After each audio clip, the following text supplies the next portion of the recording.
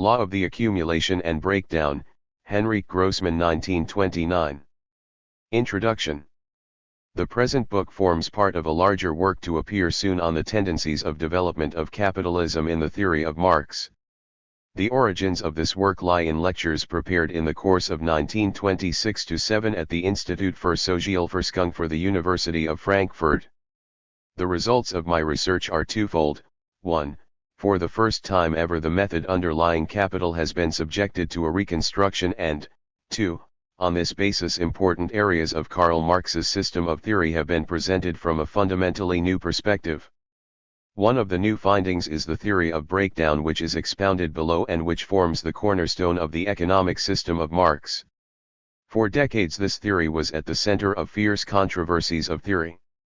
Yet in all that time no one ever attempted a reconstruction or definition of its place in the system as a whole. It would be a useless task to increase the dogmas surrounding Marxism with a new interpretation and simply reinforce the view that Marxism has become purely a matter of interpretation. My view is that the unsatisfactory state of the literature on Marx is ultimately rooted in the fact, which will appear strange to some, that until today no one has proposed any ideas at all, let alone any clear ideas, about Marx's method of investigation. There has been a general tendency to cling to the results of the theory. These have been the focal point of interest, on the part of both critics as well as defenders. In all this the method has been totally ignored. The basic principle of any scientific investigation, that however fascinating a conclusion might appear, it is worthless divorced from an appreciation of the way in which it was established, was forgotten. A conclusion can after all only become a matter of conflicting interpretation when it is completely divorced from the path that led to its formulation. A proper exposition of Marx's method of investigation will have to be left to my major work. The short methodological remarks that follow appear to me to be indispensable only insofar as they bear on the understanding of the arguments of this book. The real world of concrete, empirically given appearances is that which is to be investigated. But in itself this is much too complicated to be known directly. We gain an approach to it only by stages. To this end we make various simplifying assumptions that enable us to gain an understanding of the inner structure of the object under investigation. This is the first stage of cognition in Marx's method of approximation to reality. It is the particular methodological principle that finds its specific reflection in Marx's reproduction schemes, which form the starting point of his entire analysis, and which already underlie the arguments of Capital Volume 1. Among the numerous assumptions connected with the reproduction schemes are the following: that the capitalist mode of production exists in an isolated state, foreign trade is ignored, that society consists of capitalists and workers alone, abstract from all so-called third persons in the course of our analysis, that commodities exchange at value, that credit is ignored, that the value of money is assumed constant, and so on and so forth. It is clear that thanks to these fictitious assumptions, we achieve a certain distance from empirical reality, even while the latter remains the target of our explanations. It follows that conclusions established on such a structure of assumptions can have a purely provisional character, and therefore that the initial stage of the cognitive process must be followed by a second, concluding stage. Any set of simplifying assumptions will go together with a subsequent process of correction that takes account of the elements of actual reality that were disregarded initially. In this way, stage by stage, the investigation as a whole draws nearer to the complicated appearances of the concrete world and becomes consistent with it. Yet an almost incredible thing happened. People saw that Marx works with simplifying assumptions, but they failed to notice the purely provisional nature of the initial stages and ignored the fact that in the methodological construction of the system each of the several fictitious, simplifying assumptions is subsequently modified. Provisional conclusions were taken for final results. Otherwise it is quite impossible to understand how a letterer could criticize Marx's method the way he does. He argues that simplification is part of any theory, but he himself would not wish to go as far in this direction as Marx, because excessive simplification only creates problems in the way of our understanding. If, like Marx, we suppose the whole economic universe to be composed only of workers and capitalists, then the sphere of production becomes too simple one. This pure misunderstanding of Marx's method explains why F. Sternberg reproaches Marx for having analyzed capitalism under the quite unrealistic assumption that there is no non-capitalist sector. Such an analysis works with assumptions that have not been demonstrated too. Camus goes so far as to say that Marx obviously indulged in massive orgies of abstraction and introduced impossible because irrational assumptions that were bound to defeat any analysis of the historic process. 3. Anyone who has grasped the essence of Marx's method will immediately be struck by the totally superficial character of these criticisms, and a critique of them would be quite superfluous. It is also not difficult to see why in the existing debates on Marx's theory the greatest confusion could and was bound to arise. Marx's method of approximation to reality is defined by 2 stages, sometimes even 3. Entire phenomena and problems are tackled at least twice, initially under a set of simplifying assumptions, and later in their final form. As long as this remains an obscure mystery, we shall repeatedly run up against contradictions between the individual parts of the theory. To take one example, this is the source of the famous contradiction discovered by Bohm-Bawerk between Capital Volumes 1 and 3. The problem analyzed in this book was tackled by Marx in 3 stages. Initially he examines the contradictions that define the process of reproduction in its normal trajectory, or he examines simple reproduction. At a second stage of his analysis, he focuses on the impact of the accumulation of capital with its resulting tendency towards breakdown. Finally, in the third stage Marx investigates the factors that modify this tendency. The question I shall examine is whether fully developed capitalism, regarded as an exclusively prevalent and universally widespread economic system relying only on its own resources, contains the capacity to develop the process of reproduction indefinitely and on a continually expanding basis, or whether this process of expansion runs into limits of one sort or another which it cannot overcome. In examining this problem, the moments specific to the capitalist mode of production have to be drawn in. Ever since the beginnings of human history, it has always been the capacity of the individual worker with his labor power L to set into motion a greater mass of the means of production M that has indicated technological and economic progress. Technological advance and the development of mankind's productivity are directly expressed in the growth of M relative to L. Like every other form of economy, socialism too will be characterized by technological advance in its immediately natural form ML. The specific nature of capitalist commodity production shows itself in the fact that it is not simply a labor process in which products are created by the elements of production M and L. Rather, the capitalistic form of commodity production is constructed dualistically. It is simultaneously a labor process for the creation of products and a valorization process.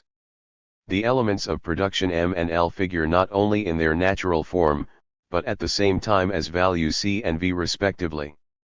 They are used for the production of a sum of values W, and indeed only on condition that over and above the used up value magnitude C and V there is a surplus S, that is, S equals W, C plus V. The capitalist expansion of production, or accumulation of capital, is defined by the fact that the expansion of M relative to L occurs on the basis of the law of value. It takes the specific form of a constantly expanding capital C relative to the sum of wages V, such that both components of capital are necessarily valorized. It follows that the reproduction process can only be continued and expanded further if the advanced, constantly growing capital C plus V can secure a profit, S, surplus value. The problem can then be defined as follows: is a process of this sort possible in the long run? The following study is divided into 3 chapters.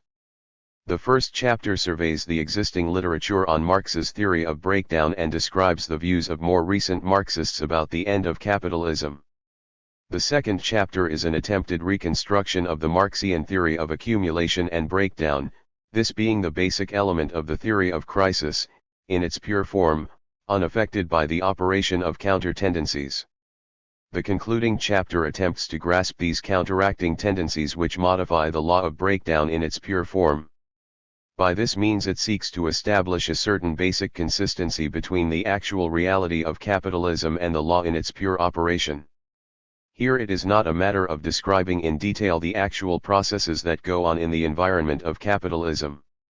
On principle I shall abstain from presenting the extensive and rather exhausting factual material. The work is intended to bear a theoretical character, not a descriptive one. To the extent that factual material is presented, the aim is to illustrate the various theoretical propositions and deductions. I have only tried to show how the empirically ascertainable tendencies of the world economy, which are regarded as defining characteristics of the latest stage of capitalism, monopolistic organizations, export of capital, the struggle to divide up the sources of raw materials, etc., are only secondary surface appearances that stem from the essence of capital accumulation as their primary basis. Through this interconnection it is possible to use a single principle, the Marxian law of value, to explain clearly all the appearances of capitalism without recourse to any special ad hoc theories, and to throw light on its latest stage, imperialism. I do not need to labor the point that this is the only form in which the tremendous consistency of Marx's economic system can be clearly drawn out. Because I deliberately confine myself to describing only the economic presuppositions of the breakdown of capitalism in this study, let me dispel any suspicion of pure economism from the start. It is unnecessary to waste paper over the connection between economics and politics. That there is a connection is obvious. However, while Marxists have written extensively on the political revolution, they have neglected to deal theoretically with the economic aspect of the question and have failed to appreciate the true content of Marx's theory of breakdown. My sole concern here is to fill in this gap in the Marxist tradition. Table of Contents. 1. The downfall of capitalism in the existing literature. The point at issue. Already prior to Marx, certain representatives of political economy had a clear presentiment of the historically ephemeral character of the bourgeois mode of production. Jean C. L. Simon de Sismondi was the first to uphold it against David Ricardo. He argued that in the course of time every mode of production becomes intolerable and the social order, continually threatened, can only be maintained by force, cited Grossman, 1924, pages 63-4. However, in terms of capitalism, this conclusion was based not on an economic analysis of its mode of production but purely on historical analogies. Therefore Marx was right to say that at the bottom of his Sismondi's argument is indeed the inkling that new forms of the appropriation of wealth must correspond to productive forces and the material and social conditions for the production of wealth which have developed within capitalist society, that the bourgeois forms are only transitory and contradictory forms. 1972, p. 56. A quarter of a century after Sismondi, Richard Jones developed the same insights when he described capitalism as a transitional phase in the development of social production, cited Marx, 1972, p. 428. But like Sismondi, Jones gained his insight into the historically transitory character of capitalism through a mainly historical comparative analysis of successive forms of economy. The development of the productive power of social labor is the driving force of historical evolution. When the earliest modes of production proved unable to develop the productive forces of society any further, they were bound to disintegrate. Hence the necessity for the separation, for the rupture, for the antithesis of labor and property, by which property in the conditions of production is to be understood. The most extreme form of this rupture, and the one in which the productive forces of social labor are also most powerfully developed, is capital. Marx, 1972, p. 423. Elsewhere Marx writes, "It is one of the civilizing aspects of capital that it enforces the surplus labor in a manner and under conditions which are more advantageous to the development of the productive forces, social relations, and the creation of the elements for a new and higher form than under the preceding forms of slavery, serfdom, etc." 1959, p. 819. At a certain point in its historical development, capitalism fails to encourage the expansion of the productive forces any further. From this point on, the downfall of capitalism becomes economically inevitable. To provide an exact description of this process and to grasp its causes through a scientific analysis of capitalism was the real task Marx posed for himself in Capital. His scientific advance over Sismondi and Jones consisted precisely in this. But how did Marx carry through this analysis? He says, at a certain stage, the monopoly of capital becomes a fetter upon the mode of production which has flourished alongside with and under it. Centralization of the means of production and the socialization of labor at last reach a point where they become incompatible with their capitalist int-egument. This int-egument is burst asunder. The knell of capitalist private property sounds. 1954, p. 715. Marx refers to an antagonism between the productive forces and their capitalist shell. What is this, however? There is nothing more erroneous than the prevalent identification of the development of productive forces with the growth of C in relation to V. This simply confuses the capitalist shell in which human productivity obtains a form of appearance with the essence of that productivity itself. The development of productivity has in itself nothing to do with the capitalist valorization process which, as a process of formation of values, has its roots in abstract human labor. The antagonism that Marx refers to is between the forces of production in their material shape as elements of the labor process, as means of production and labor power, and these same forces in their specifically capitalist shell, in the shape they assume as values C and V in the valorization process. In Capital Volume 3 Marx attacks the confusion and identification of the process of social production with the simple labor process. To the extent that the labor process is simply a process between man and nature, its simple elements remain common to all social forms of development. But each specific historical form of this process further develops its material foundations and its social forms. Whenever a certain stage of its maturity has been reached, the specific historical form is discarded and gives way to a higher one. A conflict then ensues between the material development of production and its social form. 1959, pages 883-4. The form of the productive forces peculiar to capitalism, their capitalist shell, CV, becomes a fetter on the form they share in common with all modes of production, ML. The solution of this problem forms the specific task of this book. It is quite characteristic of the intellectual crisis, even decay, of contemporary bourgeois economics that it denies that there is any such problem as accumulation. The apologetic optimism of bourgeois economics has simply extinguished all interest in a deeper understanding and analysis of today's mechanism of production. Economists like J.B. Clark, 1907, and Alfred Marshall, 1890, imagine that the psychological and individual motivations driving capitalists to save account for the entire problem of the accumulation of capital. They do not bother to ask if there are objective conditions that determine the scope, the tempo, and finally the maximal limits of the accumulation of capital. If accumulation is purely a function of the subjective propensities of individuals and the number of these individuals grows constantly, how do we explain the fact that the tempo of accumulation shows periodically alternating phases of acceleration and slowdown? How do we account for the fact that the tempo of accumulation in the advanced capitalist countries is often slower than that in the less developed, although the number of those individuals is obviously greater in the former? Elsewhere Marshall tries to explain things with the banal observation that the extent of the demand for capital depends on the level of the rate of interest. But Marshall breaks off his analysis where the real problems begin. Prior to the First World War, the USA was massively in debt to Europe despite high domestic interest rates. On the other hand, in 1927 the USA exported capital sums totaling $14.5 billion, and this export of capital showed no signs of abating, although the rate of interest at home had already fallen to 3.5%. This also contradicts the analogous view of G. Castle that the low rate of interest that prevails during a depression obviously acts as a powerful stimulus to the expanded production of fixed capital, 1923, p. 570.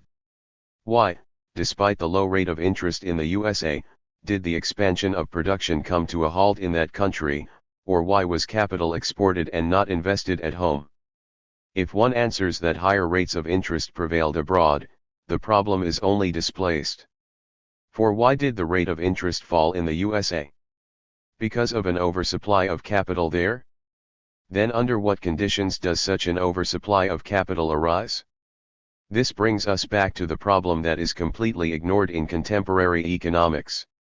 In this respect, Marx was closer to classical economy in the way he posed the problem. But whereas classical economy presumed the possibilities of an unlimited accumulation of capital, Marx predicted insuperable limits to the development of capitalism and its inevitable economic downfall. How did Marx conduct this proof? This brings us to the well-known debate regarding the form in which Marx grounded the necessity of socialism. Deal tells us that Marx's theory of value never formed the fundamental basis of his socialistic principles, 1898, p. 42. According to him, Marx's socialism is grounded not in the Marxist law of value, but in his materialist conception of history. As proof of the argument that the labor theory of value contains little that is specifically socialist, Deal cites the case of Ricardo, who likewise saw in labor the most suitable measure of value. For Deal, the moral postulate of a just distribution of income forms the only possible link between socialism and the law of value. However, as there is no such postulate in Marx, Deal rejects the idea that Marx himself draws any such connection. This widespread conception is totally false. Under capitalism, the entire mechanism of the productive process is ruled by the law of value, and just as its dynamic and tendencies are only comprehensible in terms of this law, its final end, the breakdown, is likewise only explicable in terms of it. In fact, Marx provided such an explanation. The idea that capitalism creates its own negation with the inexorability of a natural process was already enunciated in Capital Volume 1 in the section on the historical tendency of capitalist accumulation, 1954, pages 713-15. But Marx did not explicitly state how this negating tendency asserts itself, how it must lead to breakdown of capitalism, or through what immediate causes the system meets its economic downfall.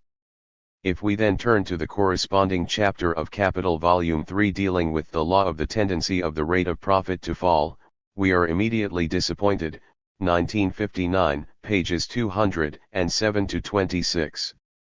The very causes that affect the process of accumulation also produce the fall in the rate of profit. But is this fall a symptom of the breakdown tendency? How does this tendency work itself out? Methodologically speaking, this is where Marx should have demonstrated the breakdown tendency.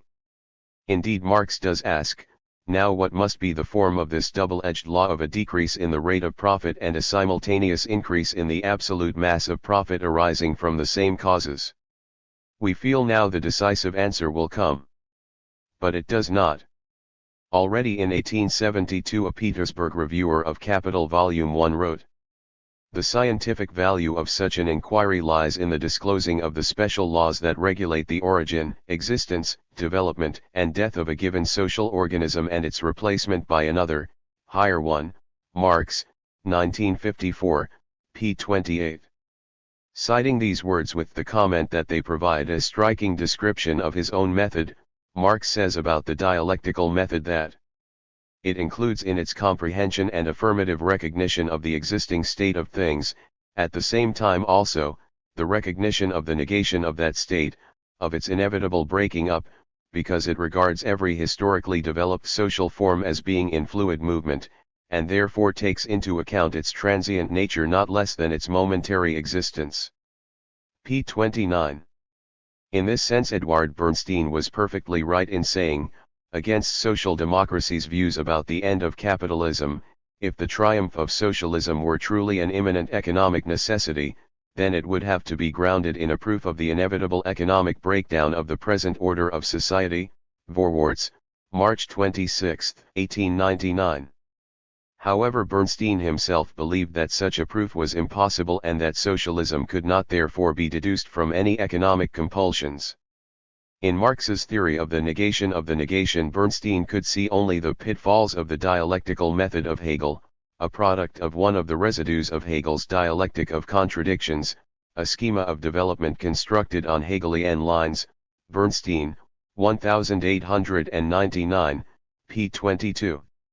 The theory of breakdown was, according to him, a purely speculative anticipation of a process that had barely sprouted. This critique was based exclusively on the empirical fact that the material position of certain strata of the working class had improved. For Bernstein, this was proof that the actual development had proceeded in a quite different direction to that predicted by Marx. As if Marx had ever denied the possibility of such improvements in the position of the working class at specific stages of capitalist development. How did Karl Koski answer Bernstein's critique? If Koski had tried to show that relative wages may fall even while real wages, measured in product terms, rise, and that even in this favorable situation the social misery and dependence on capital of the working class increase, he would have contributed to deepening Marx's theory. But Koski simply rejected the theory of breakdown, arguing that a special theory of breakdown was never proposed by Marx or by Engels, 1899, p. 42. Koski rejected the notion that the Marxist theory of breakdown establishes a tendency for the position of the working class under capitalism ultimately to deteriorate, in the strong sense of an absolute worsening of its situation, an absolute growth of its economic misery. In fact, Koski proposed the very opposite idea.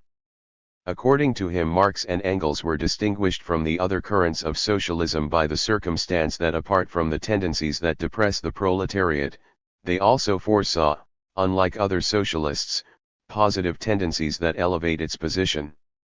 They foresaw not simply an increase in its misery, but also an increase in its training and organization, its maturity and power, p. 46. The notion that the proletariat increases in maturity and power is not only an essential part of Marx's theory of the breakdown of capitalism, it is its defining part, p. 45. Thus Koski quietly ignored Bernstein's argument that for the triumph of socialism to be an imminent economic necessity it would have to be traced to underlying economic causes. Yet the same Koski, who in dealing with Marx's theory one-sidedly accentuated the tendencies that elevate the working class, would observe some years later that from a certain stage on these positive tendencies come to a standstill, that a retrograde movement gains the upper hand. The factors that led to an increase in real wages in the last few decades have already been wiped out, 1908, p. 54. Koski analyses these various factors. He shows that the trade unions have been continuously pushed back on the defensive while the capitalists, united in various associations, have enormously expanded in strength. All of which means that the period of rising real wages for one stratum of the working class after another has come to an end, and many sections will even face a period of wage cuts. This holds true not only for periods of temporary depression, but even for periods of prosperity. p. 549. A year later, 1909, Koski noted that it is remarkable that already in the last few years of prosperity, when industry worked continuously and there was a constant complaint of labor shortage, workers proved unable to increase their real wages, and that they even fell.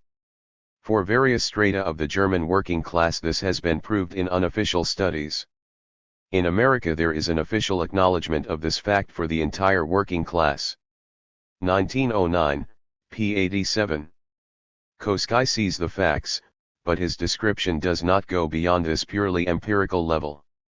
Having rejected Marx's theory of breakdown, he finds it impossible to account for them in terms of Marxist theory. What deeper causes govern the movements of wages and what their fundamental tendency is he does not explain. Thus in the famous debate on revisionism there was no real dispute about the theory of the economic breakdown of capitalism because both Koski and Bernstein abandoned Marx's theory of breakdown. The debate itself revolved around less important issues that were partly terminological. This remarkable result of the Bernstein-Koski debate was not the only consequence of the fateful omissions in the exposition of Capital Volume 3. Right down to today there rules an absolute chaos of conflicting views, quite irrespective of whether the individuals concerned are bourgeois writers or belong to the radical or moderate wing of the workers' movement. Both the revisionist Professor Mtgen Baranovsky and the Marxist Rudolf Hilferding rejected the idea of a breakdown of capitalism, of absolute, unsurpassable limits to the accumulation of capital, replacing it with the theory of a possible unlimited development of capitalism. It was a great historical contribution of Rosa Luxemburg that she, in a conscious opposition to the distortions of these neo-harmonists, adhered to the basic lesson of capital and sought to reinforce it with the proof that the continued development of capitalism encounters absolute economic limits. Frankly, Luxemburg's effort failed. According to her exposition, capitalism simply cannot exist without non-capitalist markets. If this line of reasoning were true, the breakdown tendency would have been a constant symptom of capitalism from its very inception, and it would be impossible to explain either periodic crises or the characteristic features of the latest stage of capitalism called imperialism. Yet Luxemburg herself had the feeling that the breakdown tendency and imperialism only appear at an advanced stage of accumulation and find their sole basis in this stage. There is no doubt that the explanation for the economic roots of imperialism must be deduced from the laws of capital accumulation, Luxemburg, 1972, p. 61. However, Luxemburg herself provided no such deduction and even made no attempt in this direction. Her own deduction of the necessary downfall of capitalism is not rooted in the immanent laws of the accumulation process, but in the transcendental fact of an absence of non-capitalist markets. Luxemburg shifts the crucial problem of capitalism from the sphere of production to that of circulation. Hence the form in which she conducts her proof of the absolute economic limits to capitalism comes close to the idea that the end of capitalism is a distant prospect because the capitalization of the non-capitalist countries is the task of centuries.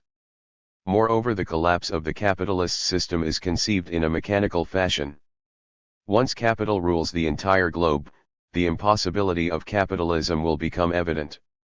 The result is to anticipate in theory a situation in which capitalism will be automatically destroyed, although we know that there are no absolutely hopeless situations. Luxemburg thus renders the theory of breakdown vulnerable to the charge of a quietist fatalism in which there is no room for the class struggle. No other attempts were ever made to examine the problem of the catastrophe of capitalism, as the neo-harmonists deliberately called it. Some examples will show the fantastic confusion that prevails today on this decisively important aspect of Marx's theory. The conception of breakdown in the existing literature.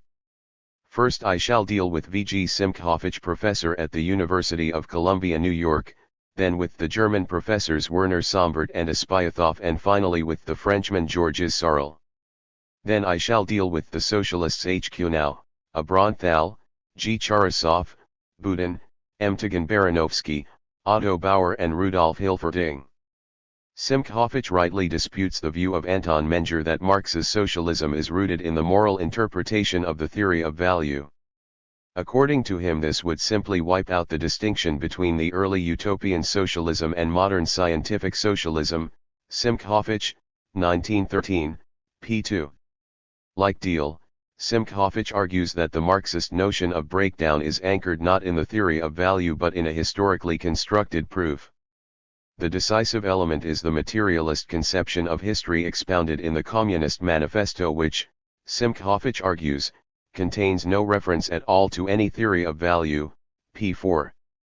Thus, while Bernstein saw in the Marxist theory of breakdown a schema of development constructed on Hegelian lines, derived in a purely speculative manner from Hegel's dialectic, Simkhovich sees in it a reflection and generalization of actual circumstances and tendencies that prevailed empirically at the time of the writing of the manifesto.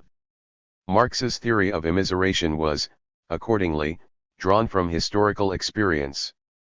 In Capital, according to Simkhovich, Marx remained in his theory a typical free trader of the classical variety, p. 69. Only this position could allow Marx to establish his theories of immiseration and breakdown. Of course, Marx lived to see the introduction of the 10-hour day and factory legislation. But it was too late. Marx's theory had acquired a finished shape and formulation. As a theory it was profound, but it bore no relation whatever to the social changes going on before his very eyes, p. 70. From the wage fund theory, Marx accepted the assumption that the working class could never improve its situation. To support this view he used Andrew Ure's theory of the impact of machinery on labor, p. 70. Marx constructed his theory of wages and population around these facts. This data tended to suggest that in industrial society technological improvements led to a surplus population, immiseration of the unemployed and low wages, p. 71.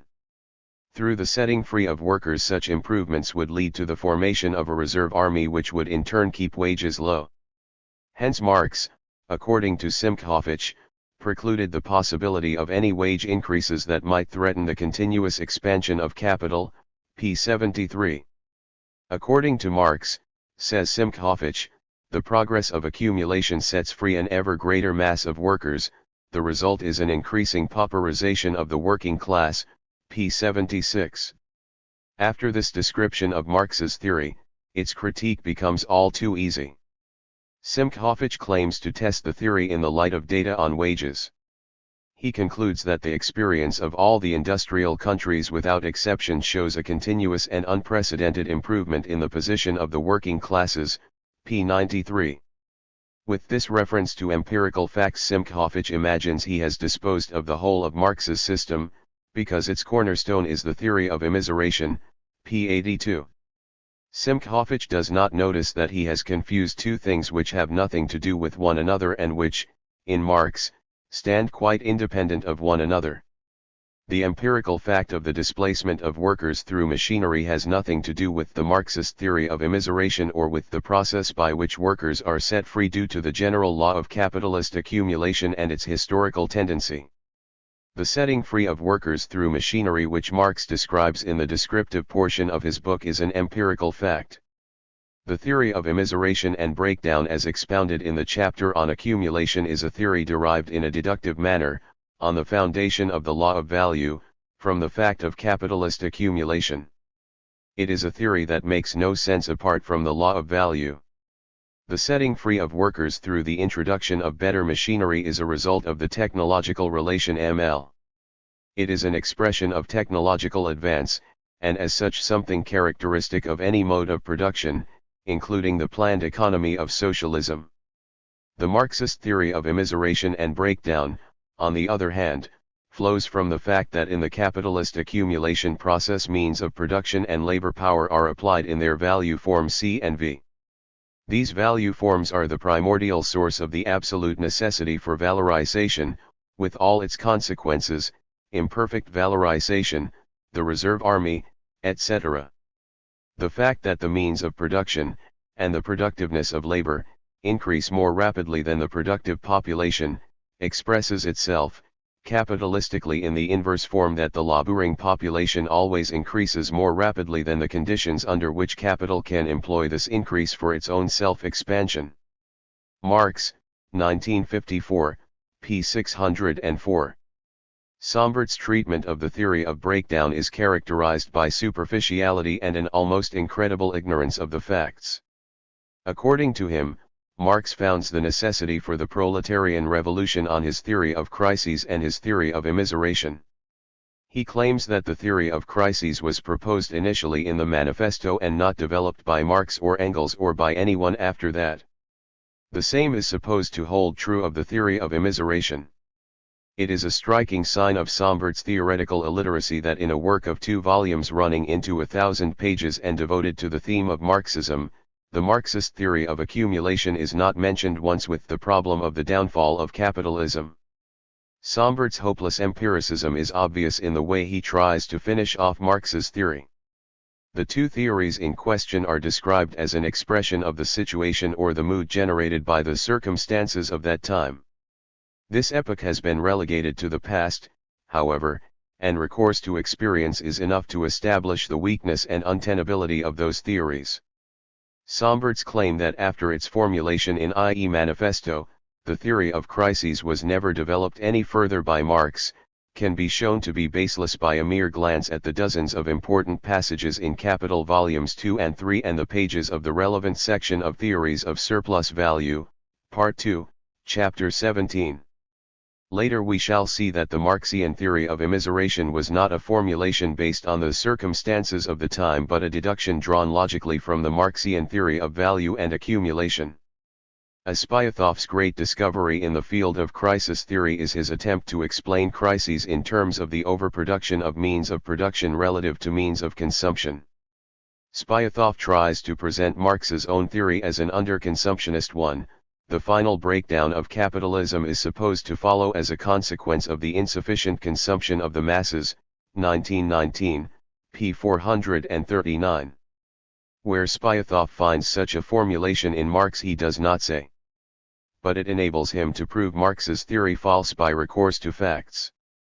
The actual course of development was quite different to the one Marx supposed, p. 440. Capitalism does not suffer from restricted consumption, according to him. The sharpest market fluctuations are found in the spheres of industry that produce means of production, not in those that produce the means of consumption. Elsewhere Spyathov adds some further elements to his description of Marx's theory of crises. Marx's starting point is the falling tendency of the rate of profit, 1925, p. 65. Whether and what sort of connection there is between this tendency of the rate of profit and crises, the question which is so fundamental to any understanding of the Marxian theory of crises, is quietly ignored. He simply produces a few quotations from Capital and then explains that Marx confused general tendencies pertaining to the final collapse of capitalism with short-term fluctuations. But because Spyathov himself cannot grasp the logical relationship between these two elements, he passes over the real kernel of Marx's theory of crises and breakdown without the least understanding and interprets the theory as one of disproportionality and underconsumption at the same time. Whatever Searle has to say about the theory of breakdown only proves that for him the economic side of Marx's system remains a closed book.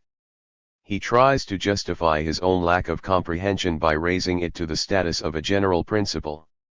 In other words, one does not really need to understand the Marxian theory of breakdown, for the final catastrophe is simply a social myth designed to rally the proletarian masses for class struggle. The basis of this entire conception is the view that men of action would lose all sense of initiative if they reasoned things out with the rigor of a critical historian. Searle, 1907, p. 59.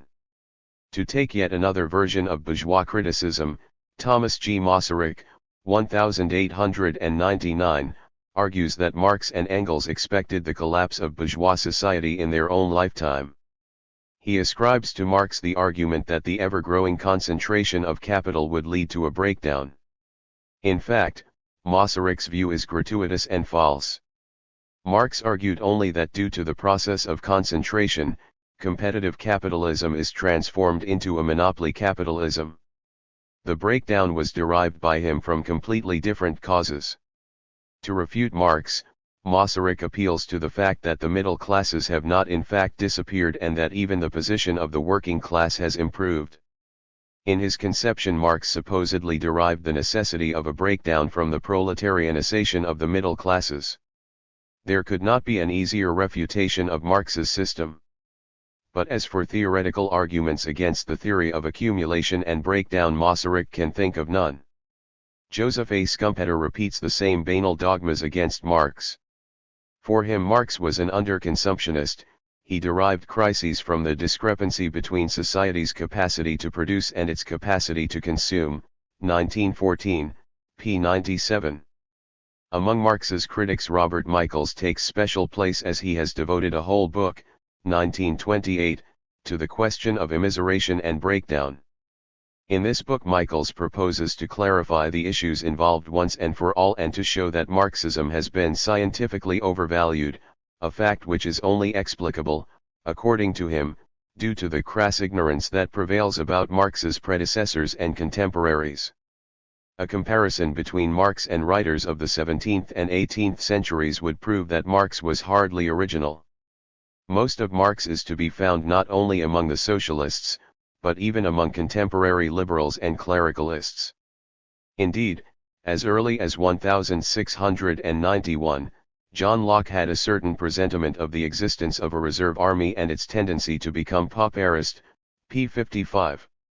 Yet in direct contradiction to the view that Marx simply plagiarized the early theory of pauperization from writers of the past, Michaels expounds the opposite view that Marx's theory was simply a reflection of the specific relations in which the young industrial countries of Europe found themselves on the outbreak of the February Revolution in Paris, 1848, p. 195. Still, Marx had a lot to recommend him over countless numbers of his predecessors. What the latter often stated only in the form of isolated observations, empirical accidents, and even episodes, appeared in Marx in the form of the causal connections and overall plasticity of a system, p. 196. About what sort of causal connections or what system, you find in Michaels not even a dying word, as he is thoroughly incapable of any theoretical analysis. Michaels obviously believes that independent ideas are quite unnecessary for a writer and are infinitely replaceable by erudition. He can think only politically and historically.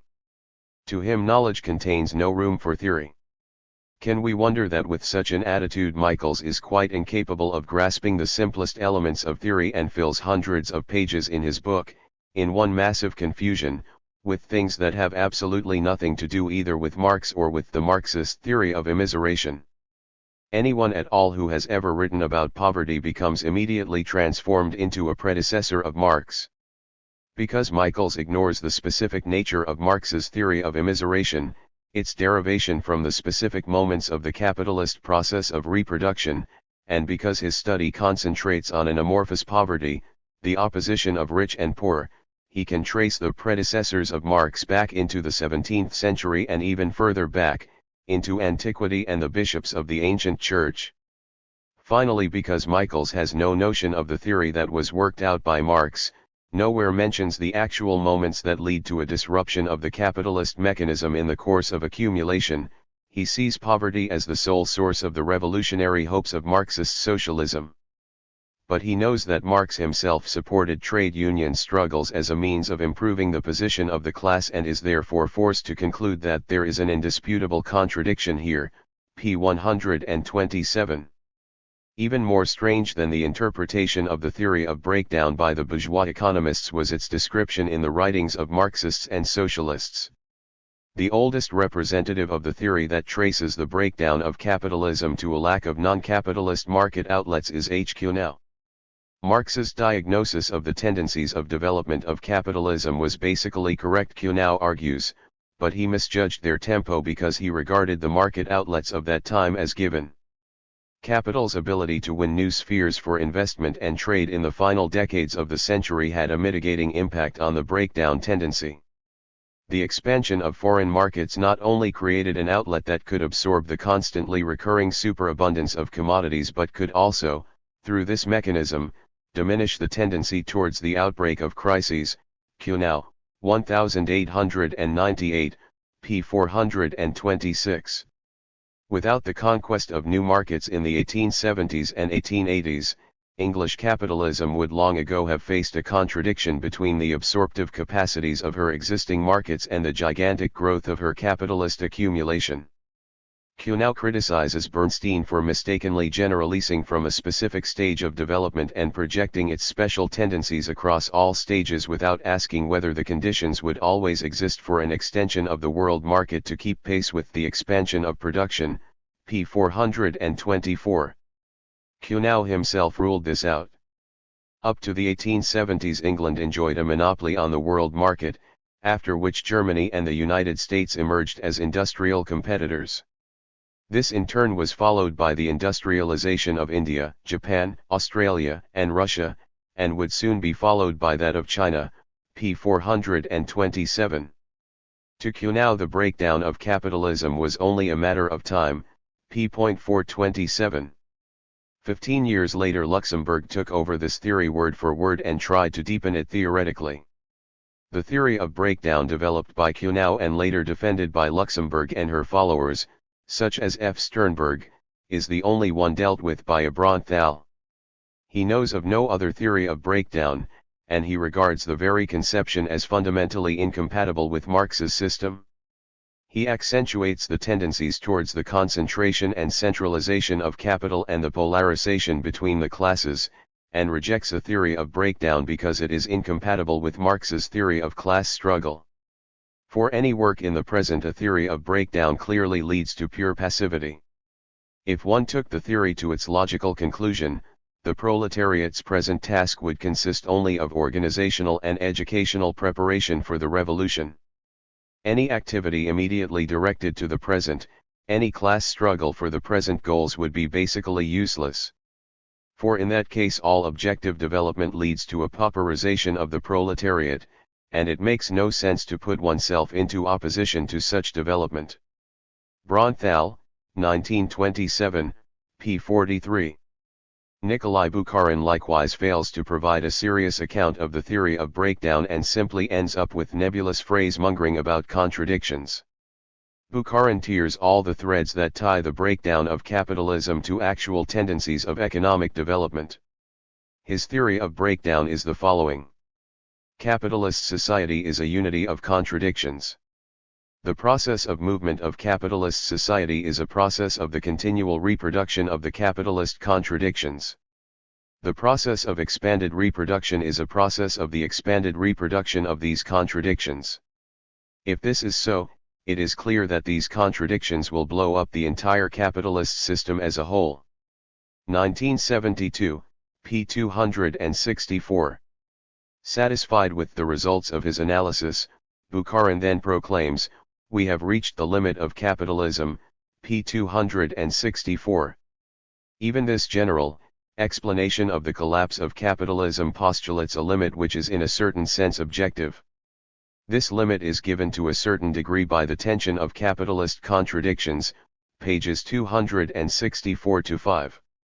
He decrees, "It is a fact that imperialism means catastrophe, that we have entered into the period of the collapse of capitalism, no less," p. 260. The exactness of Bukharin analysis is amazing. He obviously believes that pure assertions will do by way of proof. Bukharin calls his contradiction phraseology dialectical. The lack of any concrete proof procedure, the complete inability to conduct a theoretical analysis, is covered up with the term dialectical, and this is the solution of the problem. Bukharin's statement that it is a fact that we have entered a period of the breakdown of capitalism may very well be true, but it is precisely a question of explaining this fact causally, of establishing by way of theory, the necessity for a tendency to break down under capitalism. As for what kind of sharpening of contradictions we might expect, Bukharin naturally refers us to his book Economics of the Transformation Period, where his hopes about the breakdown of capitalism are shifted onto a second round of imperialist wars and the gigantic destruction of productive forces caused by war. Bukharin's theory of breakdown turns out to be nothing but a reformulation of Russia's own experiences during the war. Today we are able to watch the process of capitalist collapse not merely on the basis of abstract constructions and theoretical perspectives. The collapse of capitalism has started. The October Revolution is the most convincing and living expression of that. 1971, p. 266. As for the causes of this collapse in Russia, the revolutionization of the proletariat was doubtless connected to the economic decline, this to the war to the struggle for markets, raw materials, and spheres of investment, in short with imperialist politics in general. p. 267. So according to Bukharin, the collapse of capitalism flows from the destruction of the economic base. But this latter is not grounded in economic forces, in inexorable economic laws of the capitalist mechanism itself, but in war, in a force that exists outside the economy and which exerts a disintegrating influence on the apparatus of production from the outside. It would be useless to search Bukharin for any other cause of the breakdown of capitalism than the ravages created by war. The breakdown flows from transcendental causes, whereas, for Marx, it is an imminent consequence of the very laws that regulate capitalism. If, like Bukharin, we expect the breakdown of capitalism to flow from a second round of imperialist wars, then it is necessary to point out that wars are not peculiar to the imperialist stage of capitalism. They stem from the very essence of capitalism as such, during all its stages, and have been a constant symptom of capital from its historical inception. Later I shall show that far from being a threat to capitalism, wars are a means of prolonging the existence of the capitalist system as a whole. The facts show precisely that after every war capitalism has entered on a period of new upsurge. In a more profound study than anything offered by Bukharin, G. Charasov correctly underlines the strict connection between Marx's theory of breakdown at the end of Capital Volume 1 and the theory of the falling rate of profit. All the propositions of the theory of breakdown are basically intended to be only different expressions of a single fundamental fact, the fall in the rate of profit. Charasov, 1910, p. 3. The fall in the rate of profit is, according to Marx, only an expression of the fact that with the advance of technology an ever smaller mass of living labor is required to set capital, or dead labor, into motion. With the incessant development of social productivity, the rate of profit must fall and capitalism becomes intrinsically unstable. There is an intensified competition and concentration of capitals, overproduction becomes inevitable, the reserve army forms with the force of a natural law, and the final catastrophe supervenes. p. 4. However, Charasov himself disputes the correctness of this idea, on two grounds. First, he disputes the fact of the falling rate of profit, pages 294-7. This law, in his opinion, is obviously wrong. Secondly, he doubts whether the breakdown as such can be deduced from the tendential fall in the rate of profit, p. 299. Charasov feels that in Marx the breakdown is connected to the falling rate of profit, but what this connection is he himself cannot show.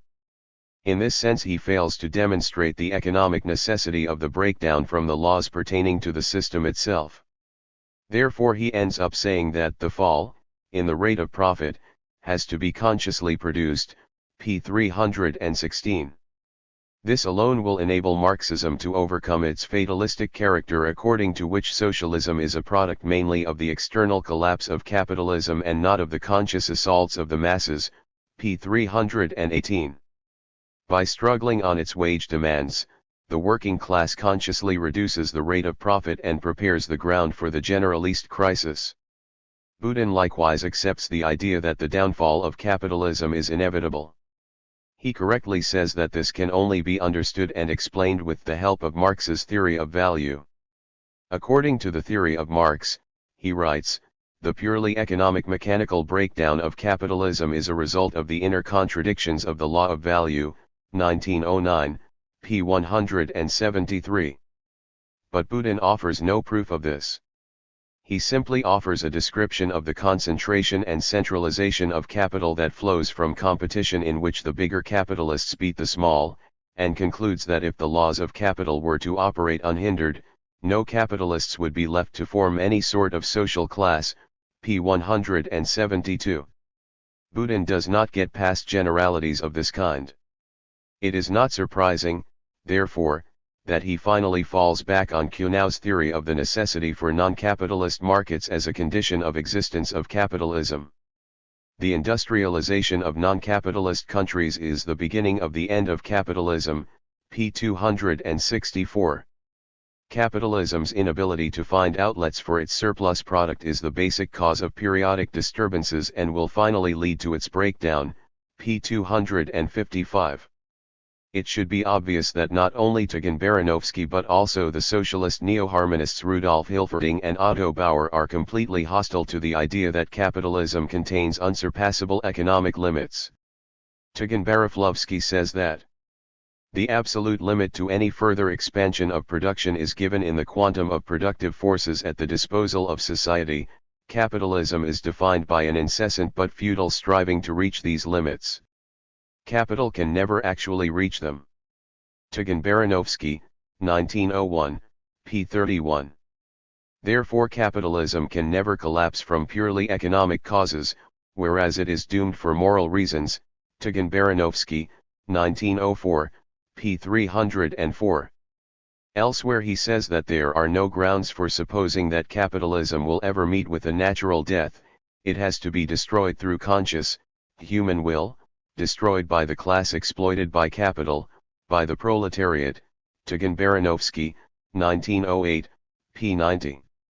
Tugan Baranovsky upholds this idea because he opposes the materialist conception of history and grounds socialism moralistically in the conscious will of the proletariat as something divorced from the objective course of economic development.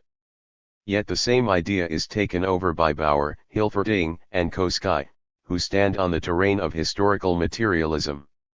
According to Bauer, objective limits are indeed imposed on accumulation by the size of a given population. Within these demographic limits unfettered accumulation occurs.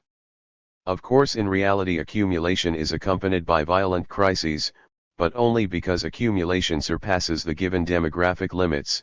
In relation to the population at the disposal of capital, there is either an overaccumulation or an underaccumulation of capital.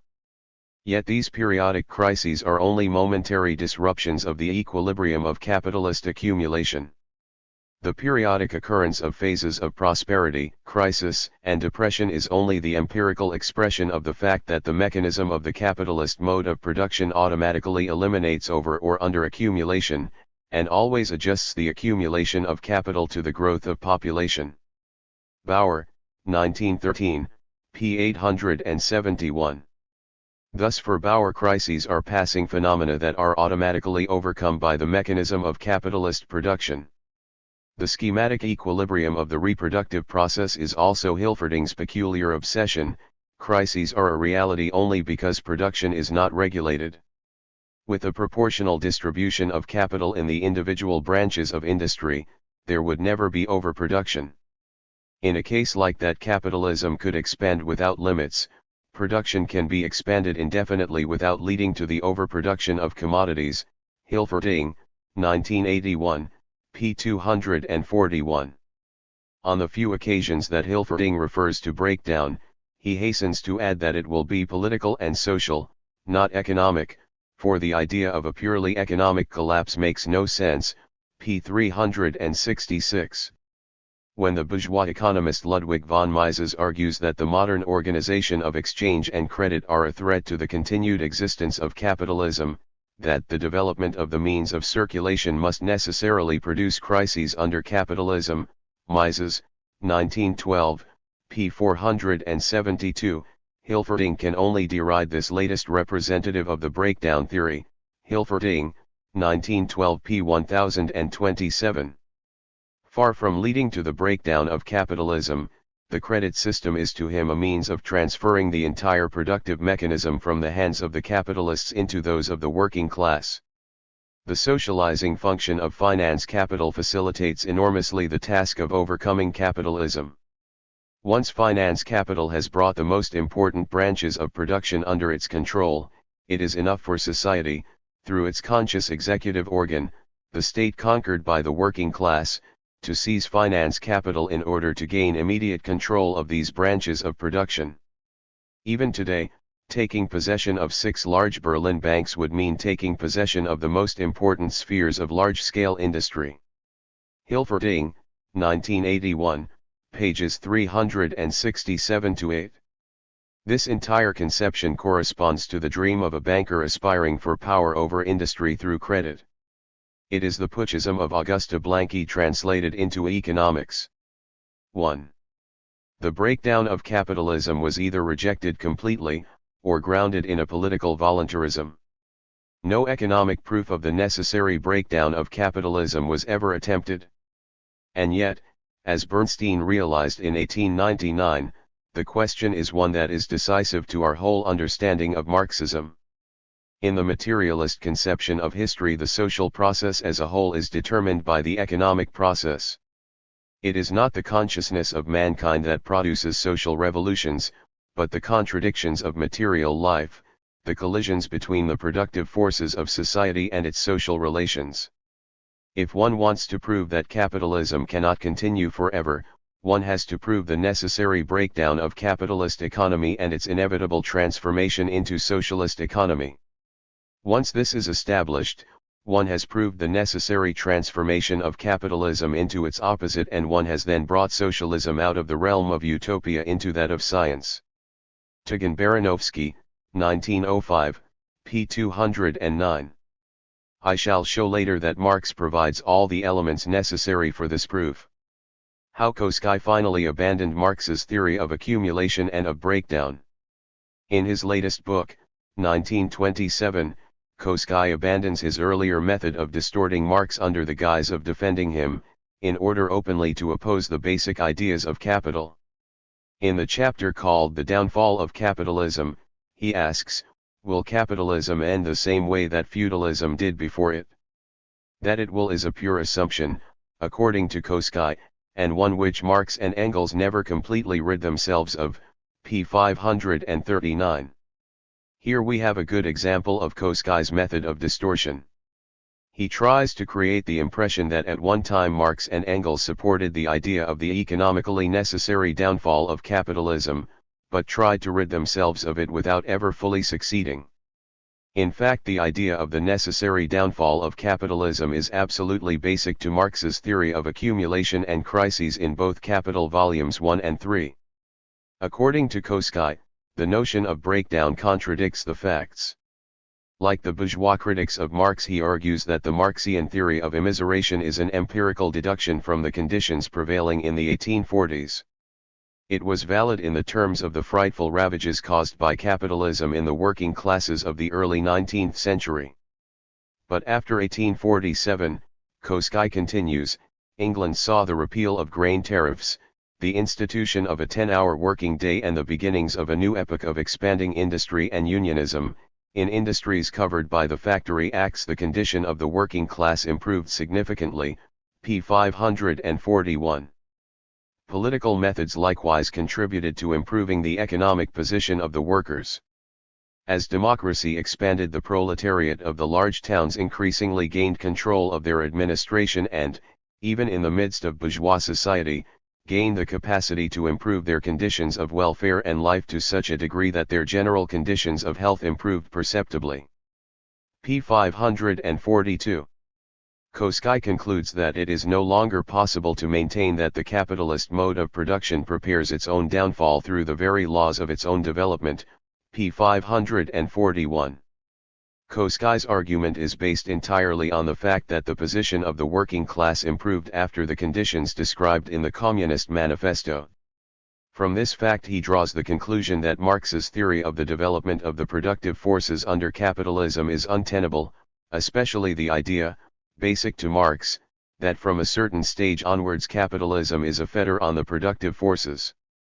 To this Marxist theory Koski counterposes the directly opposite conception: if earlier modes of exploitation ultimately led to a destruction of the productive forces, despite short spasms of expansion, industrial capital is defined by its tendency to augment them, p. 539. A few pages later Koski says that in Capital Volume 1, 1867, Marx spoke an entirely different language, p. 541, to that of 2 decades earlier. In Capital, Marx is supposed to have abandoned the theory of pauperization. Yet the essential aspects of Marx's theory of immiseration and breakdown were first presented only in Capital. This was possible, despite his acknowledgement that the position of the working class had improved, because he did not derive the inevitable pauperization of the working class under capitalism from the empirical conditions of England in the 1840s, but by way of a deduction from the very nature of capital or the law of accumulation peculiar to capitalism. The worsening position of the working class and the growth of the reserve army are certainly not the primary facts from which the breakdown is deduced, rather they are the necessary consequences of the accumulation of capital at a specific stage of capitalism.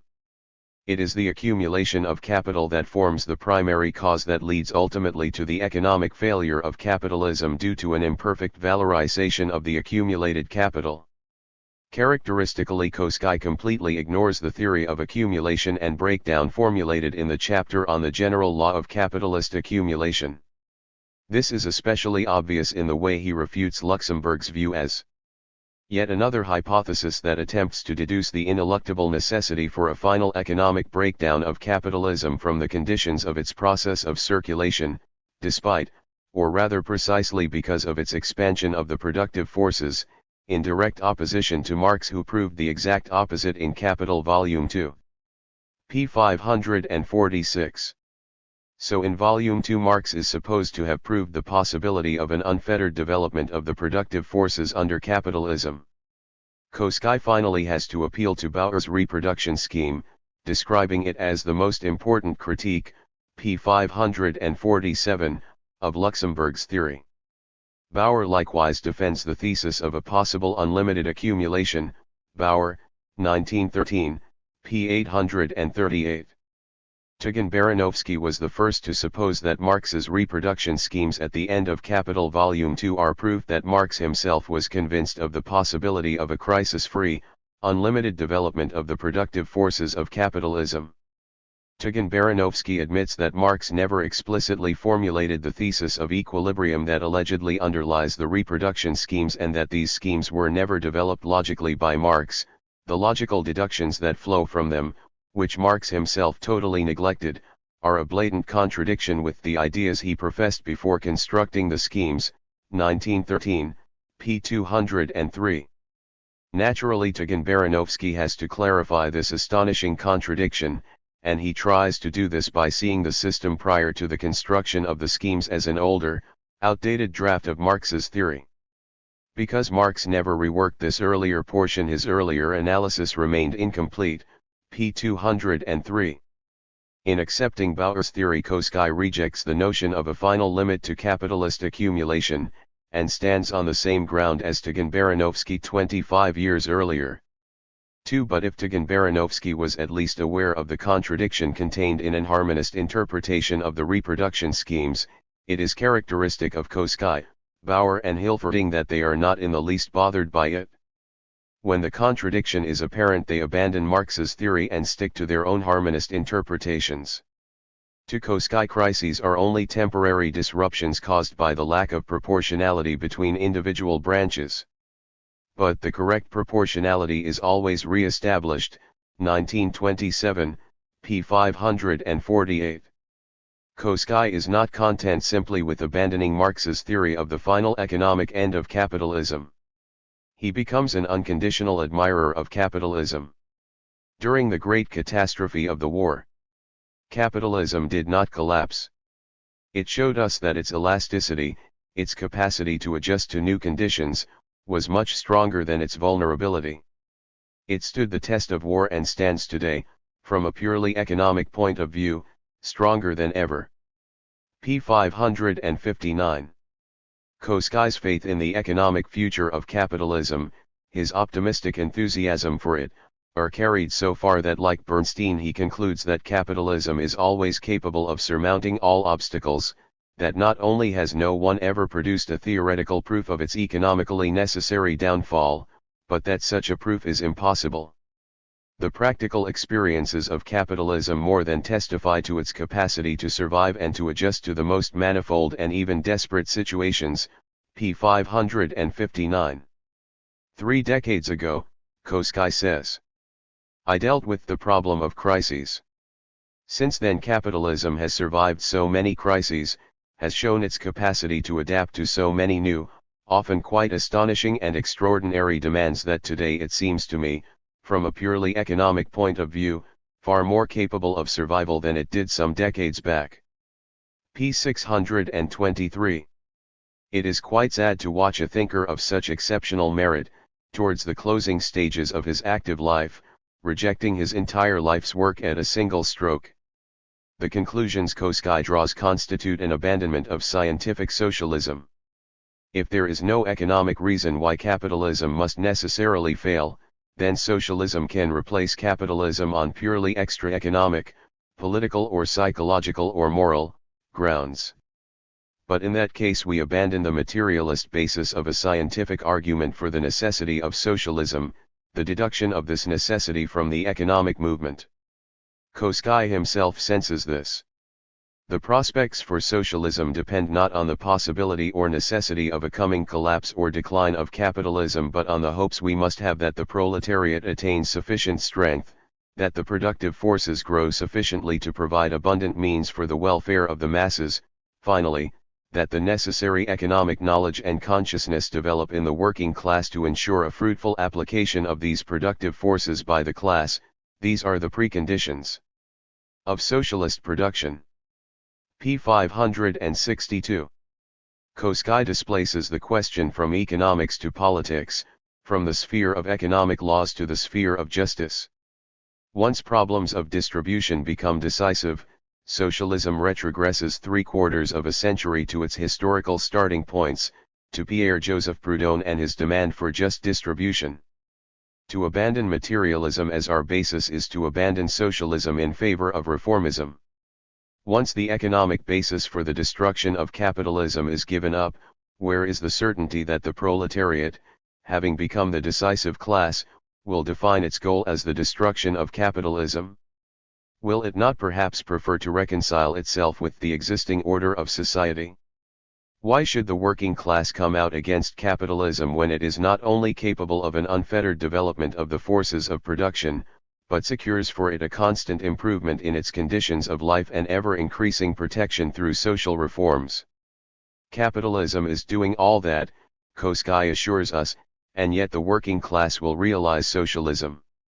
According to Koski, despite all the developments of the productive forces, despite all the improvements in the position of the working class, despite all advances in social legislation, class antagonisms become progressively sharper, not milder, under capitalism, so that the conscious intervention of the proletariat is something inevitable. Koski enumerates a series of subsidiary moments that will lead to a sharpening of class antagonisms, here, and not in the accumulation of capital or the growth of crises, will the fate of socialism be decided, p. 563. Koski fails to realize that he is simply moving in circles. If the causes of sharper class struggle are economically conditioned, then his own standpoint proves the necessary collapse of capitalism, with only this difference, that the causes given by Marx, growing accumulation and its consequences in insufficient valorization and crises, are replaced by other causes. Or, and this is the second alternative, these causes are not economically conditioned, in which case the growth of class oppositions are traced to the consciousness of the working class as something pure, something cut loose from the economic movement. In truth, this is the ultimate basis on which Koski's socialism is grounded, the realization of socialism purely voluntaristically, through the conscious will of the workers, without any economic failure of capitalism and despite improvements in the conditions of life of the proletariat. 2. The law of capitalist breakdown. Is there a theory of breakdown in Marx?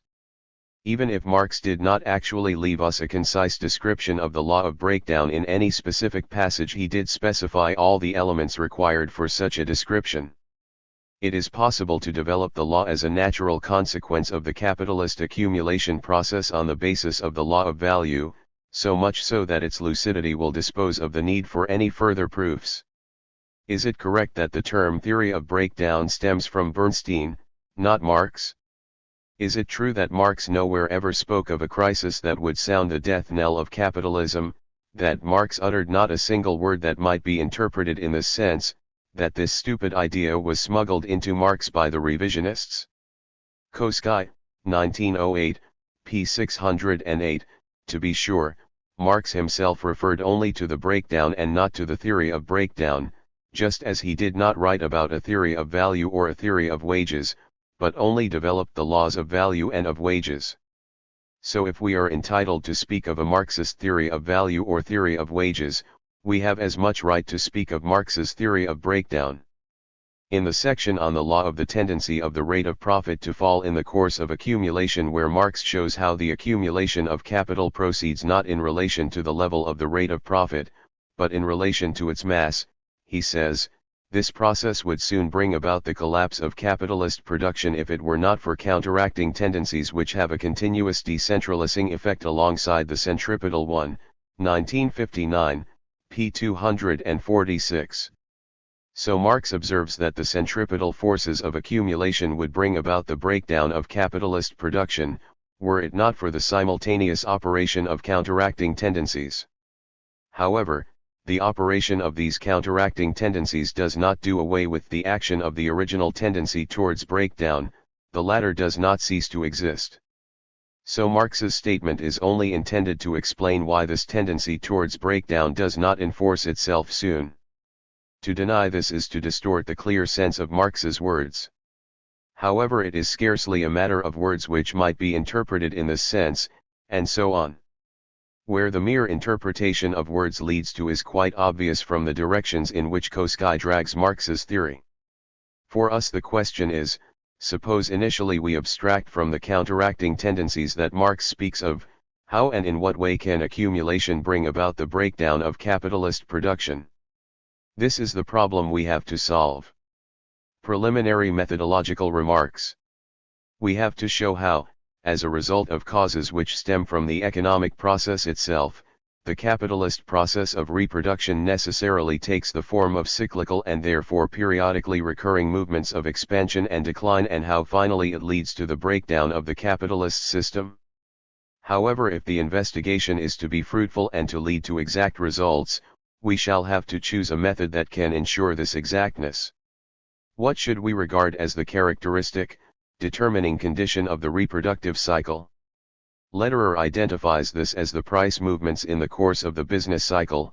In periods of expansion, commodity prices, including the price of labor power, rise; in periods of crisis and depression they fall. Therefore his way of posing the question is the following: how is a general increase of prices possible in periods of expansion? Expansions in the volume of production such as characterize periods of boom are, according to Lederer, only possible due to price increases. Therefore price increases are what he has to explain first. Lederer sees the creation of additional credit as the sole impulse behind price increases. Consequently, he attributes to this factor the major role in determining the shape of the business cycle. Spyathov's explanation is quite different. An increase in capital investments forms the true hallmark and causal factor of every boom. 1925, p. 13. Here not one word is said about price increases, and we could just as well choose a whole series of other forces as our basic indicators without moving one step further in explaining the problem. For the question is not one of which appearances are characteristic or typical of the business cycle, but which are necessary to it in the sense that they condition it. That price increases generally occur during an upswing does not mean that they are necessarily connected with it. If, like Lederer, we were to assume that upswings presuppose rising prices, we would be totally stumped by the American booms, which were sometimes characterized by falling prices. That a wrong starting point has been chosen is obvious. Both rising prices and expanded outlays on production are in themselves matters of indifference to the capitalist entrepreneur. The capitalist process of production has a dual character. It is a labor process for the production of commodities or products, and it is at the same time a valorization process for obtaining surplus value or profits. Only the latter process forms the essential driving force of capitalist production, whereas the production of use values is for the entrepreneur only a means to an end, a necessary evil. The entrepreneur will only continue production and extend it further if it enables him to enlarge his profits. Expanded outlays on production, or accumulation, are only a function of valorization, of the magnitude of profits.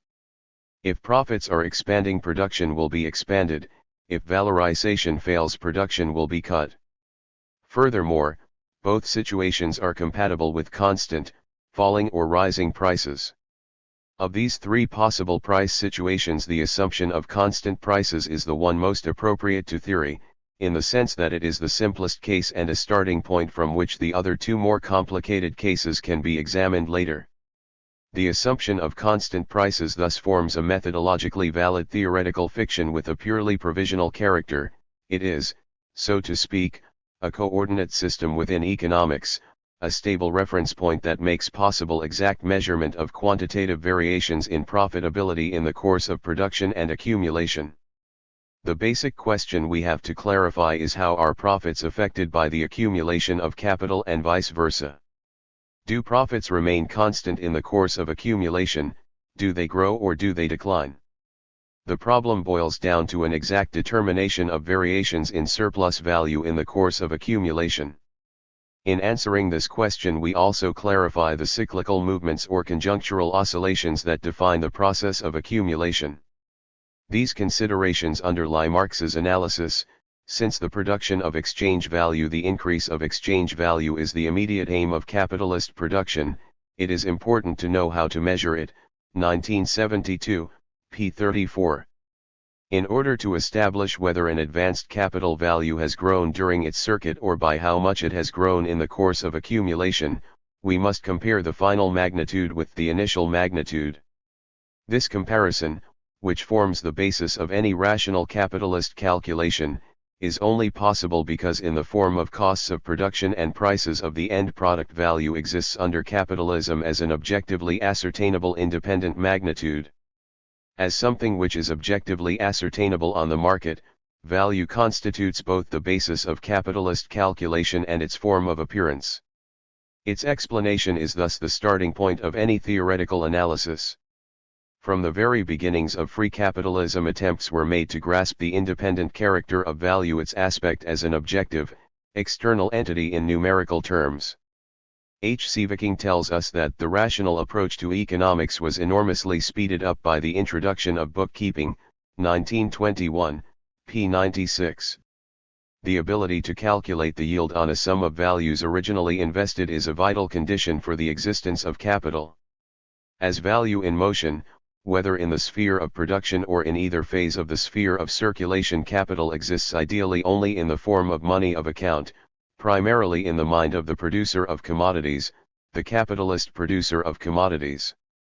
This movement is fixed and controlled by bookkeeping, which includes the determination of prices, or the calculation of the prices of commodities. The movement of production, especially of the production of surplus value, is thus symbolically reflected in imagination. Marx, 1956, p. 136. Through prices, the fluctuations of a given capital value in the course of its circuit become expressed in money, which serves as measure of value required for accounting.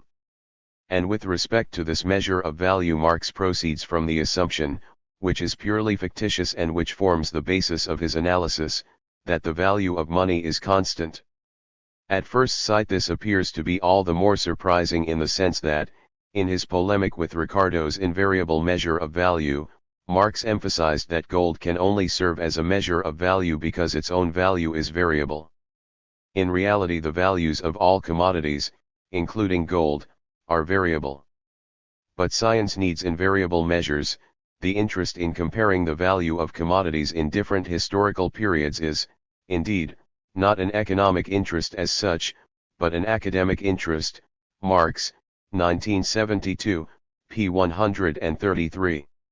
From historical surveys of the development of thermometry, we know that a reliable measure of heat variations was established through the fundamental work of Amonton, with the discovery of two fundamental points, boiling point and the absolute null point of water, for any liquid used as the measure of heat variations.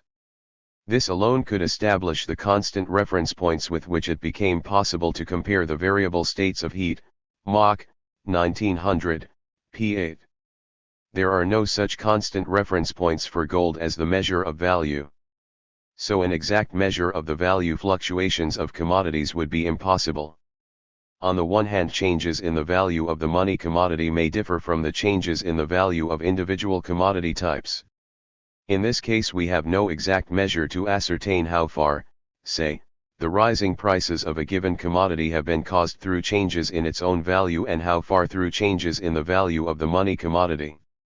In this case, suppose we were studying variations in the magnitude of surplus value, then, with a variable value of money, it would be difficult to tell whether a given increment in value, or price, was not something merely apparent and caused purely by changes in the value of money. In all these examples there would, however, have been no actual change in the magnitude of capital value, and only in the money expression of the same value and the same surplus value, there is, therefore, but the appearance of a change in the magnitude of the employed capital. Marx, 1959, pages 139 to 40. Alternatively, the value of money wanes in the same proportion as the values of other commodities, for instance due to general changes in productivity, a limiting case that is scarcely possible in reality. In that case there would have been enormous absolute changes in the real relations of production and wealth, but these actual changes would be invisible on the surface, because the relative proportions of individual commodity values would remain the same. The price index would not register the actual changes in productivity. Thus it was entirely valid for Marx to substitute the power of abstraction for the missing constant reference points, so falling into line with Galileo's principle, measure whatever is measurable, and make the non-measurable measurable.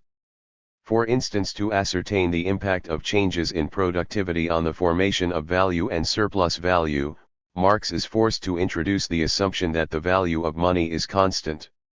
This assumption is therefore a methodological postulate that equips Marx with an exact measure for ascertaining variations in the value of industrial capital during its circuit. It is an assumption underlying all three volumes of Capital. The variability of the measure of value, or of money, is only one of the causes of price changes. Such changes can just as well stem from causes that lie on the commodity side of the exchange relation. Here we should distinguish two cases. Either these variations of price are, from a social point of view, consequences of actual changes in value.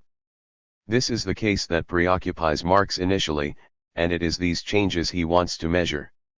Or these variations of price represent deviations of prices from values, which do not in any case affect the total social mass of value because price increases in one sector of society correspond to price reductions in another.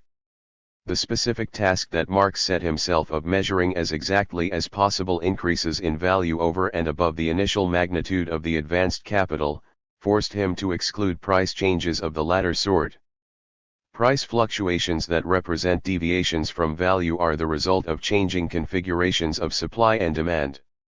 Now if one proceeds from the assumption that supply and demand coincide, then prices will coincide with values.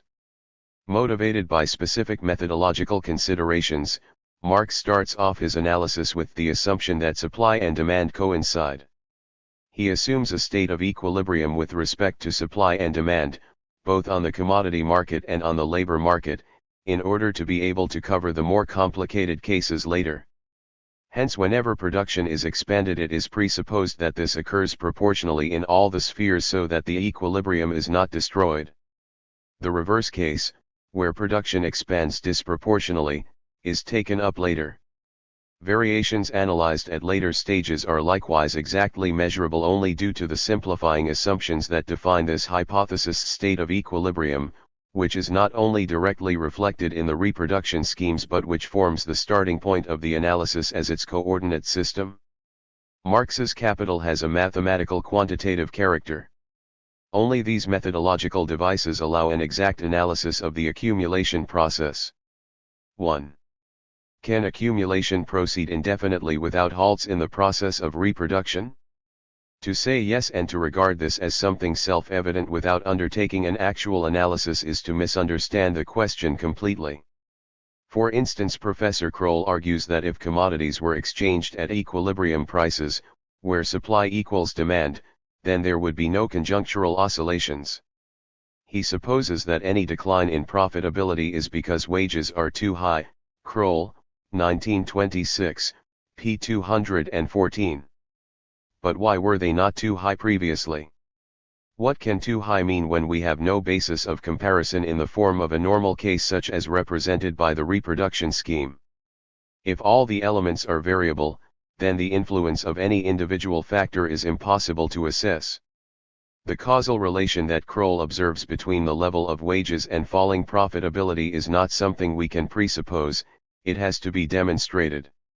Therefore, a scientific analysis is in principle bound to take as its starting point the case where wages are held constant in the course of accumulation, and it has to find out whether in such cases profits do not fall in the course of accumulation. If they do, then it would be a logically exact proof that falling profitability, or crises, bear no causal connection with the level of wages but are a function of the accumulation of capital. The assumption of equilibrium, or of constant prices, is nothing but the method of variation applied to the problem of the business cycle in a form that excludes from the analysis all oscillations produced by changes in the volume of credit, prices, etc. It studies only the impact of the accumulation of capital on quantitative changes in surplus value. This is the assumption behind Marx's analysis of the crisis. The general conditions of crises, insofar as they are independent of price fluctuations, must be explicable from the general conditions of capitalist production, 1969, p. 515. According to Marx, crises can result from price fluctuations. But they were of no concern to him.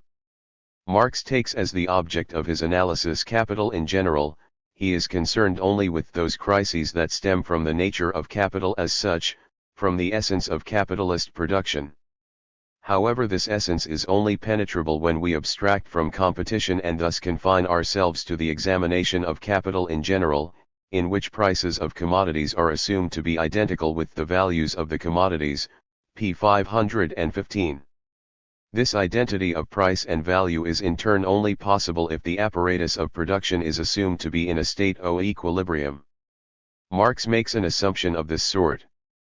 The same holds for credit. Credit crises are possible and do occur. But the question is, are crises necessarily connected with the movement of credit? Hence, on methodological grounds, we must first exclude credit and then see whether crises are possible. Marx says, in investigating why the general possibility of crisis turns into a real crisis, in investigating the conditions of crisis, it is therefore quite superfluous to concern oneself with the forms of crisis which arise out of money as means of payment, credit, h.g. This is precisely why economists like to suggest that this obvious form is the cause of crises. Pages 514 to 5. Once we have shown that even in a state of equilibrium, where prices and credit are ignored, crises are not only possible but inherent, then we have proved that there is no intrinsic connection between the movement of prices and credit on the one hand and crises on the other, that is to say, crises are possible without credit, p. 514. Bourgeois economists try to explain the movement of market prices by competition or the changing relations of supply and demand. But why does competition exist?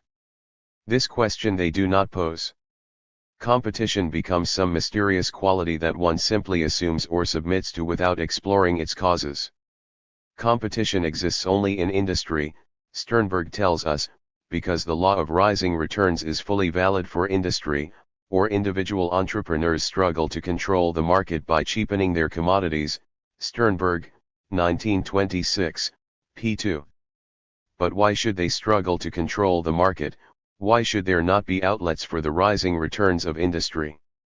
This is not something logically necessary or obvious, and simply to assume it is to start off by presupposing what has to be proved. With this mystical force which has been left unexplained, he then tries to explain all other phenomena.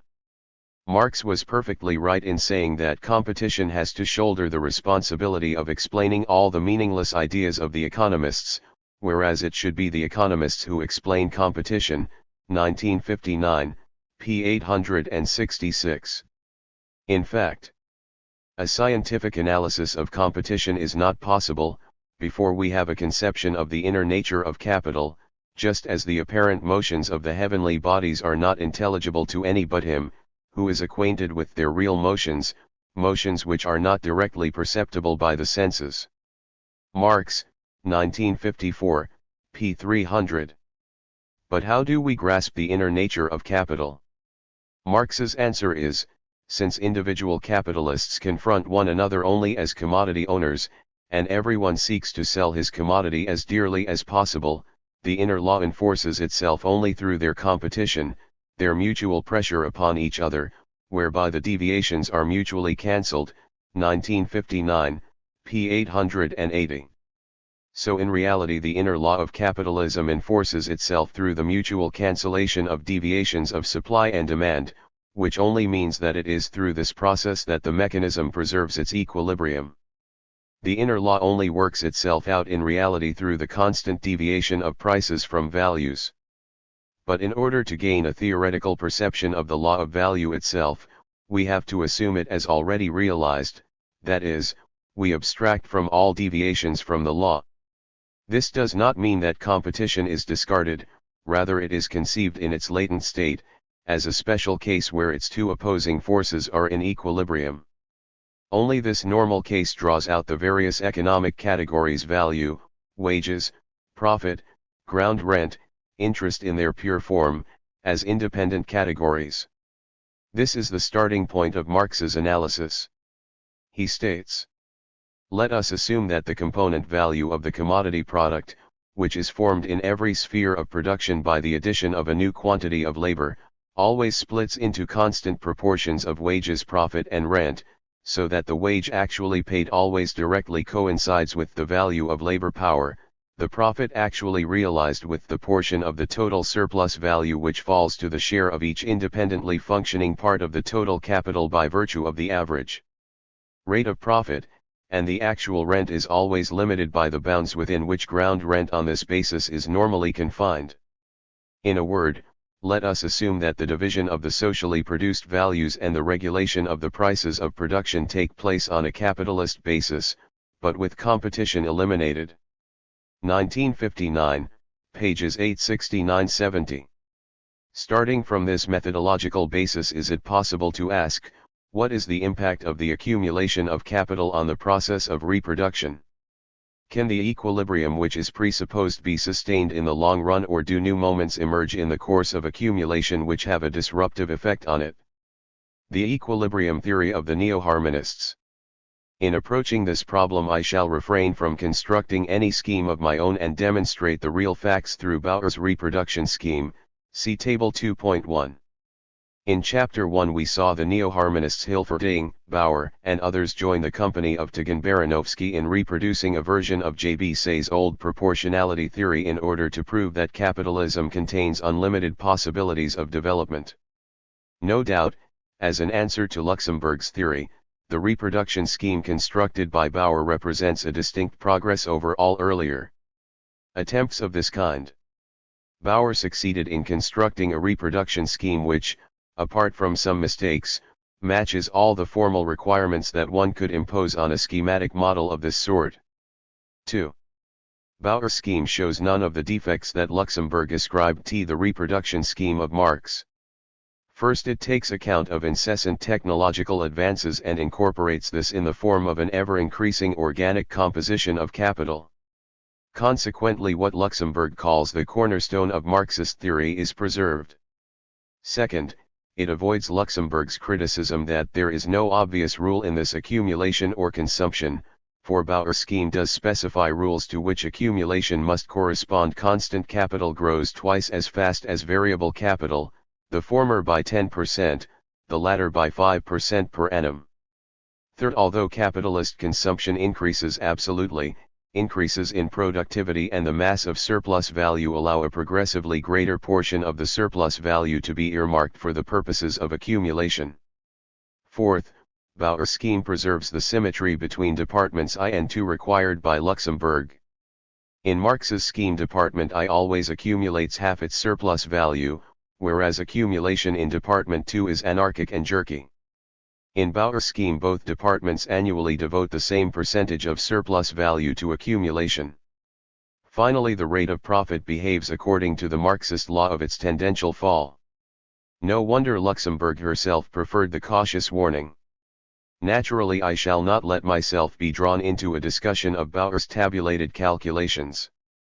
His position and his critique of my book depend mainly on the theory of population which he counterposes to my ideas as the basis of accumulation, and which in itself really has nothing to do with any mathematical models.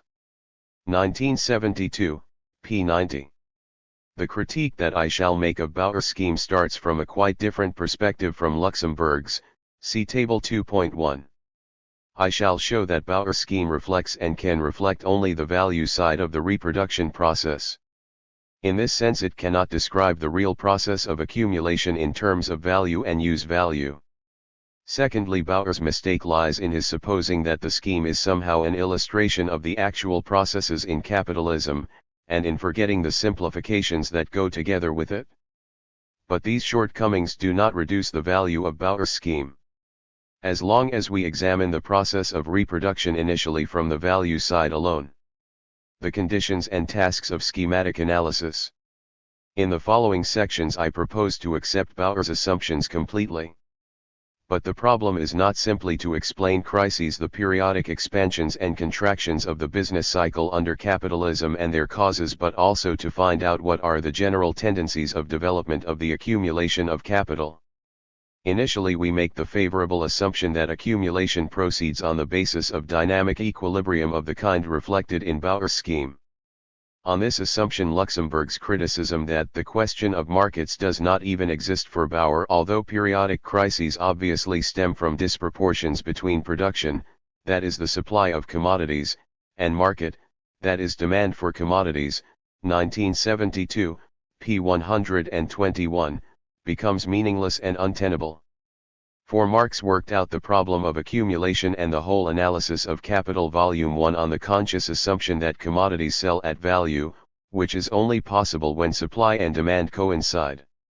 Marx studied the tendencies of accumulation in abstraction from all disturbances arising out of disproportions between supply and demand. Such disturbances are phenomena of competition that help us to explain deviations from the trend line of capitalism, but not this trend line itself. For Marx, these phenomena are the illusory appearances of competition, and for that reason he abstracts from the movement of competition when investigating the general tendencies. Once these general tendencies have been established, it is an easy task to explain the periodic deviation from the basic line of development, or the periodic crises. In this sense, the Marxist theory of accumulation and breakdown is at the same time theory of crises. With Bauer, we shall assume a productive mechanism in which constant capital amounts to 200,000 and variable capital to 100,000.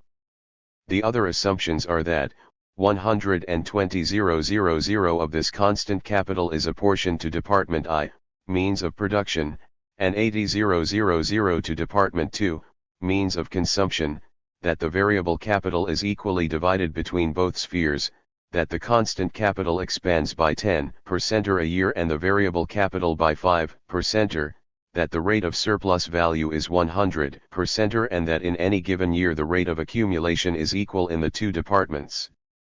Proceeding from these assumptions, Bauer has constructed a reproduction scheme which in his view manifests perfect equilibrium year after year despite annual accumulation of capital and despite the fact that there are no non-capitalist markets in which the surplus value might be realized. With this scheme, Bauer thinks he has established a perfect basis for tackling the problem raised by Luxemburg, 1913, p. 838. He rejects her theory of the crucial role of the non-capitalist countries in the realization of surplus value.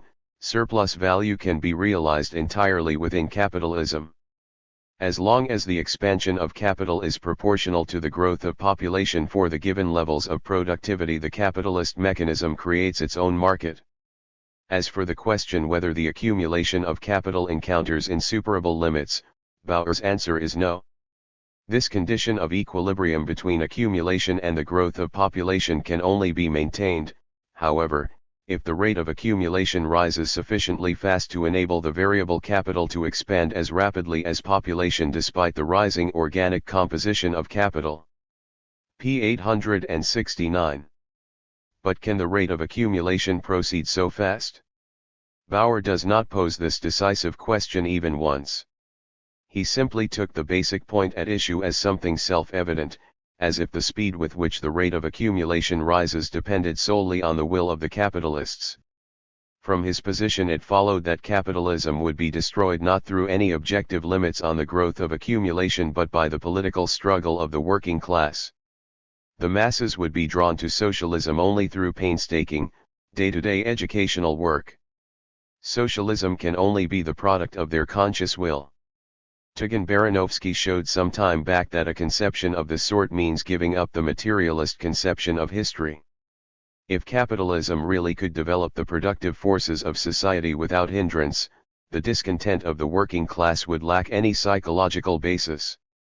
He pointed out that if we hope for the downfall of capitalism purely in terms of the political struggle of the masses trained in socialism, then the center of gravity of the entire argument is shifted from economics to consciousness, 1904, p. 274. Rosa Luxemburg wrote in similar terms some 12 years later.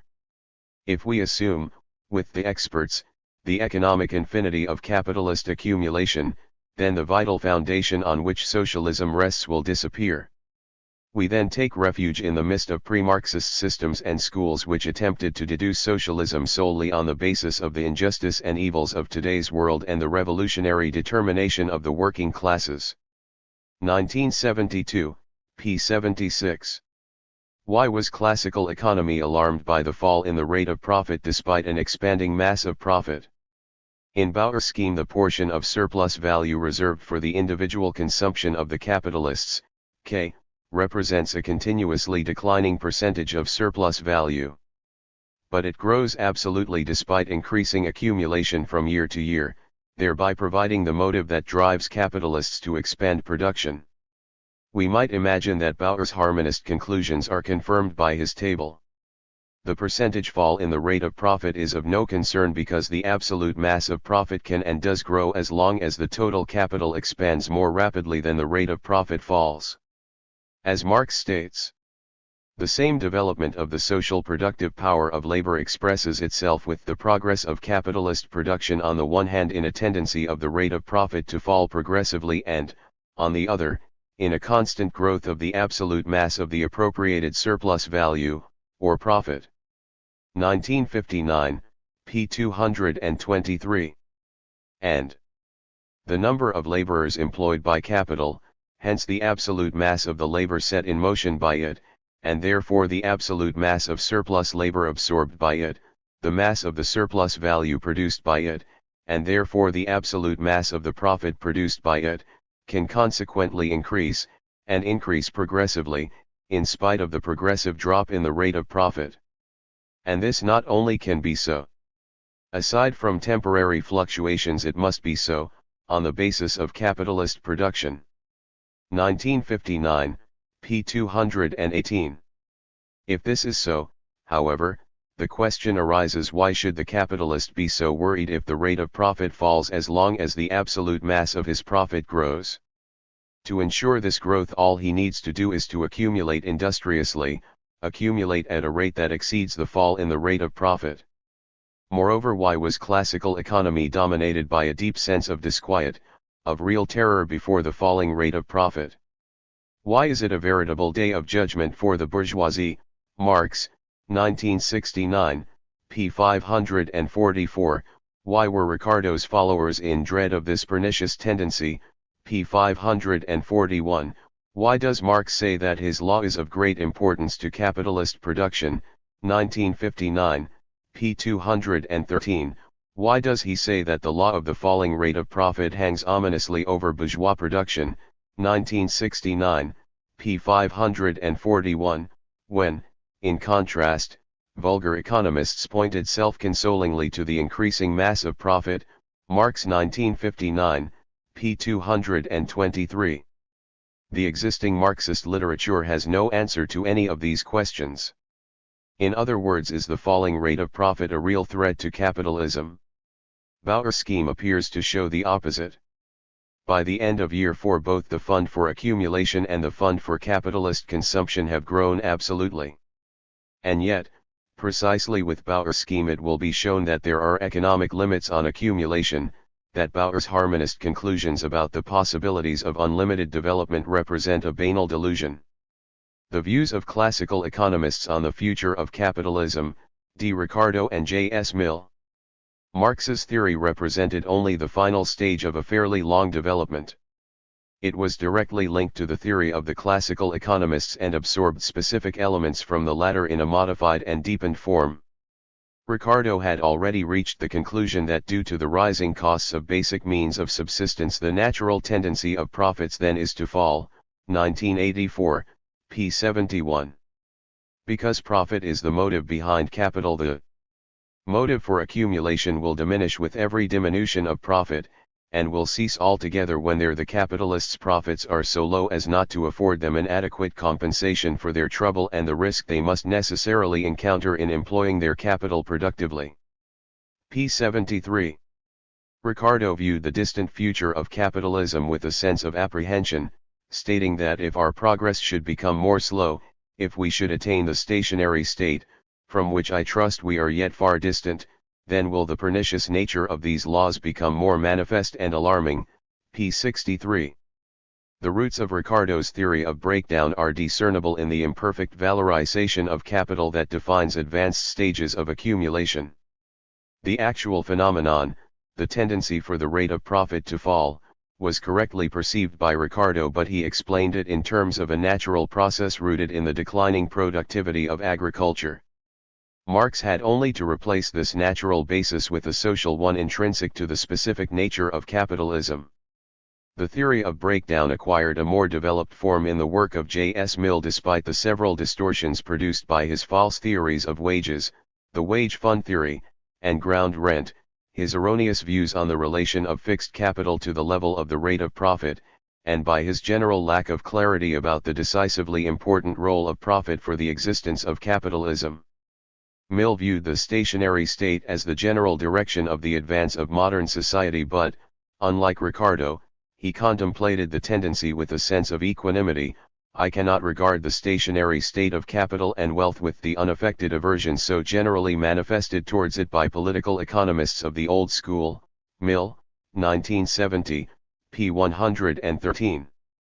His standpoint was one of a petty bourgeois reformism that sought to appease capital with the idea that a stationary state of capital would in no sense jeopardize the general progress of human improvements. In his utopianism, Mill seems to have forgotten that the accumulation of capital is an essential condition of capitalist production, that the capitalists have not the least interest in human improvements, they are interested only in the level of profitability. In this respect, Ricardo and his school showed a more correct understanding of the vital conditions of capitalism than Mill himself. However, if we ignore these obviously essential points, we have to concede that Mill showed a far clearer insight into the breakdown tendency and its causes, as well as into many of its counteracting moments. Mill's central argument is that if capital continued to accumulate at its existing rate and no circumstances intervened to raise its profits, only a short time would be needed for the latter to fall to the minimum. The expansion of capital would then soon reach its ultimate limit, pages 94-7. A general overstocking of the market would occur. To Mill, the basic difficulty was not the lack of markets but the lack of investing opportunities. Counteracting circumstances can to some extent displace or postpone this ultimate limit. Among such circumstances, Mill lists: 1. Worsening conditions for workers, 2. Devaluation or destruction of capital, 3. Improvements in technology, 4. Foreign trade that procures cheaper supplies of raw materials and means of subsistence, 5. Export of capital to the colonies or to foreign countries. We shall go into these circumstances in more detail later. A comparison between the sections in Capital Volume 3 on the tendency of the rate of profit to fall and the theory of breakdown developed by Mill shows that Marx linked up his own theory to the one proposed by Mill. Even if Marx gave it a much deeper foundation and made it consistent with his law of value, Mill's seminal role is indisputable. In its external structure, it shows the same logical construction one finds in Ricardo and in Marx. Marx also tackles the problem in two stages: first the tendency towards breakdown, then the counteracting tendencies, and refers to the fact that the process of capital accumulation would soon bring about the collapse of capitalist production if it were not for counteracting tendencies, which have a continuous decentralizing effect alongside the centripetal one. 1959, p. 246. Marx mentions all the counteracting tendencies adduced by Mill, even if he adds some others and to some extent ascribes a different theoretical meaning to them. The Marxist theory of accumulation and breakdown. If we are going to discuss the tendencies of development of a system, in this case along with Bauer the tendency of accumulation to adjust to the growth of population, then it is not enough simply to look at 1 or 2 years. We have to view the development of the system over a much longer span of time. Bauer did not do this. He restricted his calculations to just 4 cycles of production. This is the source of his mistakes. 3. The problem is precisely whether accumulation under the conditions postulated by Bauer is possible in the long run. If Bauer had followed through the development of his system over a sufficiently long time span, he would have found, soon enough, that his system necessarily breaks down. If we follow Bauer's system into year 36, holding firm to all the conditions postulated by him, we see that the portion of surplus value reserved for capitalist consumption, K, which amounts to 86,213 in the fifth year and grows over the following years, can only expand up to a definite high point. After this it must necessarily decline because it is swallowed up by the portion of surplus value required for capitalization. The failure of valorization due to overaccumulation. Despite the fall in the rate of profit, accumulation proceeds at an accelerated tempo because the scope of accumulation expands not in proportion to the level of profitability, but in proportion to the weight of the already accumulated capital. Beyond certain limits, a large capital with a small rate of profit accumulates faster than a small capital with a large rate of profit. Marx, 1959, pages 250l. 4. We can see that after 10 years the original capital expands from a value of 300,000 to 681,243, or by 227% despite a continuous fall in the rate of profit. In the second decade the rate of expansion of capital amounts to 236%, although the rate of profit falls even further from 24.7% to 16.4%. Finally, in the third decade the accumulation of capital proceeds still faster, with a decennial increase of 243% when the rate of profit is even lower. So Bauer's scheme is a case of a declining rate of profit coupled with accelerated accumulation. The constant capital grows rapidly, it rises from 50% of the total product in the first year to 82.9% of the annual product by year 35. Capitalist consumption, K, reaches a peak in year 20 and from the following year on declines both relatively and absolutely. In year 34 it reaches its lowest level only to disappear completely in year 35. It follows that the system must break down. The capitalist class has nothing left for its own personal consumption because all existing means of subsistence have to be devoted to accumulation. In spite of this there is still a deficit of 11,509 on the accumulated variable capital, AV, required to reproduce the system for a further year. In year 35 Department 2 produces consumer goods to a total value of 540,075 whereas, on Bauer's assumption of a 5% increase in population, 551,584 of variable capital is required. Bauer's assumptions cannot be sustained any further, the system breaks down. From year 35 on any further accumulation of capital under the conditions postulated would be quite meaningless. The capitalist would be wasting effort over the management of a productive system whose fruits are entirely absorbed by the share of workers. If this state persisted it would mean a destruction of the capitalist mechanism, its economic end. For the class of entrepreneurs, accumulation would not only be meaningless, it would be objectively impossible because the overaccumulated capital would lie idle, would not be able to function, would fail to yield any profits, there would be a steep and sudden fall in the general rate of profit. Marx, 1959, p. 251. This fall in the rate of profit at the stage of overaccumulation is different from the fall at early stages of the accumulation of capital.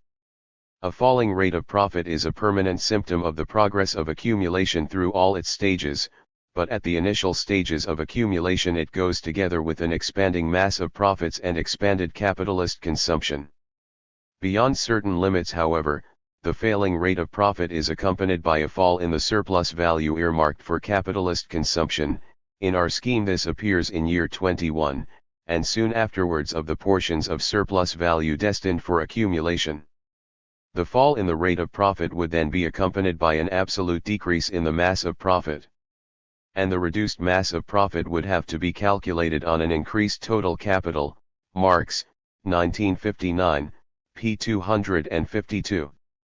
This Marxist theory of the economic cycle, which sees the growing valorization of social capital as the determining cause of accumulation of the upswing and its imperfect valorization as the cause of the downturn into crisis, has been fully confirmed by recent empirical studies. W. C. Mitchell, 1927, has shown for the United States, J. Lescure, 1910, for France, and Stamp, 1918, for Great Britain, that in periods of boom profits show an uninterrupted rise, whereas in periods of crisis the level of profitability declines. However, the agreement is at a purely factual level. Lescure supposes that reductions in profitability are due to shifts in commodity prices and prime costs.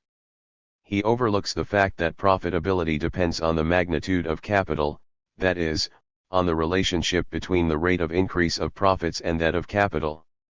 Overaccumulation is possible, and at a specific stage of accumulation inevitable, even for a given level of commodity prices and a given level of prime costs. Further expansion of production can become unprofitable even if the level of profits remains the same, indeed even if it rises. To understand these complicated relationships, it is not enough simply to observe the movement of prices. A more sophisticated method is required, and here the assumption of constant prices for all elements of cost is crucial to the exactness of the investigation. Variations in costs, means of production, wages, interest, only encourage or constrain phases of boom or stagnation, they do not actually produce these phases themselves. The formation of the reserve army of labor and of idle capital due to overaccumulation. Imperfect valorization due to overaccumulation is, however, only one side of the accumulation process. We have to look at its second side. Imperfect valorization due to overaccumulation means that capital grows faster than the surplus value extortable from the given population, or that the working population is too small in relation to the swollen capital. But soon overaccumulation leads to the opposite tendency. Towards the closing stages of the business cycle, the mass of profits, S, and therefore also its accumulated constant, AC, and variable, AV, portions, contract so sharply that the additional capital is no longer sufficient to keep accumulation going on the previous basis. It is therefore no longer sufficient to enable the process of accumulation to absorb the annual increase in population. Thus in year 35 the rate of accumulation requires a level of 563 AC plus 265 AV equals 828. But the available mass of surplus value totals only 319. The rate of accumulation required to sustain the scheme is 104.6% of the available surplus value, a logical contradiction and impossible in reality. From this point onwards, valorization no longer suffices to enable accumulation to proceed in step with the growth of population. Accumulation has become too small, which means that a reserve army is inevitably formed and grows larger year by year. Given our analysis of the reproduction process in terms of a schematic model whose presupposition is dynamic equilibrium, there can, by definition, be no surplus population or reserve army of labor. The latter emerges only at an advanced stage of accumulation, and as its product the assumption which is made initially can no longer be sustained and is violated. The extension of Bauer's scheme shows that in year 35 there are 11,509 unemployed workers who form a reserve army. In addition, because only a part of the working population now enters the process of production, only a part of the additional constant capital, 563 AC, is required for buying means of production. The active population of 540,075 requires a total constant capital of 549,9015. The result is that 117,185 represents a surplus capital with no investment possibilities. The scheme is a lucid exposition of the condition Marx had in mind when he called the corresponding section of Capital Volume 3 Excess Capital and Excess Population, pages 259. Overaccumulation, or imperfect valorization, ensues because the population base is too small. And yet there is overpopulation, a reserve army.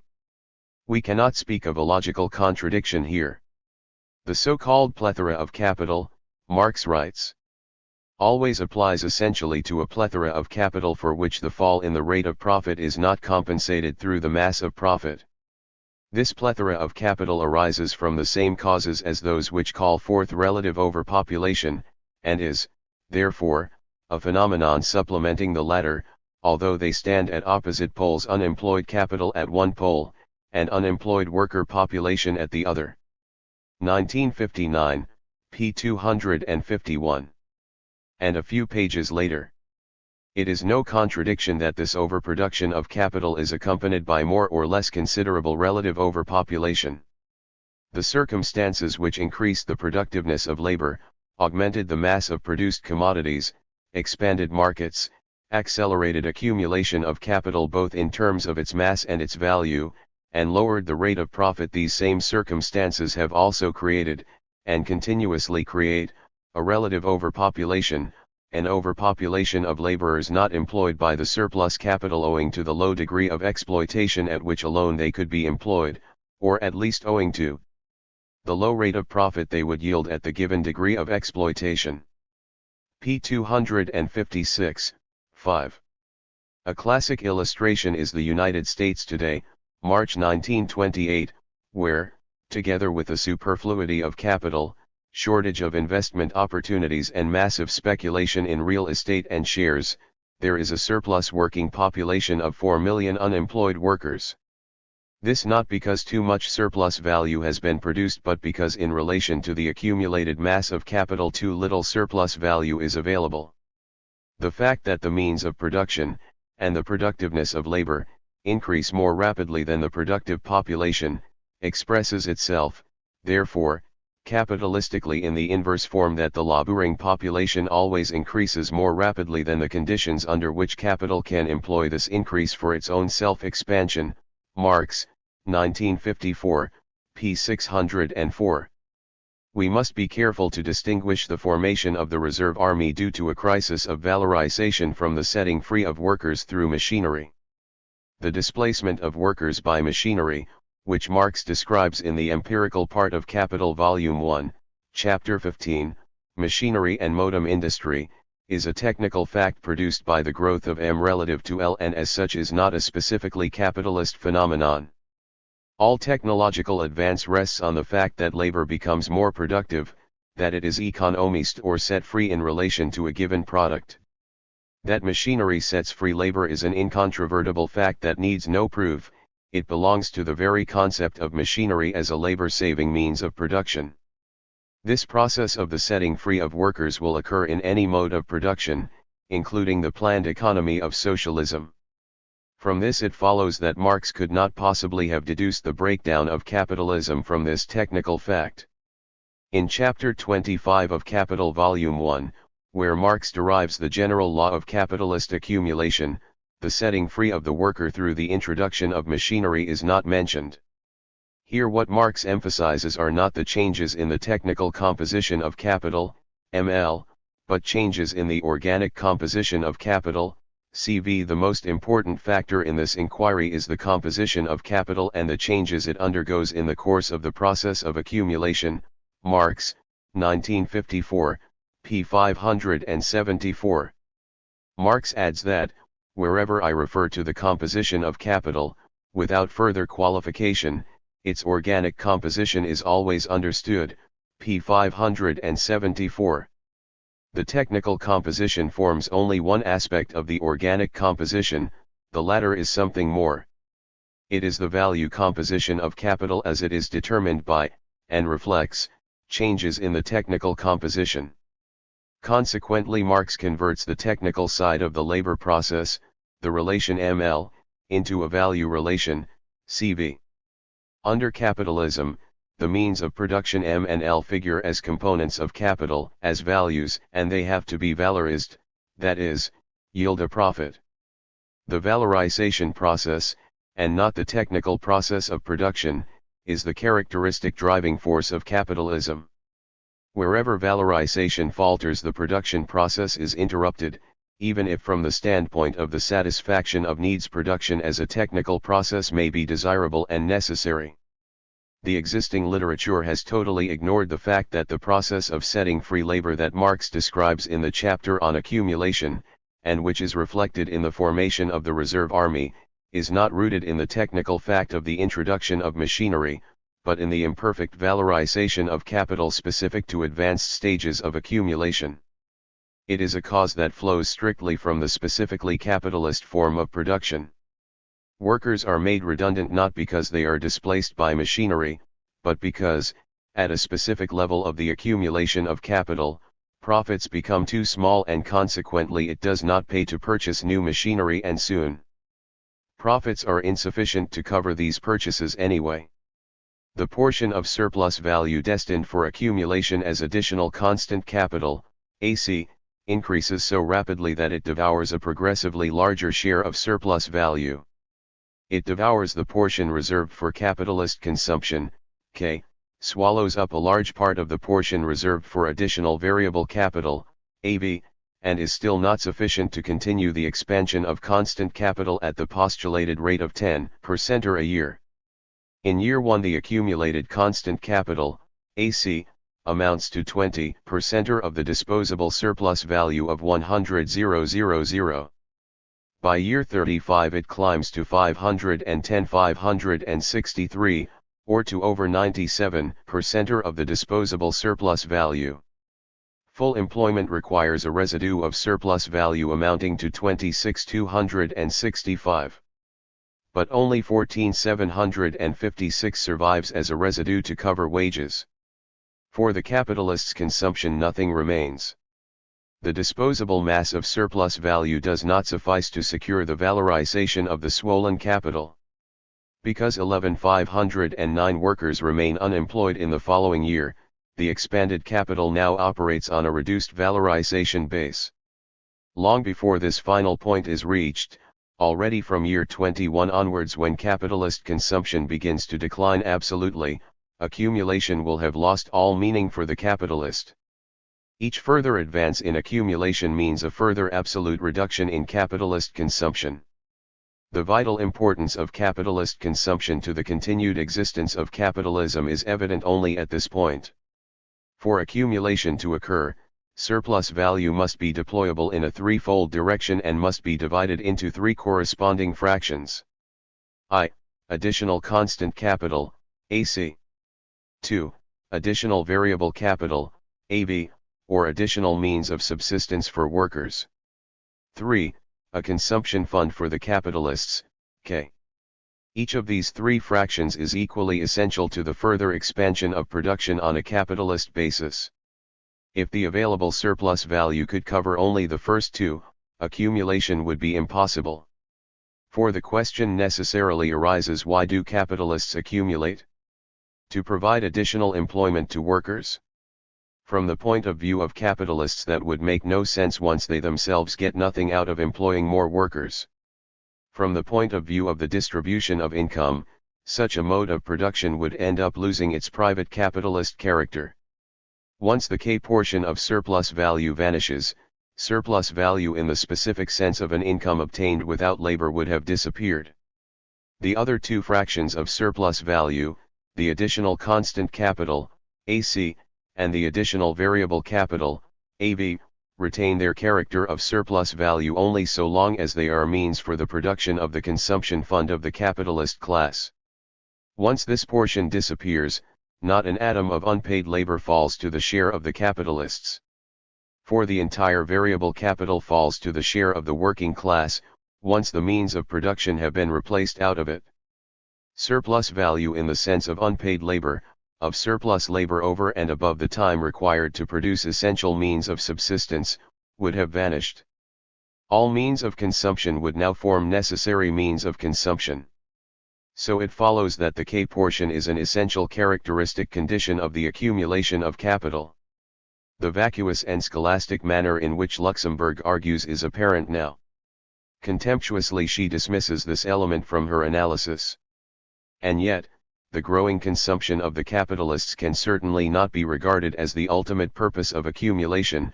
On the contrary, there is no accumulation in as much as this consumption takes place and increases. The personal consumption of the capitalists must be regarded as simple reproduction. 1968, p. 334. Luxemburg does not bother to explain how under simple reproduction the consumption of the capitalists can actually grow in the long run.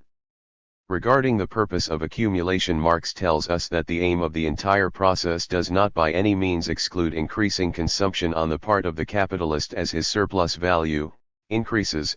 On the contrary, it emphatically includes it. 1956, p. 70. But to Luxemburg, accumulation only seems to make sense if the consumption of capitalist commodities is left to the non-capitalist countries. This belongs completely in the tradition of mercantilism. We find that certain exponents of the mercantile system deliver lengthy sermons to the effect that the individual capitalist should consume only as much as the laborer, that the nation of capitalists should leave the consumption of their own commodities, and the consumption process in general, to the other, less intelligent nations. Marx, 1956, p. 60. Obviously Marx had anticipated the whole of Luxemburg's theory. We should not suppose, however, that the capitalist simply waits passively until the entire K portion has been swallowed up. Long before any such time, at latest from in the scheme when the K portion begins to decline absolutely, he will do his utmost to halt the tendency. In order to do this, he must either cut the wages of the working class or cease to observe the conditions postulated for accumulation, that is, the condition that constant capital must expand by 10% annually to absorb the annual increase in the working population at the given technological level. This would mean that from now on accumulation would proceed at a slower rate, say 9.5 or 8%. The tempo of accumulation would have to be slowed down, and that, too, permanently and to an increasing degree. In that case accumulation would fail to keep step with the growth of the population. Fewer machines and so on would be required or installed, and this only means that the productive forces would be constrained from developing. It also follows that from this point in time on a growing reserve army would necessarily form. The slowing down of accumulation and the formation of the industrial reserve army must necessarily follow even if wages are assumed to be constant throughout this period.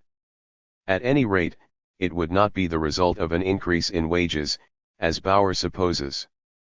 Marx's theory of breakdown is also a theory of crises. The Marxist theory of accumulation described here comprises not only a theory of breakdown but also a theory of crises. Previous writings on Marx could not come to terms with the essence of his theory due to their lack of understanding of the method that underlies Marx's analysis and the structure of his magnum opus. The objection has repeatedly been made that, despite its crucial role in his system, Marx nowhere ever produced a comprehensive description of his theory of crisis, that he made scattered conflicting attempts at an explanation in various passages of the book. This objection rests on a crude misunderstanding. The object of Marx's analysis is not crisis, but the capitalist process of reproduction in its totality. Given his method of investigation, Marx examines the unending circuit of capital and its functions through all the phases of the process of reproduction. Expressed in a formula, this would mean Circuit 1, Circuit 2, etc. Analyzing each of the phases of capital in its circuit as money capital, productive capital, and commodity capital, Marx asks, what impact do they have on the process of production? Can this process advance smoothly, or does the normal course of reproduction encounter disruptions in its various phases? If so, what sort of obstacles, and what are the factors that hinder the reproduction process in a given phase? One consequence of this method of investigation is that Marx is compelled to return to the problem of crises at various places in his work, in order to assess the specific impact of each of the individual factors that come into play in the different phases of the circuit. A systematic description of the role of all these factors will have to be reserved for my major study. Given the specific object of this investigation, I shall examine the impact of one factor alone, even if it is the decisively important one, the accumulation of capital from the standpoint of crises. I shall be looking at the effects of the fact that a given capital which began its first circuit as M, money capital, opens up its second circuit as M, expanded money capital. Figure 1. I have shown that as long as no counteracting or modifying tendencies intervene, the effects are such that from certain exactly determinable level of capital accumulation they have to lead to a breakdown of the system. In the coordinate system X and Y, Figure 1, if the line Ox represents a condition of normal valorization and As the line of accumulation in accordance with this equilibrium condition, then the crisis of valorization can be expressed as a deviation of the line of accumulation in the direction ZS. This would be the tendency towards breakdown, the basic tendency of the system or its trend. Figure 2. Let us suppose that in our coordinate system the breakdown sets in at point Z1, figure 2, and manifests itself in the form of an enormous devaluation of capital whose overaccumulation starts at R1. This is represented graphically by the punctuated line Z101. In that case the overaccumulated capital will be reduced back to the magnitude required for its normal valorization, and the system will be brought back to a new state of equilibrium at the higher level O1Z1. We know that in Marx's conception crises are simply a healing process of the system, a form in which equilibrium is again re-established, even if forcibly and with huge losses. From the standpoint of capital, every crisis is a crisis of purification. Soon the accumulation process picks up again, on an expanded basis, and within certain limits, for instance, O1R2, it can proceed without any disruption of equilibrium. But beyond certain limits, from point R2 on, the accumulated capital again grows too large. The mass of surplus value starts to decline, valorization begins to slacken until finally, at point Z2, it evaporates completely in the way described earlier. The breakdown sets in again and is followed by devaluation of capital, Z2O2, and so on. If we can show that due to various counteracting tendencies the unfettered operation of the breakdown tendency is repeatedly constrained and interrupted, at points Z1, Z2, Z3, then the breakdown tendency will not work itself out completely and is, therefore, no longer describable in terms of an uninterrupted straight line ZS. Instead it will break up into a series of fragmented lines, OZ101, O1Z202, O2Z303, all tending to the same final point. In this way the breakdown tendency, as the fundamental tendency of capitalism, splits up into a series of apparently independent cycles which are only the form of its constant, periodic reassertion. Marx's theory of breakdown is thus the necessary basis and presupposition of his theory of crisis, because according to Marx crises are only the form in which the breakdown tendency is temporarily interrupted and restrained from realizing itself completely. In this sense every crisis is a passing deviation from the trend of capitalism. Despite the periodic interruptions that repeatedly diffuse the tendency towards breakdown, the mechanism as a whole tends relentlessly towards its final end with the general process of accumulation. As the accumulation of capital grows absolutely, the valorization of this expanded capital becomes progressively more difficult. Once these counter-tendencies are themselves diffused or simply cease to operate, the breakdown tendency gains the upper hand and asserts itself in the absolute form as the final crisis. 6. An anti-critical interlude. The passing of booms and the turn to depression is frequently explained in terms of a series of factors that push costs of production up, reduce profitability and dampen business activity. This is the view of G. Castle, who gets stuck at the surface level and cannot grasp the deeper connections, the essence underlying the appearances. It is obvious that increases in costs of production do threaten profitability and can intensify the crisis. But this factor only accelerates the formation of a crisis, it does not produce the crisis itself. The methodological significance of the analysis proposed here is that it forestalls any such attempt to displace the problem or to drive it into secondary issues. Interest and its fluctuations are excluded from the analysis. We are concerned with the total surplus value that has not yet split into its several portions. Rising prices are likewise excluded. By assumption commodities sell at value. The same is true of the commodity labor power. By assumption workers receive only the value of their labor power in the course of accumulation. And in spite of all this the process of capital accumulation grinds to a halt. The crisis ensues. Its formation is thus independent of the various price movements. The real problem, the essence of the appearances, emerges in its pure form only through abstraction from all these subsidiary moments. The accumulation of capital is too large. There is absolute overaccumulation because valorization is insufficient. Is such a description only correct from a purely abstract logical point of view? Is it reconcilable with the facts of experience? Does the accumulation process really come to an end due to overaccumulation of capital? Castle assures us that even in the final stages of the business cycle there is never a superfluity of fixed capital, 1923, p. 579. There is no overaccumulation of capital but rather a capital shortage, an insufficient supply of capital. So does our theory of accumulation contradict the facts of experience? Castle argues that the origin of crises lies in a wrong calculation by businessmen of the future state of the capital market or of the supply of savings that will be forthcoming to match their investment schedules. Apart from the purely psychological character of this theory, it simply obscures matters. The supply of capital is too small. But what capital is Castle talking about?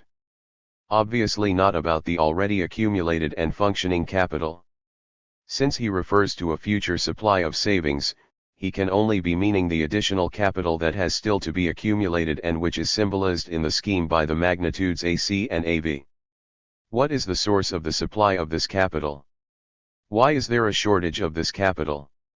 Instead of pursuing the formation of this capital to its birthplace, the sphere of production, Castle gets bogged down in the sphere of circulation. Before it is saved, it has to be produced.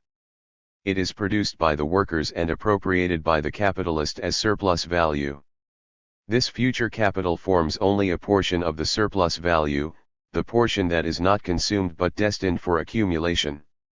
To say that this additional capital is increasingly in short supply as accumulation progresses only means that in the course of accumulation the primordial source of this capital, surplus value, becomes progressively more scarce, too small, in relation to the already accumulated mass of capital. If the mass of surplus value is too small, then so is the portion destined for purposes of accumulation. Castle simply mixes up concepts. He speaks of a capital shortage, an insufficient supply of capital. In the language of the banker, everything is capital. But Castle is not talking about capital, but about a part of surplus value that still has to be accumulated, a part that represents capital only potentially and becomes capital only through its function in the valorization process. So really there is not a shortage of capital, but a shortage of surplus value. In contrast, there is an overaccumulation of the already functioning capital. Overproduction of capital and imperfect valorization are correlative concepts, each of which determines the other. A capital that fails to fulfill its function of valorization ceases to be capital, hence its devaluation. The devaluation of capital is here a necessary, logical consequence of its insufficient valorization. It is otherwise with Castle. He too refers to a sudden devaluation of fixed capital due to capital shortage. He speaks of devaluation because in reality such a phenomenon exists, and theory must take some stand in relation to it. But Castle cannot account for the fact of devaluation in terms of his theory. It bears no logically necessary connection with it. From Castle's theory of crises, it is in fact impossible to derive an explanation of the devaluation of capital. Given his subjective theory of prices, how can capital be devalued if it is in short supply? On the other hand, in Marx's theory, imperfect valorization and devaluation of the original capital stand in a close logical connection.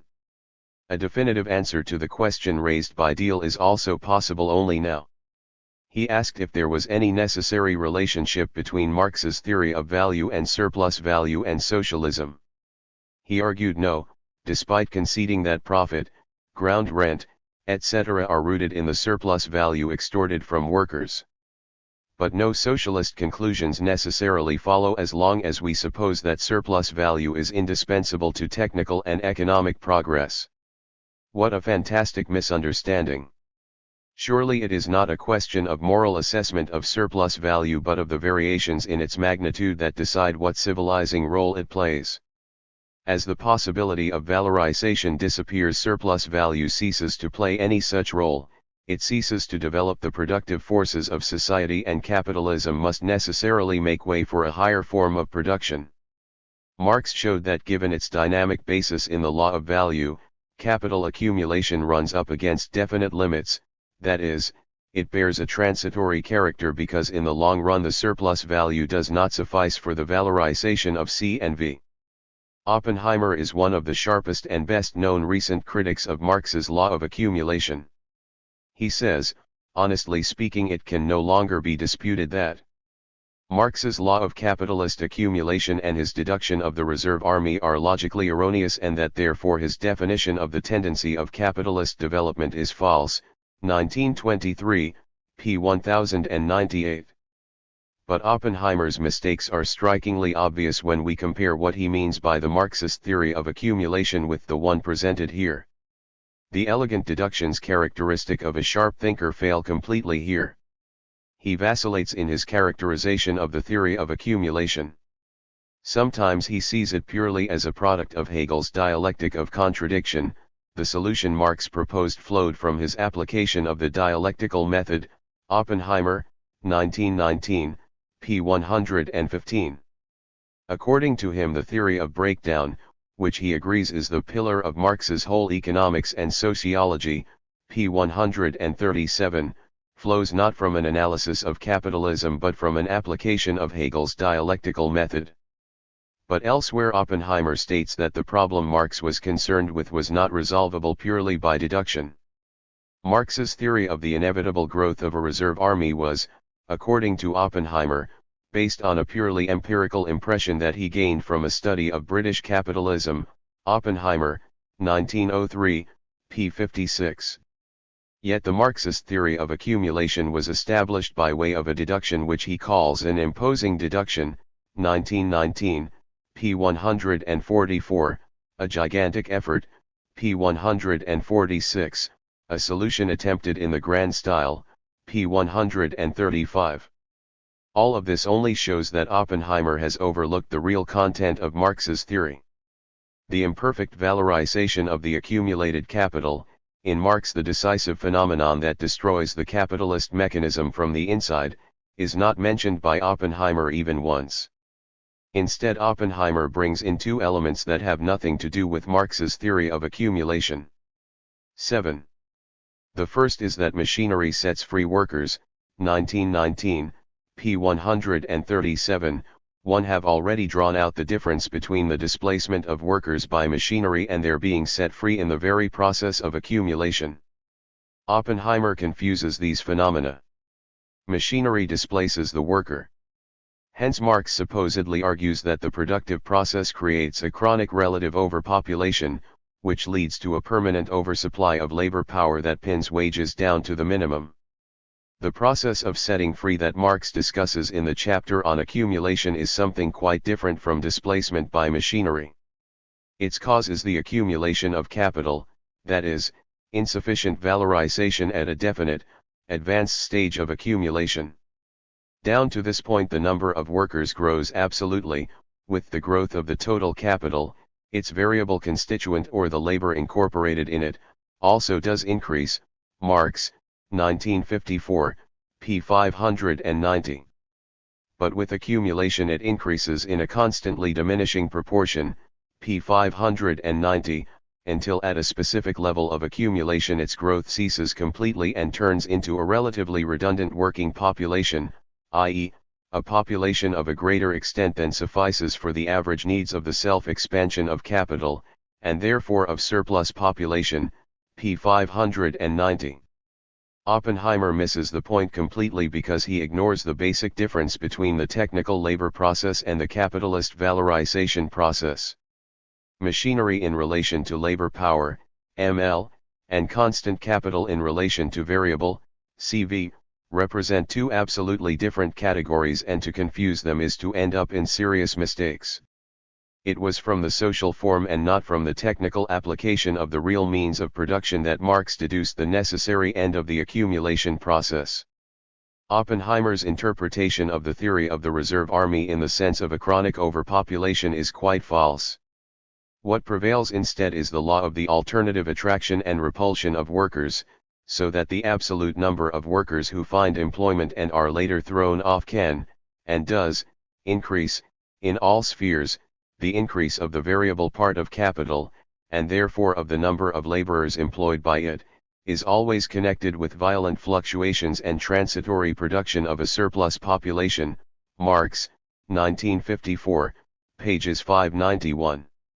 So it is not a question of chronic overpopulation, as Oppenheimer supposes, but of the periodic reforming and reabsorption of the reserve army within the production cycle, the course characteristic of modern industry, namely, a decennial cycle depends on the constant formation, the greater or less absorption, and the reformation of the industrial reserve army or surplus population. Marx, 1954, pages 592-3. It follows that the absolute number of workers can grow and indeed must grow if accumulation or expanded reproduction is to occur. The second so-called premise of Marx's deduction is the classical wages fund theory, Oppenheimer, 1919, p. 138. According to Oppenheimer, Marx took over this theory in its decisive aspects, p. 141. The classical theory derived all prices from supply-demand relations, and resolved the problem of wages, i.e., of the price of labor on the same basis, p. 138. So Marx is supposed to have resolved the problem of wages in terms of supply and demand. I have shown the complete untenability of this view elsewhere, Grossman, 1926, p. 180. Marx's theory of wages is only a special case of the theory of value applied to the commodity labor power. Just as in value theory the determination of the magnitude of value proceeds quite independently of competition, or supply and demand, the same is true for Marx's theory of wages. In Marx the wage is determined by the reproduction costs or value of labor power which is independent of competition. Because Oppenheimer fails to understand this determination of wages in terms of value, the factor which, according to Marx, exerts an upward pressure on real wages in the course of capitalist development, namely, the growing intensity of labor, likewise escapes him. This is why he can arrive at the patently false conclusion that in the Marxist system wages can never rise above their lowest point, 1919, p. 149. Since Oppenheimer's description of Marx's theory of wages as a wage fund theory is absolutely false, the criticisms he develops of Marx's theory of accumulation from this particular aspect also crumble. To demonstrate the inevitable formation of a reserve army, Marx hardly needed to refer to supply and demand relations. In his system, the reserve army of labor is a result of the process of reproduction at a late stage of accumulation, not, as Oppenheimer supposes, a permanent precondition for the reproduction of the capital relationship. Given the nature of Marx's simplifying assumptions, the reserve army can be deduced as a necessary consequence of accumulation or of the development of wealth on a capitalist basis, 1954, p. 592. Once it has come into being, the surplus population becomes, conversely, the lever of capitalist accumulation, nay, a condition of existence of the capitalist mode of production, p. 592. The existence of the reserve army is a vital condition for empirically given capitalism, but not by way of reproducing the capital relationship so much as to make possible sudden expansions of production, because, in all such cases, there must be the possibility of throwing great masses of men suddenly on the decisive points without injury to the scale of production in other spheres. Overpopulation supplies these masses, p. 592. Initially, however, Marx takes as the object of his analysis not this empirically real capitalism with its sudden expansions, but the ideal trajectory of capitalist production, and so he is perfectly justified in excluding the reserve army from his analysis in the initial stages. Now we come to Oppenheimer's description of Marx's proof procedure. What is the basic meaning of Chapter 25 of Capital Volume 1 on the general law of capitalist accumulation? Oppenheimer takes it to mean that the existence of a reserve army is a crucial precondition of the reproduction of the capitalist relationship. This is completely wrong. the existence of capital itself of the separation of the worker from the means of production is quite sufficient for the reproduction of the capitalist relationship. A reserve army is not crucial in this respect. Oppenheimer is preoccupied with the problem of the setting free of workers through machinery and misses the basic point in chapter 25. His myopic concentration on machinery precludes him from ever tackling the problem of insufficient valorization due to accumulation. He deals with the latter only in passing, and even then entirely from the standpoint of the subjective experience of the individual capitalist. Again, Oppenheimer overlooks the fact that Marx does not directly analyze empirical reality. In the chapter on accumulation, the object of his analysis is surplus value and its variations of magnitude, whereas reality only confronts us with the individual parts into which surplus value splits up: interest, profit, rent, commercial profit, etc. Surplus value is only a theoretical form of totalizing these individual parts that confront us in reality. Marx's proof procedure has the character of a deduction. With respect to deductions of this nature, Oppenheimer makes an excellent comment: any appeal to experience is quite inadmissible.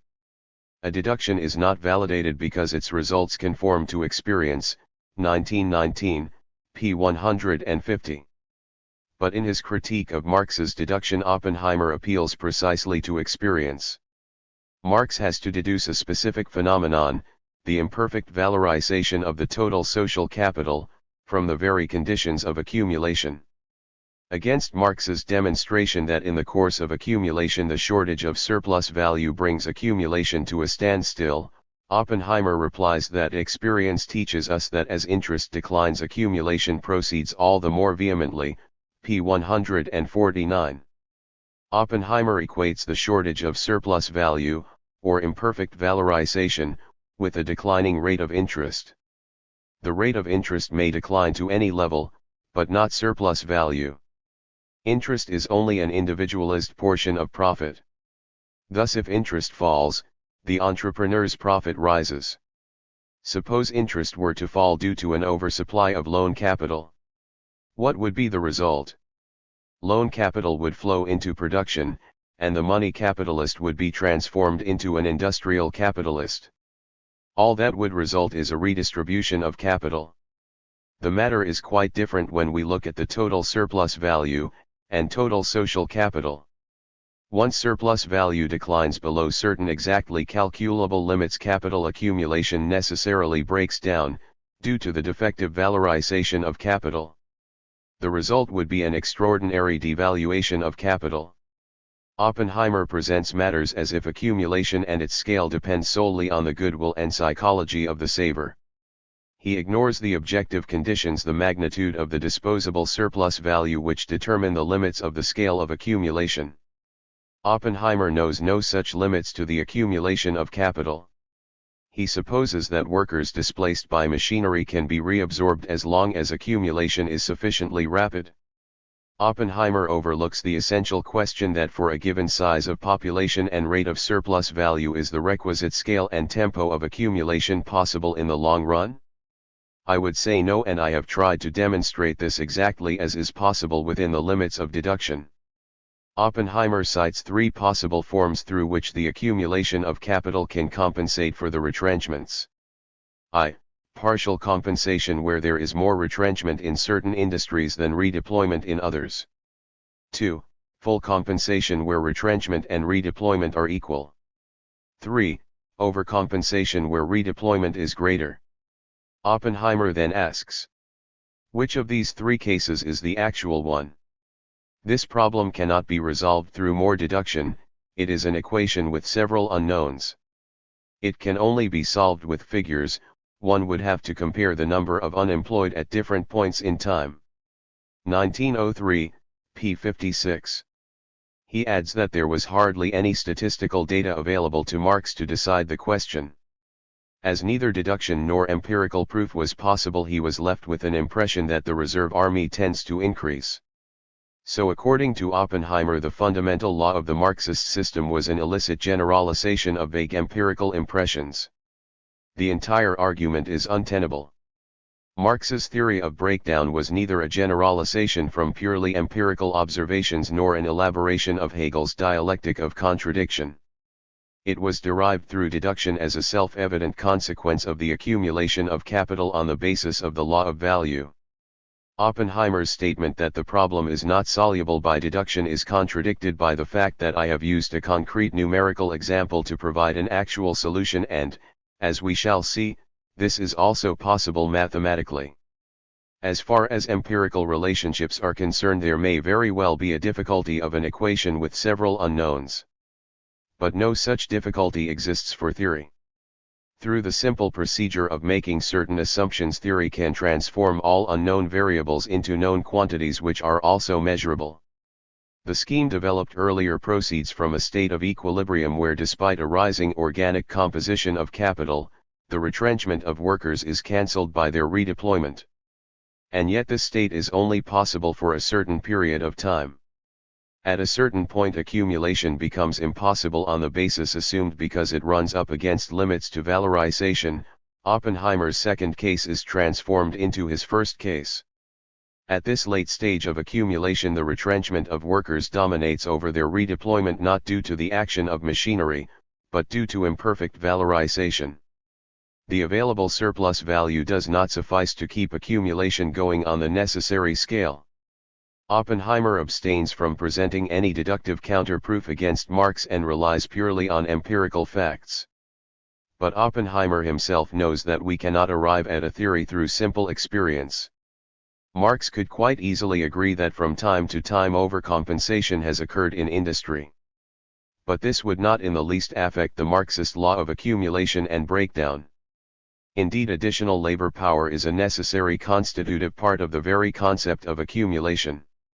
The entire system is constructed on the notion of surplus value, on the greatest possible intensive and extensive exploitation of labor power. By its very nature, capital strives to employ the largest number of workers. Marx himself notes that, on the whole, the number of workers employed in industry grows not only absolutely but as a ratio of the total population. As the population base expands, the upper limits of capital accumulation are pushed back. This is one form in which the breakdown tendency is diffused and postponed to the future, see Chapter 3, Section 13. Nevertheless, it follows from the law of accumulation that for a given size of working population, capital accumulation encounters insuperable limits, beyond which any further accumulation is pointless. Naturally, the internal consequences of accumulation are always interrupted and neutralized by modifying circumstances. Hence the periodic, cyclical alteration of phases of expansion and breakdown. However, if we abstract from the alternating attraction and repulsion of workers in the course of the industrial cycle, and follow through only the secular tendency of development, we shall have to conclude that in the initial stage of capital accumulation, population was, on the whole, too large in relation to the existing scale of accumulation. Hence Malthus and Malthusianism. In the late stage of accumulation, the inverse relationship dominates. In relation to the enormous accumulation of capital, population, the base for valorization becomes increasingly smaller. Hence the sharpening tensions in the advanced capitalist countries in the course of accumulation, the increasing role of capital exports, the ever more brutal expansionist tendencies of capital to secure the largest possible reserves of human labor power. But here capitalism runs into obstacles. The world is already divided up. The economic displacement of large masses of people encounters difficulties. And so the very tendencies that diffuse the breakdown are themselves diffused, and the breakdown intensifies. Camus' critique of Marx, 1927, shows not the slightest trace of originality. He simply draws together the arguments developed by others. Like them, he ignores the decisively important passages of Capital Volume 3 on the falling rate of profit. With Oppenheimer, he agrees that Marx's theory of accumulation has an empirical basis. This is then criticized empirically. The superficiality of this method is perfectly obvious. Totally incapable of mobilizing a single theoretical argument to launch a frontal attack on the law of accumulation, Miss tries to finish off the theory through an empirico-statistical detour. The expansion of population in industrialist countries is supposed to refute the theory that workers are set free in the course of accumulation. But theory? There is not the least trace of any theory in Ms. On the other hand, the process of breakdown described above should not be confused either with the limits to accumulation that Bauer talks about. So as not to be taken for an apologist of capital, Bauer claims that he has discovered a limit to the accumulation of capital. This limit is set by I, the proportionality between the two departments of the reproduction scheme, and 2, the rate of growth of population at a given level of productivity. Variable capital has to be accumulated in a specific proportion to increases in population. This prescribes the limits to the growth of constant capital, since there is likewise a specific proportionality between constant and variable capital. The proportionality CV is the limit Bauer discusses. If the constant capital expands at a faster rate than that required in terms of its proportional relation to variable capital, the result will be overaccumulation of capital. A slower rate means underaccumulation. Crises arise only because the necessary proportionality between accumulation and population is not maintained. As long as accumulation proceeds within these limits, it can advance indefinitely under the assumptions made. Bauer speaks of overaccumulation. But this occurs only because the conditions specified by him are violated. In fact, he argues that these conditions can be maintained even in the long run, and the very mechanism of capital ensures that all disturbances of equilibrium are automatically corrected. Like underaccumulation, overaccumulation is only a passing phase of the industrial cycle. Bauer, 1913, p. 870. In my description, the process is totally different. I have shown that even if all conditions of proportionality are maintained and accumulation occurs within the limits imposed by population, the further preservation of these limits is objectively impossible. The system of production described in Bauer's own scheme has to break down, or the conditions specified for the system have to be violated. Beyond a definite point of time, the system cannot survive at the postulated rate of surplus value of 100%. There is a growing shortage of surplus value and, under the given conditions, a continuous overaccumulation. The only alternative is to violate the conditions postulated. Wages have to be cut in order to push the rate of surplus value even higher. This cut in wages would not be a purely temporary phenomenon that vanishes once equilibrium is re-established. It will have to be continuous. After year 36, either wages have to be cut continually and periodically, or a reserve army must come into being. This would not be one of those periodic crises within the system that Bauer refers to, for a crisis of this sort could always be surmounted by adjusting the scale of the productive apparatus to the available population. Here there is no more room for adjustments. The proportionality conditions required by Bauer have been preserved throughout, and still after year 35 a crisis, a tendency towards breakdown, sets in. The real dynamic of the capitalist system is quite different from what Bauer supposes. He maintains that capitalism is characterized by a tendency for the accumulation of capital to adjust to the growth of population, p. 871. I have shown the opposite. There is a tendency towards an absolute overaccumulation of capital that outstrips the limits imposed by population. The same hold for Tagan-Baranovsky. He believes that if social production were organized according to a plan, if those in charge of it had a perfect knowledge of demand and the power to shift labor and capital freely from one branch of production to another, the supply of commodities would never exceed the demand. Tagan-Baranovsky, 1901, p. 33. Bauer's scheme represents precisely this kind of planned, organized production in which the managers know all they need to about demand and have the power to adapt production to demand. In spite of this, a tendency towards breakdown emerges, valorization declines absolutely, and a reserve army forms. This only shows that the problem is not whether there is a surplus of commodities or not. In fact, we have assumed a state of equilibrium where, by definition, there can be no unsaleable residue of commodities. Yet still the system must break down. The real problem lies in the valorization of capital. There is not enough surplus value to continue accumulation at the postulated rate. Hence the catastrophe. Obviously, as Lenin correctly remarks, there are no absolutely hopeless situations. In the description I have proposed, the breakdown does not necessarily have to work itself out directly. Its absolute realization may be interrupted by counteracting tendencies. In that case, the absolute breakdown would be converted into a temporary crisis, after which the accumulation process picks up again on a new basis. In other words, the valorization of the overaccumulated capital can be met through capital exports to countries at a lower stage of accumulation. Or a sharp devaluation of the constant capital during the crisis might improve the prospects for valorization. Or wage cuts could have the same effect in terms of warding off the catastrophe. But quite apart from the fact that all these situations violate the assumptions postulated in Bauer's scheme, these solutions would have a purely temporary impact. Restored accumulation will again generate the very same phenomena of overaccumulation and imperfect valorization. The logical and mathematical basis of the law of breakdown. In year 1 of Bauer's reproduction scheme, the amount due for capitalization constitutes 25% of a surplus value of 100,000, 20,000 AC plus 5,000 AV, equals 25,000. In year 2 the capitalized component increases to 25.95% of an expanded surplus value of 105,000, 22,000 AC plus 5,250 AJ, equals 27,250. The actual ratio should be 25.95% J Banerjee.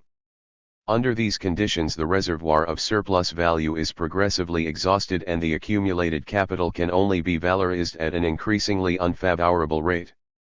After some time the reservoir dries up completely. The quotas due for capitalization turn out to be far in excess of the available mass of surplus value, even though notionally they are only fractions of the surplus value. This is the contradiction. At the hypothesized rate of accumulation, the mass of surplus value is no longer sufficient. The breakdown of the system is the inevitable consequence. Apart from the arithmetical and logical proofs that we have been given already, mathematicians may prefer the following more general form of presentation, which avoids the purely arbitrary values of a concrete numerical example. Meaning of the symbols. C equals constant capital. Initial value equals C0. Value after J years equals CJ. V equals variable capital. Initial value equals V0. Value after J years equals VJ. S equals rate of surplus value, written as a percentage of V. AC equals rate of accumulation of constant capital C. AV equals rate of accumulation of variable capital V. K equals consumption share of the capitalists. S equals mass of surplus value equals omega equals organic composition of capital, or CV. J equals number of years. Further let the formula after J years, at the assumed rate of accumulation AC, the constant capital C reaches the level CJ equals C0. Rj. At the assumed rate of accumulation AV, the variable capital V reaches the level Vj equals V0. Wj. The year after, J plus 1, accumulation is continued as usual, according to the formula. Whence, for k to be greater than 0, it is necessary that the timing of the absolute crisis is given by the point at which the consumption share of the entrepreneur vanishes completely, long after it has already started to decline. This means, whence, this is a real number as long as SAV. But this is what we assume anyway throughout our investigation. Starting from time point n, the mass of surplus value S is not sufficient to ensure the valorization of C and V under the conditions postulated. Discussion of the formula. The number of years n down to the absolute crisis thus depends on 4 conditions. I. The level of the organic composition omega. The higher this is, the smaller the number of years. The crisis is accelerated. 2. The rate of accumulation of the constant capital AC, which works in the same direction as the level of the organic composition of capital. 3. The rate of accumulation of the variable capital AV, which can work in either direction, sharpening the crisis or diffusing it, and whose impact is therefore ambivalent. 4. The level of the rate of surplus value S which has a diffusing impact, that is, the greater is S, the greater is the number of years n, so that the breakdown tendency is postponed. The accumulation process could be continued if the earlier assumptions were modified. I. The rate of accumulation AC is reduced, and the tempo of accumulation slowed down. 2. The constant capital is devalued which again reduces the rate of accumulation AC. 3. Labor power is devalued, hence wages cut, so that the rate of accumulation of variable capital AV is reduced and the rate of surplus value S enhanced. 4. Finally, capital is exported, so that again the rate of accumulation AC is reduced. These 4 major cases allow us to deduce all the variations that are actually to be found in reality and which impart to the capitalist mode of production a certain elasticity. In reality we find that once the given level of valorization collapses and the accumulation process stagnates, sooner or later counteracting tendencies come into play. The capitalist attempts to restore the valorization of his capital. In the crisis capital is devalued and this is followed by a reorganization and concentration process in which the rate of profit is increased through higher productivity and rationalization. The same effect is achieved through direct wage cuts. We shall get to know these counteracting tendencies a bit more in Chapter 3. Through the impact of these processes the breakdown tendency is interrupted, accumulation can restart on a new level, and the absolute collapse is transformed into a temporary crisis.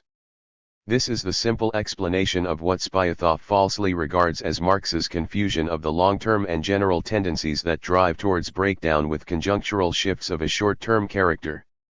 The crisis is therefore, from the standpoint of capitalist production, a healing process through which the valorization of capital is restored. Crises are always but momentary and forcible solutions of the existing contradictions. They are violent eruptions which for a while restore the disturbed equilibrium. Marx, 1959, p. 249. By its very nature the duration of this process of recovery is interminable. Whereas the time span of accumulation can be calculated down to its maximal point z, so that the length of the upswing is determinate, an exact determination of the length of the crisis is not possible. By one means or another the entrepreneur strives to restore valorization until sooner or later he succeeds in doing so. The crisis is only a more or less prolonged interval between 2 phases of accumulation. Once counteracting tendencies come into play, the assumptions under which the analysis was worked out necessarily change. A modification to these assumptions along the lines suggested above would mean that for a period of time the process continues on a new basis, up until a new absolute crisis which can be exactly determined under the new set of assumptions and calculated according to the same formula.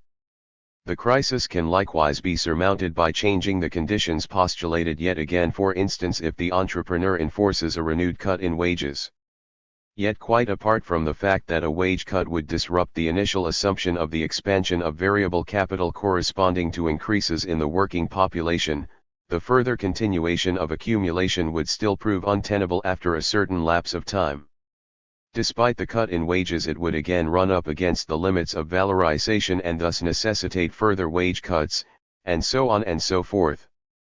These underlying connections enable us to draw out the true meaning of Marx's statement that it lies in the essence of capitalism to push wages not simply down to the minimum necessary for subsistence, but even lower than this minimum. The zero of the laborer's cost is therefore a limit in a mathematical sense, always beyond reach, although we can always approximate more and more nearly to it. The constant tendency of capital is to force the cost of labor back towards this zero. 1954, p. 562. Later Marx states that the greater the social wealth, the functioning capital, the extent and energy of its growth, and, therefore, also the absolute mass of the proletariat and the productiveness of its labor, the greater is the industrial reserve army. The same causes which develop the expansive power of capital, develop also the labor power at its disposal. The relative mass of the industrial reserve army increases therefore with the potential energy of wealth. But the greater this reserve army in proportion to the active labor army, the greater is official pauperism. This is the absolute general law of capitalist accumulation. Like all other laws, it is modified in its workings by many circumstances, the analysis of which does not concern us here. p. 603. Marx goes on to argue that in proportion as capital accumulates, the lot of the laborer, be his payment high or low, must grow worse. p. 604. People have tried to challenge this absolutely necessary general tendency which is inherent in pure capitalism by reference to the actual level of real wages in this or that period. As if Marx ever denied that it was possible for real wages to increase in specific phases of capitalist accumulation. The fact remains that at a late stage of accumulation this general tendency towards the depression of real wages emerges inexorably from the very process of capital accumulation on the basis of a rising organic composition. It follows that this tendency can be delayed for some time, it can be slowed down by the action of specific counteracting tendencies, but it cannot be abolished. Abstracting from such purely temporary phases, we see that from a certain point of accumulation onwards wages must decline continuously under pure capitalism, despite any initial increases. After this point the tempo of accumulation and technological advance slows down and the reserve army grows. Obviously such a process cannot last indefinitely. A continuous deterioration of wages is only possible theoretically, it is a purely abstract possibility. In reality the constant devaluation of labor power accomplished by continual cuts in wages runs up against insuperable barriers. Every major cut in its conditions of life would inevitably drive the working class to rebellion. In this way, and through the very mechanism that is internal to it, the capitalist system moves incessantly towards its final end, dominated by the law of entropy of capitalist accumulation. Why the Marxist theory of accumulation and breakdown was misunderstood. There are specific reasons why the compelling logic of Marx's theory of accumulation was never followed through consistently to its proper conclusion, even by Marxists themselves. From his correspondence it is possible to see how painful it was for Marx to find that even in party circles in Germany there was an almost unbelievable indifference to capital. The immaturity of the German workers' movement of that time corresponds better to Lassalle's pamphlets than to the massive and brilliant structure of Marx's theory. Even the leading thinkers of the workers' movement were incapable of grasping the decisive aspects of Marx's theory. It is quite typical that W. Liebknecht in 1868 requested Engels to clarify where the real difference lies between Marx and Lassalle. So it is not difficult to understand why, as M. Beer tells us today, that down to 1882 and for some years afterwards, there was practically no trace of Marxism in Germany.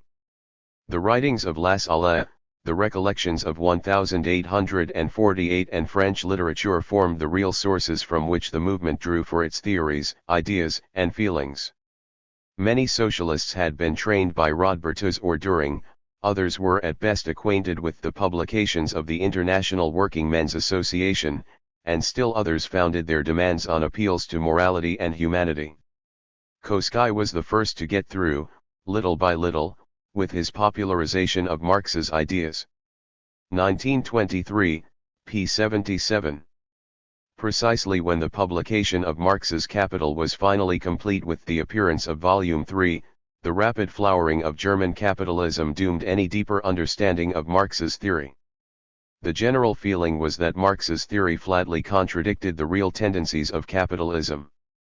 Far from any further deepening of Marxist theory, it was an epoch characterized by a drift away from it. It was this period of vigorous capital accumulation, 1890-1913, that gave birth to revisionism and to those notions of an unfettered, equilibrated capitalism which would recur later even in the writings of the official spokesmen of theory, like Hilferding and Bauer. The case of Hilferding shows how deeply the fear of catastrophe characteristic of bourgeois economists penetrated into this tendency of Marxism. In historical retrospect such an attitude to Marx's Capital is understandable. The great popularity of the book was initially due to the parts which describe the immediate process of production within the factory. Its description of the labor process, which is simultaneously a process of producing value and surplus value, focused sharply on the position of the working class and its exploitation by capital and made the day-to-day class struggle something entirely comprehensible. So Volume 1 became the Bible of the working class for decades to come. Those parts of the work which describe the historical tendencies of capital accumulation suffered an entirely different fate. However brilliantly they handled the question of capitalist breakdown, they were doomed to remain unintelligible. Capitalism had still to reach a maturity where the question of breakdown and the problem of realizing socialism could possess an immediate reality. Marx was so far ahead of his own time that these portions of his work were bound to remain incomprehensible at first, and in this sense Marx's own life work only went to confirm even further the truth of the materialist conception of history. 2 whole generations had to pass, following the appearance of capital. Before the general advance of accumulation ripened capitalism to its present imperialist stage and generated the conflicts that would find an ephemeral solution in the massive convulsions of war. Only now did the question of achieving socialism gradually descend from the nebulous world of the socialist program to the reality of day-to-day practice. Today we turn to capital in search of answers to questions that are no longer purely academic, no longer simply problems of theory, but problems rooted in the needs of daily life. The historical situation has changed, and this change tears aside the veils that concealed entire words and meanings from previous generations. The time has come for a reconstruction of Marx's theory of breakdown. Rate of profit and mass of profit have entirely different meanings for theory, despite the close connection between them. Several writers like Charasov, Boudin, and others felt that the central point of Marx's theory was contained here. But they could not demonstrate the necessary breakdown of capitalism because they confined their attention to the fall in the rate of profit. Breakdown cannot be derived from this. How could a percentage, a pure number such as the rate of profit, produce the breakdown of a real system? Table 2 showed that the capitalist system can survive despite the fall in the rate of profit, and that the final breakdown in year 35 has nothing to do with the falling rate of profit as such. We cannot explain why in year 34, with a rate of profit of 9.7%, the system survives, and why in the next year, with a rate of profit of 9.3%, it breaks down. An explanation is only possible when we relate the breakdown not to the rate of profit, but to its mass. Accumulation depends not only on the rate of profit but on the amount of profit. Marx, 1969, p. 536. If we accept the view of Sombart and Bauer that value in Marx is in no sense a real phenomenon but merely an idea, a mental fact or an aid to thought, then the breakdown of capitalism due to a relative decline in the mass of profits, a decline in the rate of profit, is simply the external expression of this fact, becomes an inexplicable mystery. Ideas can scarcely destroy a real system. This is why Sombart and Bauer could never come to terms with the Marxian theory of breakdown. But matters are quite different if value and therefore the mass of profit is conceived as a real magnitude. In this case the system has to break down due to a relative fall in the mass of profit, even if the latter can increase, or does increase, absolutely. A falling rate of profit is thus only an index that reveals the relative fall in the mass of profit. The falling rate of profit is, moreover, only important for Marx insofar as it is identical with a relative decline in the mass of surplus value. Only in this sense is it possible to state that with a falling rate of profit the system breaks down. The rate of profit falls because the mass of profit declines relatively. The drop in the rate of profit expresses the falling relation of surplus value to advanced total capital. Marx, 1959, p. 214. It is this relative decline in the mass of profits, or of surplus value, conceived as a real magnitude, that accounts for the conflict between the expansion of production and production of surplus value. p. 247. Beyond a certain limit to accumulation there is too little surplus value to secure the normal valorization of the constantly expanding capital. The factors of the breakdown and the business cycle. Writers like O. Morgenstern, 1928, simply reject the notion that there are any regular or systematic economic fluctuations. They ascribe to crises a purely contingent character in the sense that phases of expansion and decline succeed one another purely accidentally. H. Dietzel saw purely random fluctuations of the harvest as the basic determinant of conjunctural oscillations, 1909. Bohm-Bawerk thought a theory of the economic cycle could only form the concluding chapter of a logically complete economic theory. In that case, when it asserts that a theory of economic cycles is impossible, bourgeois economics only ends by confessing the bankruptcy of its own economic science. No representative of bourgeois economics could give even a moderately exact causal explanation of the periodicity of crises. At best they could give only a partial explanation of this or that phase of the economic cycle. This failure to account for the periodicity of crises obviously also removes any theoretical basis for establishing the length of the individual phases or the amplitude of the cyclical movements. When it comes down to determining the span of the individual phases, commentators have plunged straight into empiricism. The fantastic uproar created recently by the exact results attained by the various business cycle schools only goes to hide the state of theoretical bankruptcy and hopeless empiricism that lurks behind the mathematical disguises of these schools. In the United States, observations led to the conclusion that there has been a tendency for the phases of the cycle to become shorter. In contrast, Tugan-Baranovsky, from his own survey of the British data, came to the conclusion that the cyclical crises have become more prolonged, 1901, p. 166. The debate on method fought out over the last 4 decades between the historical and the deductive schools, regarding the way a theory is constructed, has simply passed over bourgeois economists without any deeper traces. Today, in the field of business cycle studies, the hopeless empiricism of the historical school of Schmaler is again dominant. What was the old historical school if not an attempt to establish a preparatory basis for the construction of theories in the form of the richest possible historical evidence? The whole orientation of the modern business schools in the United States and Europe is characterized by the compilation of data of this kind, with only this difference, that the data is perhaps more contemporary. The basic concern of all their work is the selection of appropriate indicators. If in America these relate chiefly to circulation, prices, markets, in Germany production is also considered. Yet the basic point is that in either case causal explanation is displaced by description. Bourgeois economics is today tired of theory. Allo is therefore quite right in saying that, basically over the last decade business cycle theory has not advanced a single step forward, 1926, p. 166. 8. Yet even among Marxists there is no less confusion in this field.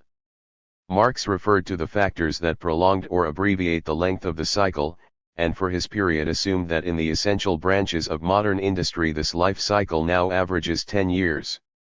However, we are not concerned here with the exact figure, 1956, pages 188-9. The amplitude of the cyclical movements, or of the varying phases of the industrial cycle could be greater or smaller. Yet this would not abolish the periodicity of the movement.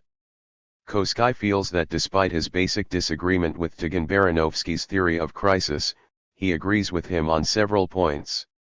One of these is Tugan-Baranovsky's remarks on the causes that determine the periodicity of crises, 1901, p. 133. That this is logically untenable should be obvious. How can one disagree with the theory of crisis and yet accept the causes of periodicity proposed by this theory?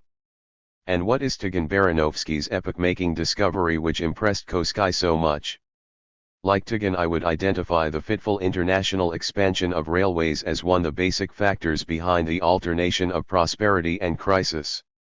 In the 19th century the expansion of the world market and the extension of the railways went hand in hand. p. 137. This is how Koski distorted and vulgarised the Marxian theory of crisis. It is quite natural that Lederer then supposed that the labor theory of value is quite incapable of tackling dynamic phenomena and that apart from Luxemburg's theory the whole question of booms and slumps can only be viewed as one of disproportionality. 1925, p. 359. Lederer argues that within the labor theory of value, crises are explained either in terms of the contradiction between increases in productivity and the lagging capacity of the market, or from a wrong distribution of means of production in the individual spheres. But if these are really the causes of crisis, there is no reason why an understanding of these causes should not eliminate crises altogether. Moreover, the periodic character of the crisis is not explained by these theories. p. 360. In other words, given a labor theory of value, we end up either with an underconsumption theory or with a disproportionality theory, and neither of these can account for periodicity. 9. I have shown that given the labor theory of value, Marx's theory of accumulation does lead to a theory of breakdown and crises, but for quite different reasons to those listed by Lederer. The theory of overaccumulation explains why the reproduction process necessarily takes a cyclical form, and it is the only theory that allows us to establish the length of the individual phases of the cycle. 10. Given the method underlying this book, the procedure by which we seek to establish the duration of the phases cannot be an empirical or a statistical one. Even if a firm statistical relationship could be established between certain economic phenomena and the duration of the cycle, this would not by itself show the logically necessary character of the relationship. By means of statistics, one can never show why variations in one factor should necessarily cause variations in another. Hayek is quite right in saying that empirically ascertainable relationships among economic facts remain theoretically problematic as long as they are not reducible to underlying patterns whose logically necessary character emerges independently of their statistical determination. 1928, p. 251. He goes on to state that, as with any economic theory, there are basically only two criteria of validity for a theory of business cycles. Such a theory has to be deducible in a logically rigorous way, from the basic principles of the given system of theory, and secondly, it has to be able to generate a purely deductive explanation of the various phenomena one actually observes in the course of the cycle. p. 252. Obviously, this also holds for the duration of its specific phases. Therefore, in the following I want to derive the amplitude of cyclical movements in a purely deductive manner, as a necessary consequence of the basic elements of the mechanism of reproduction. The formula proposed earlier gives an exact specification of the factors that determine the duration of the phase of expansion. The length of the phase can be calculated under the conditions specified in the scheme, even if in actual reality the pure movement of the scheme is intersected by circumstances of the most varied kind. I shall use Bauer's reproduction scheme to show how the length of the phase of expansion is abbreviated or prolonged depending on the variations of these factors. First, if Bauer had assumed a higher initial organic composition of capital, for instance, 200,000 C plus 25,000 V, and thus a smaller reservoir of surplus value, the system would break down much earlier because the consumption of the capitalists, the K portion, would already start declining from year 1. This is shown in Table 2.3. If the rate of accumulation were doubled to 20%, or the breakdown would follow in year 8. Already by this year the additional constant capital required would be larger than the total surplus value available. Nothing would be left for additions to variable capital, A, or for capitalist consumption. So far we have looked at the rate of accumulation of constant capital purely from the side of its value magnitude. But what would this factor mean if we were to look at it not from its value aspect, but from the aspect of its natural form or its material content? It represents the means of production which are necessary for expanding the productive apparatus. Now, what influence does the physical and moral life cycle of this element have on the course of accumulation? Sismondi had already claimed that crises are closely connected with the life cycle of fixed capital.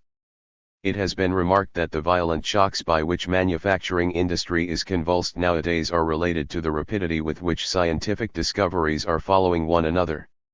Not only are the values of existing commodities thereby diminished, but the entire fixed capital and all the machinery is rendered useless. Grossman, 1924, p. 45. However, no one before Marx explained what exactly the connection was. The reproduction scheme has so far assumed, for the sake of simplification, that the life cycle of fixed capital equals one period of reproduction, that fixed capital is completely used up in each cycle of production and therefore has to be renewed from the year's product. This assumption has a merely fictitious character and it has to be modified. It is more realistic to suppose that the fixed component of constant capital operates over several cycles of production and does not need to be renewed annually. Its participation in the production of value and surplus value is extended over several years. In this case, even if the value of the fixed capital is transferred to the product in a smaller annual rate of depreciation, it nevertheless helps in creating a growing mass of value, and therefore of surplus value, in proportion to its actual durability. The valorization of the given capital is thereby improved, so that the breakdown tendency is weakened, the duration of the phase of expansion is prolonged. Because technological improvements progressively consolidate the physical durability of fixed capital, we have here a factor that tends to prolong the business cycle. The moral depreciation of fixed capital had precisely the opposite effect. By shortening the time during which the fixed capital functions and thereby reducing the total mass of value and surplus value which it forms, it only makes the valorization of the given capital worse and cuts short the period of accumulation, or the upswing. About this Marx says, as the magnitude of the value and the durability of the applied fixed capital develop with the general development of the capitalist mode of production, the lifetime of industry and of industrial capital lengthens in each particular field of investment to a period of many years. Whereas the development of fixed capital extends this life on the one hand, it is shortened on the other by the continuous revolution in the means of production, which likewise incessantly gains momentum with the development of the capitalist mode of production. This involves a change in the means of production and the necessity of their constant replacement, on account of moral depreciation, long before they expire physically. One may assume that in the essential branches of modern industry this life cycle now averages 10 years. However, we are not concerned here with the exact figure. This much is evident: the cycle of interconnected turnovers embracing a number of years, in which is held fast by its fixed constituent part, furnishes a material basis for the periodic crises. During this cycle business undergoes successive periods of depression, medium activity, precipitancy, crisis. 1956, pages 188-9. Thirdly, an increase in the accumulation of variable capital has the same effect as the rate of accumulation of constant capital if the population remains constant or grows at the assumed rate of 5%.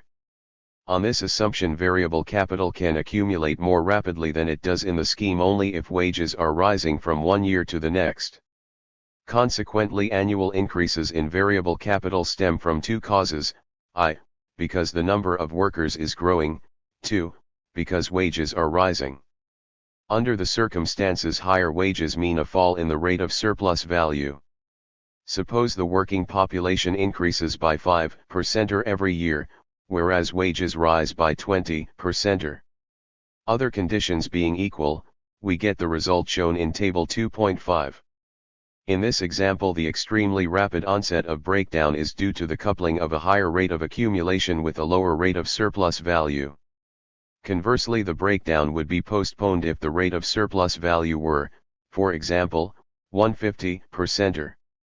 In short, the duration of the upswing, or the point at which the breakdown, and thus the downturn into crisis, intervenes, is a function of four variable but compatible elements: the level of the organic composition of capital, the rate of surplus value, the rate of accumulation of constant capital, and the rate of accumulation of variable capital. Crises and the theory of underconsumption. Once we have grasped the causes of the boom, it becomes possible to explain a series of empirical phenomena which the existing theories of crisis explain only inadequately. It is said that inflation creates an artificial boom. But what is artificial about a boom of this kind? How is a so-called artificial boom different from a real one? For instance, if the underconsumption of the masses is the basic cause of crises, then inflation should occasion a massive crisis because wages will lag behind commodity prices, real wages will fall, and the underconsumption of the working class will increase sharply. but if inflation means an upswing in the economic cycle, this only shows that the underconsumption of the masses cannot be a sufficient explanation of crises. According to this inflationist theory, the appearance of a boom is something quite self-evident. As real wages fall, the rate of profit rises and valorization is improved. The necessity of the cyclical process has already been shown despite the abstraction from any consideration of variations in commodity prices, wages, and the rate of interest. In fact, their movements are only a consequence of the underlying cyclical movements. Therefore, to presuppose them is to fall into the error of logical circularity. We started by assuming complete equilibrium where, despite a continuously rising technological level, the accumulation of capital can keep the entire working population employed. In this state, defined by proportional increases in capital and labor power, accumulation can proceed without any changes in the structure of prices. I have shown that even assuming these favorable conditions, there must come a point at which accumulation necessarily breaks down. However, a proportional accumulation of this kind is quite unrealistic. The capitalist mechanism contains no regulator that could consciously adapt the scale of accumulation to the requisite state of equilibrium. The actual scale of accumulation will tend to deviate from the equilibrium positions specified in the reproduction scheme. The magnitude of accumulation depends on how much of the surplus value is accumulated as constant and variable capital and how much goes into the personal consumption of the capitalist. In principle, two cases are possible: accumulation may either surpass the equilibrium level or fall short of it. In practice, however, only the second case is possible, in which only a part of the surplus value is earmarked for purposes of accumulation. For instance, constant capital grows by just 5% a year instead of the 10% assumed by the scheme. In that case, not all of the new workers will be absorbed into the productive process and a reserve army will be formed year by year. Part of the remaining, uncapitalist surplus value will enter capitalist consumption. The remainder will be kept in reserve for investment purposes in the form of loan capital. So far we have taken the total social capital that is productively absorbed into the process of reproduction as a single unit and assumed that the industrial capitalist deploys his own capital. This assumption is purely fictitious and only justifiable methodologically for purposes of simplification. It excludes the moneyed capitalist or rentier from the scope of the analysis. If all capital were in the hands of the industrial capitalists, there would be no such thing as interest and the rate of interest. Marx, 1959, p. 377. But interest exists and our fictitious assumption therefore has to be dropped. In reality, only a minor proportion of capitalists operate exclusively with their own capital. The majority of industrial capitalists, even if in different numerical proportions, work with their own and borrowed capital, p. 376. Therefore, credit in the sense of the portion of surplus value that is saved has to be reintroduced into the analysis. The abstract reproduction scheme is thus enriched by a further empirical moment and the analysis comes a step closer to actual reality. Marx states that, for the productive capitalist who works on borrowed capital, the gross profit falls into two parts: the interest, which he is to pay the lender, and the surplus over and above the interest, which makes up his own share of the profit. 1959, pages 372-3. It follows that the magnitude of the profit that actually falls to the industrial capital is determined by the interest, since this is fixed by the general rate of interest, and assumed to be given beforehand, before the process of production begins, p. 373. Even if there is no law which determines this general rate of interest, there is still an average level of the rate of interest corresponding to an equilibrium state of production in a given country at a given period of time. When the productive apparatus is in this state of equilibrium, the entire social surplus value will be used for accumulation, insofar as it is not personally consumed. Yet one group of capitalists, moneyed capitalists and rentiers, do not function directly in the productive process, they transfer their capital to capitalists who do. The interest that this group receives from its capital can be regarded as a normal interest determined by the number of these capitalists, the size of their capital and so on. However, we are not dealing with a case of equilibrium but one in which part of the surplus value due for accumulation cannot find productive employment. This loanable portion of capital, which is neither consumed nor directly capitalized, but appears in the money market in search of investment, stimulates business activity by depressing the rate of interest below its normal level in the sense just defined. Accumulation is thus speeded up.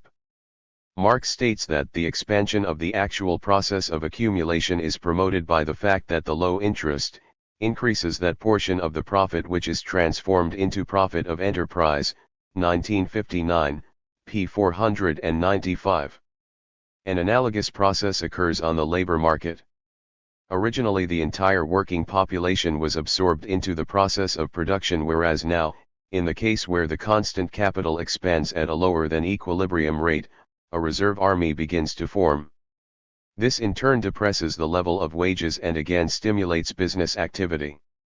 The rate of surplus value exceeds 100% because of both factors, and the growing profitability on capital produced by a cheapening of the elements of production accelerates the tempo of accumulation. The rate of accumulation would again approximate to its equilibrium rate. Table 2.8 shows that even if we were to assume that constant capital expands at the low rate of 5% a year, the available loan capital would tend to run dry in the course of accumulation. Table 2.9 shows that the course of accumulation breaks up into two distinct phases. In the first, extending over 3 years, there is a growing mass of loan capital which reaches its maximum point at the end of the third year. Obviously, this expansion of loan capital depresses the rate of interest below its normal level and incites the capitalist to expand the scale of production further. The fourth year is the turning point. Due to accumulation, the scale of production reaches a level where there is not enough surplus value to valorize the accumulated capital. The accumulation fund, AC plus AV, shows a deficit of 4,523, which is initially covered by borrowings. This in turn reduces the total mass of available loan capital. Such reductions persist until in the sixth year the loan is completely exhausted. Year 6 is the starting point of the crisis because there is not enough surplus value to continue accumulation, even after borrowings. This means that the already functioning capital has been over-accumulated, there is too much of it. Marx characterizes the process in the following way. The interest now rises to its average level. It reaches its maximum again as soon as the new crisis sets in.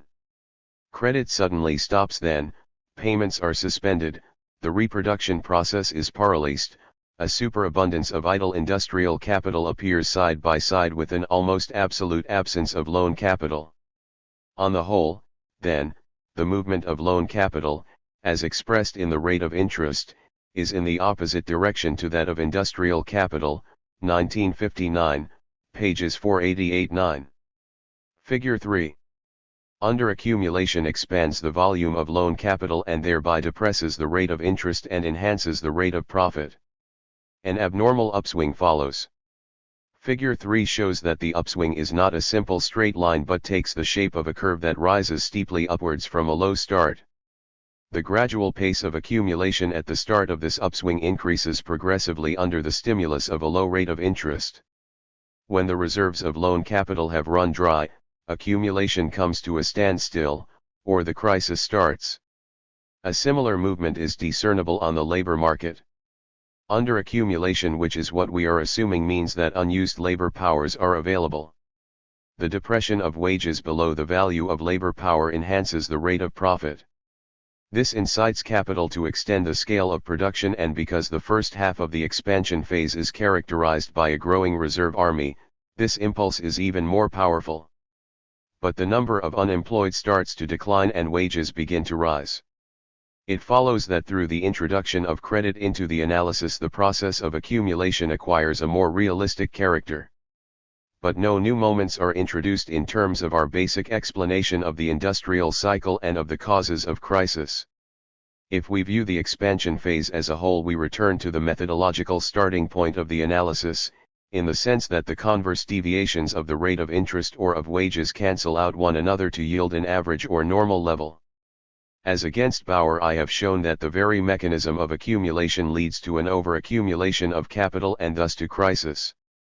Even a cut in wages can only proceed within definite insuperable limits. Thus accumulation necessarily comes to a standstill or the system collapses. At the moment of crisis, capital in the form of the portions of surplus value previously destined for accumulation are excluded from the process of production. Absolute overproduction begins as unsold stocks accumulate. Money capital in search of investment can no longer be applied profitably in production and turns to the stock exchange. The activity of the stock exchange is insuperably bound up with the movement of interest on the money market. The price of these securities rises and falls inversely as the rate of interest. Marx, 1959, p. 467. As the rate of interest jerks upward at the start of every crisis, the price of these securities registers a precipitous fall. When the money market is tight, these securities will fall in price for two reasons: first, because the rate of interest rises, and secondly, because they are thrown on the market in large quantities in order to convert them into cash. p. 467. The depreciation of securities in times of crisis initiates a massive drive for speculation, which is why the end of the crisis, or the phase of depression, goes together with feverish activity on the stock exchange. At Z point, figure 3, there is overaccumulation, a shortage of investment opportunities, in short, large amounts of disposable capital. This capital turns to the exchange. Lederer's argument that even in times of depression savings find investment, 1925, p. 377, ignores the purely illusory character of this investment. From the banker's point of view, the stock exchange might be as profitable as any other type of investment. But investments on the stock exchange create neither value nor surplus value. Capital simply shifts according to the stock market quotations. After its dramatic rise during the crisis, the rate of interest falls in the depression and the early stages of the period of expansion, and so the value of securities start appreciating. As soon as the storm is over, this paper again rises to its former level. Marx, 1959, pages 467-8. In this way its depreciation in times of crisis serves as a potent means of centralizing fortunes. p. 468.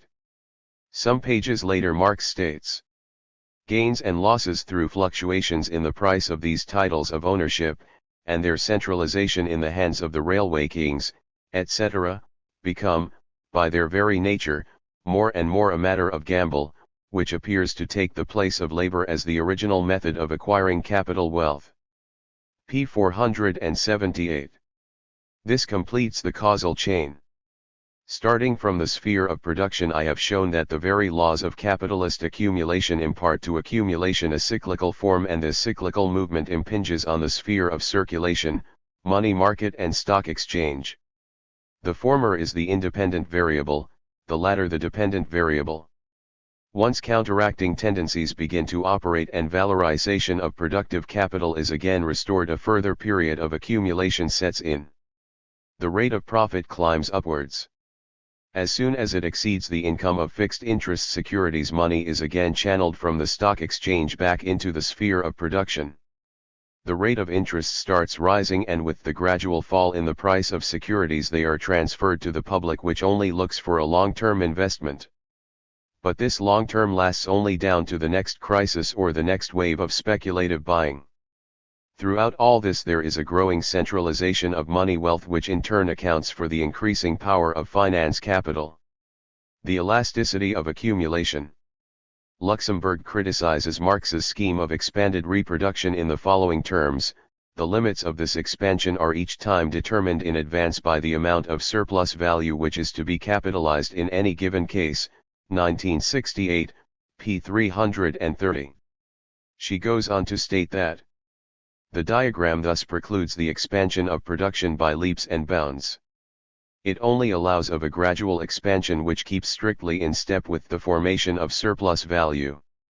For the same reason, the diagram presumes an accumulation which affects both departments equally and therefore all branches of capitalist production. It precludes expansion of the demand by leaps and bounds just as much as it prevents a one-sided or precocious development of individual branches of capitalist production. Thus the diagram assumes a movement of the aggregate capital which flies in the face of the actual course of capitalist development. p. 342. This criticism has generated a whole school. A series of Marxist writers have repeated Luxemburg's objections, assuring us that Lenin was the first to formulate the law of the uneven development of capitalism. Yevgeny Varga tells us that in Capital Marx did not give a purely economic foundation to the law of the uneven development of capitalism. He took the totality of phenomena as his starting point, 1926, Der Überimperialismus, p. 246. Apparently Lenin was the first to propose the law of uneven development, p. 248. Likewise Nikolai Bukharin refers to the Leninist law of the unevenness of capitalist development, 1926, p. 9. As always, Sternberg blindly follows whatever Luxemburg has to say. In a rigid schema of exchange under pure capitalism, the sporadic development of individual industries would be inconceivable, 1926, p. 153. The falsehood of this view is perfectly obvious. Marx ridiculed the harmonist theory of a balanced proportional accumulation in all spheres of production. If this sort of accumulation were possible, crises would not exist. This is why Marx says, there would be no overproduction if demand and supply corresponded to each other, if the capital were distributed in such proportions in all spheres of production, that the production of one article involved the consumption of the other, and thus its own consumption. There would be no overproduction, if there were no overproduction. Since, however, capitalist production can allow itself free rein only in certain spheres, under certain conditions, there would be no capitalist production at all if it had to develop simultaneously and evenly in all spheres. 1969, p. 532. Luxemburg's criticisms could only have arisen through a failure to grasp the basic aspects of Marx's methodological procedure. Marx's reproduction scheme represents the average line of accumulation, that is the ideal normal trajectory in which accumulation occurs proportionally in both departments. In reality, there are deviations from this average line. Marx himself repeatedly draws attention to the elastic power of capital, but these deviations are only explicable in terms of the average line. Luxemburg's mistake is that a model that represents only the ideal trajectory in a range of possibilities is taken for an exact description of the actual trajectory of capital. The same is true of Bauer. He imagines that the magnitudes of his production scheme are the only possible form in which the process of production can advance without breaks. For each year of production in Bauer's scheme, it would be possible to generate a series of variants, each of which would represent a distinct configuration of the departmental distribution of capital without altering the scale of total social production. For the given social scale of production, various equilibrium positions are conceivable. For instance, accumulation may be totally confined to Department I, in which case for several years it would show a powerful development by leaps and bounds, while Department simply stagnates. Nothing is more characteristic of Luxemburg's scholasticism than the way she criticizes Marx's reproduction schemes. Where Marx analyses a case of proportional accumulation, Luxemburg objects that he precludes the expansion of production by leaps and bounds. Yet if Marx proceeds to the opposite case, she says, Marx enables accumulation to continue by broadening the basis of production in Department I. Accumulation in Department II appears only as a condition and consequence of accumulation in Department I. Department I retains the initiative all the time, Department II being merely a passive follower. Thus the capitalists of Department II are only allowed to accumulate just as much as is needed for the accumulation of Department I. p. 122. This only shows how completely Luxemburg has misunderstood the significance of Marx's methodological procedure. For who could ensure that accumulation takes place proportionally in the two departments? No such regulator exists under capitalism or can exist. It follows that proportional accumulation is a purely ideal case, a fiction that could actually prevail only accidentally. As a rule, the actual process of accumulation is quite unequal in the various branches. The restricted development of productive forces under capitalism. If the capitalist system inevitably breaks down due to the relative decline in the mass of profit, we can understand why Marx ascribed such enormous importance to the tendential fall in the rate of profit, which is simply the expression of this breakdown. It is also clear what it means to say, the real barrier of capitalist production is capital itself. It is that capital and its self-expansion appear as the starting and closing point, the motive and purpose of production. Marx, 1959, p. 250. Marx criticizes Ricardo for confusing the production of use values with the production of value, the labor process with the valorization process. He cannot therefore admit that the bourgeois mode of production contains within itself a barrier to the free development of productive forces, a barrier which comes to the surface in Crises, 1969, pages 527-8. From a purely technological aspect, as a labor process for the production of use values, nothing could impede the expansion of the forces of production. This expansion encounters a barrier in the shape of the valorization process, the fact that the elements of production figure as capital which must be valorized. If profit disappears, the labor process is interrupted. The greatest possible valorization forms the specific aim of the capitalist process of production. The barrier to the development of the forces of production of capitalism is of a twofold nature. In the first place, the level of technological perfection attainable under capitalism is far lower than it could otherwise be from a social standpoint. Marx was the first to show that under capitalism there is far less scope for the application of improved means of production. From the standpoint of capital, what matters is economies in the use of paid labor, and not labor as such. For example, if the production of a commodity costs society 10 hours of labor time, it would make use of any machine that could economize on the labor time even if 9.5 hours were still needed to produce that commodity. But if a capitalist pays the worker the equivalent of, say, 5 hours of labor, he will only find the use of machinery to his advantage if it costs him less than 5 hours. Quite apart from Asia and Africa, there are large parts of Eastern and Southeastern Europe today where living labor is so cheap that it does not pay the capitalist to use machinery. Thus, although human labor could be replaced by machinery, it is in fact massively wasted. Even in the more advanced capitalist countries like Germany and the United States, advanced technology is confined to a relatively small group of capitalists, next to whom there is a large mass of technically backward enterprises which squander human labor by using outdated machinery and manual labor. Even the best technology that is used is not identical with the best that is available.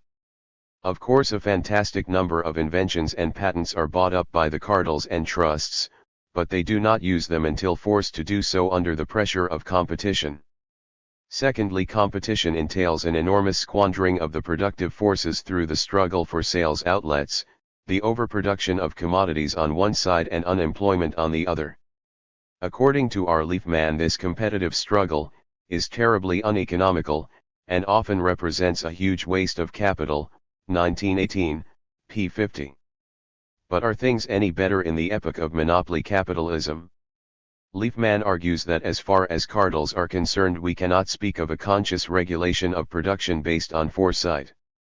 In fact, it turns out that while cartel formation gives a powerful impetus to expanding the scale of production of the enterprise, the cartels often find the greatest difficulties in disposing of the enormously expanded production. Liefman maintained that as a rule the cartels have no means of preventing an excessive expansion of enterprises, pages 69-70. Liefman refers to the huge overcapitalization that characterizes the cartels. After the war, underutilization of capacity became a general phenomenon in the leading capitalist countries. This is the celebrated regulation of production by the cartels and trusts, not a planned calculation and distribution of production according to needs, but restrictions on the utilization of productive capacity in order to push up the level of prices and profits.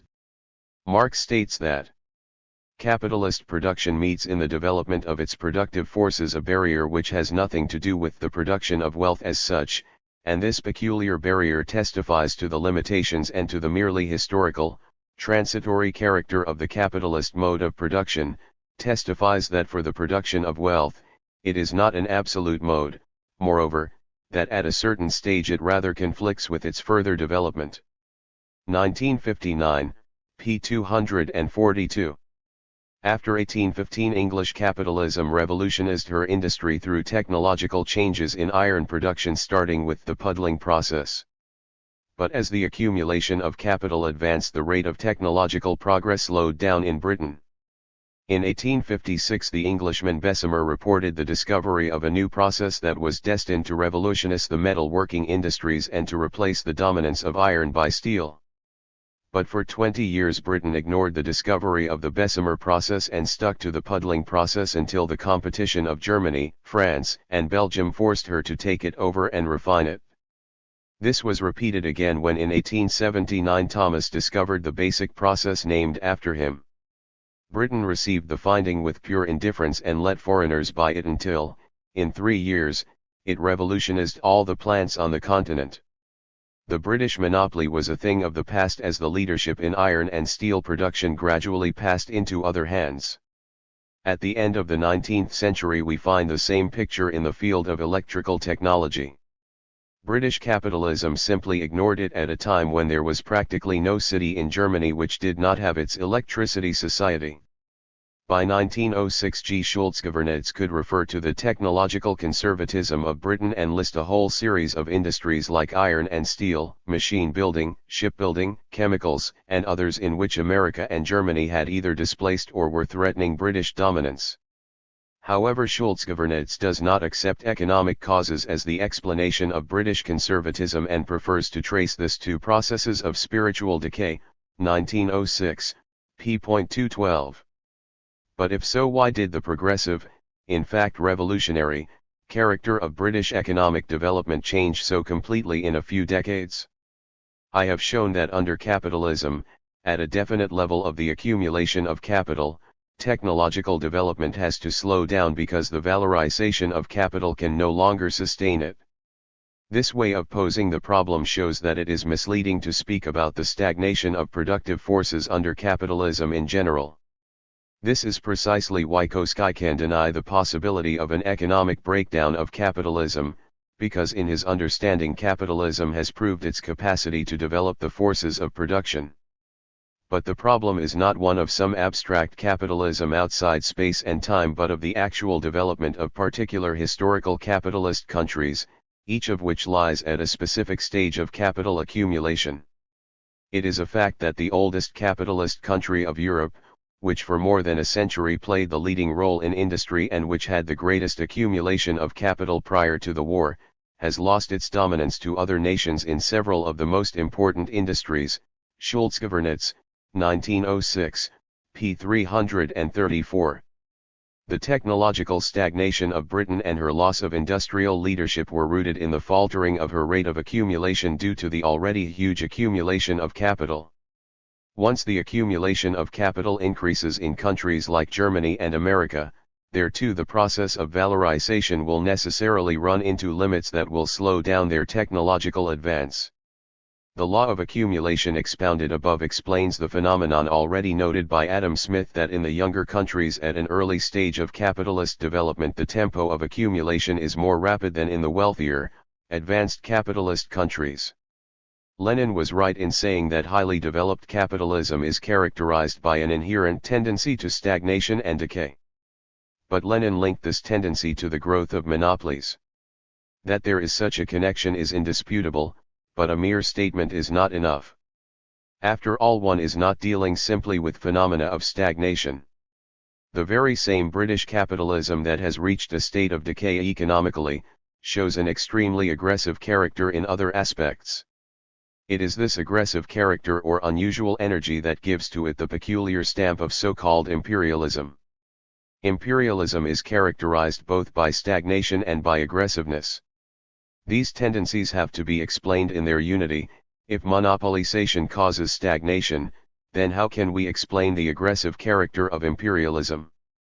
In fact, both phenomena are ultimately rooted in the tendency towards breakdown, in imperfect valorization due to overaccumulation. The growth of monopoly is a means of enhancing profitability by raising prices and, in this sense, it is only a surface appearance whose inner structure is insufficient valorization linked to capital accumulation. The aggressive character of imperialism likewise necessarily flows from a crisis of valorization.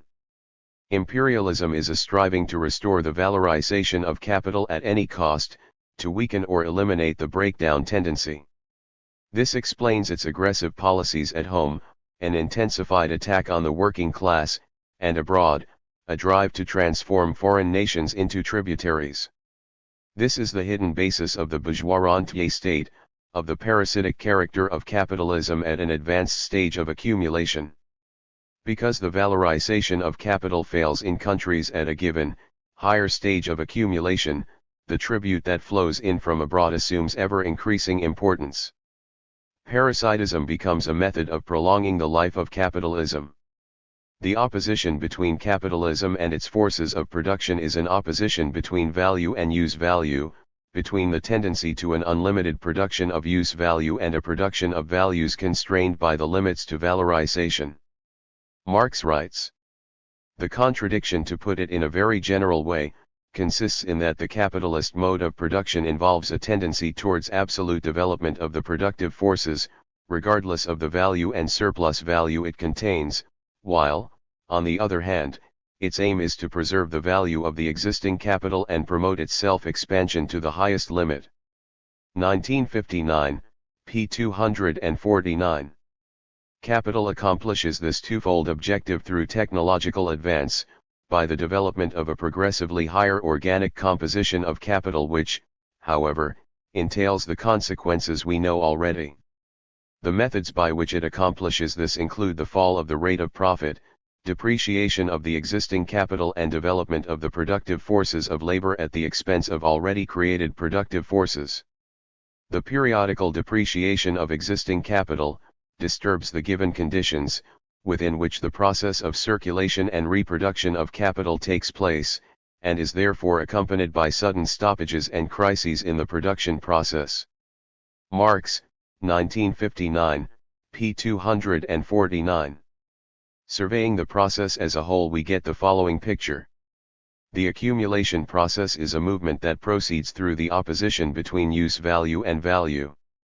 From the use value aspect, the forces of production are developed absolutely ruthlessly. This accumulation of use values, which is simultaneously an accumulation of values, leads to a fall in the rate of profit, which in turn means that valorization of the advanced capital is no longer possible at the given rate. This means a crisis, a devaluation of the existing capital. Yet this reanimates the accumulation of capital from its value side. The accumulation of capital in terms of value is slowed down by the falling rate of profit, only to hasten still more the accumulation of use values, while this, in its turn, adds new momentum to accumulation in terms of value. Marx, 1959, p. 250. The entire process moves by fits and starts, through crises and their attendant devaluation of capital, so that the forces of production find their limit in the possibilities of valorization. Marx writes, "The limits within which the preservation and self-expansion of the value of capital resting on the expropriation and pauperization of the great mass of producers can alone move these limits come continually into conflict with the methods of production employed by capital for its purposes, which drive development of the social productivity of labor. The means unconditional development of the productive forces of society comes continually into conflict with the limited purpose, the self-expansion of the existing capital. The capitalist mode of production is, for this reason, a historical means of developing the material forces of production and creating an appropriate world market, and is at the same time a continual conflict between this its historical task and its own corresponding relations of social production." 1959, p. 250. Similarly, in a passage some pages later, Marx writes, "Here the capitalist mode of production is beset with another contradiction. Its historical mission is unconstrained development in geometrical progression of the productivity of human labor. It goes back on its mission whenever, as here, it checks the development of productivity. It thus demonstrates again that it is becoming senile and that it is more and more outlived itself. p. 262. The ideas developed here were already proposed in Capital Volume 1 in a more general form. But in these passages from Volume 3 Marx shows concretely through an analysis of the capitalist process of accumulation that capitalism, though historically necessary for the expansion of productivity, becomes in the course of time a fetter on this expansion. The Marxist theory of imperfect valorization. Let us suppose with Luxemburg that capitalism is not the exclusively prevalent mode of production but has to rely on a non-capitalist sector. In that case, on the periphery of Bauer's scheme there are non-capitalist markets that buy up the surplus value produced capitalistically within the scheme, but otherwise unsaleable. Let us suppose that only after this transaction is the surplus value convertible into a usable natural form and earmarked for accumulation in the capitalist country. In short, we assume that Bauer's scheme now represents an accumulation whose elements have returned from the non-capitalist countries after being realized there. But what follows? Even if the surplus value were realized in the non-capitalist countries, the breakdown of capitalism would still be inevitable due to the causes mentioned. This only shows that Luxemburg's entire hypothesis is totally irrelevant to the problem concerned and therefore quite superfluous. Whether surplus value is realized internally or in a non-capitalist sector has no bearing either on the lifespan of capitalism or on the timing and inevitability of its final collapse. In both cases the breakdown would be inevitable and its timing would be the same. This flows from the fact of capitalist accumulation on the basis of a progressively rising organic composition of capital, from the fact that C grows faster than V. The question of where the surplus value is realized is quite irrelevant. All that matters is the magnitude of the surplus value. The first 2 decades of discussions around Marx were dominated by the idea of the breakdown of capitalism. Then, around the turn of the century, Tugan-Baranovsky came up with his theory of a possible unlimited development of capitalism. He was soon followed by Hilferding and Bauer and finally Kosky. So it was entirely natural that Luxemburg should defend the fundamental conception of the inevitable breakdown of capitalism against the distortions of Marx's epigones. But instead of testing Marx's reproduction scheme within the framework of his total system and especially of the theory of accumulation, instead of asking what role it plays methodologically in the structure of his theory, instead of analyzing the schema of accumulation down to its ultimate conclusion, Luxemburg was unconsciously influenced by them. She came around to believing that Marx's schemes really do allow for an unlimited accumulation. We are running in circles, quite in accordance with the theory of Tugan-Baranovsky. Considered in isolation, Marx's diagram does indeed permit of such an interpretation, since he himself explicitly states time and again that he aims at presenting the process of accumulation of the aggregate capital in a society consisting solely of capitalists and workers. Luxemburg, 1968, pages 331.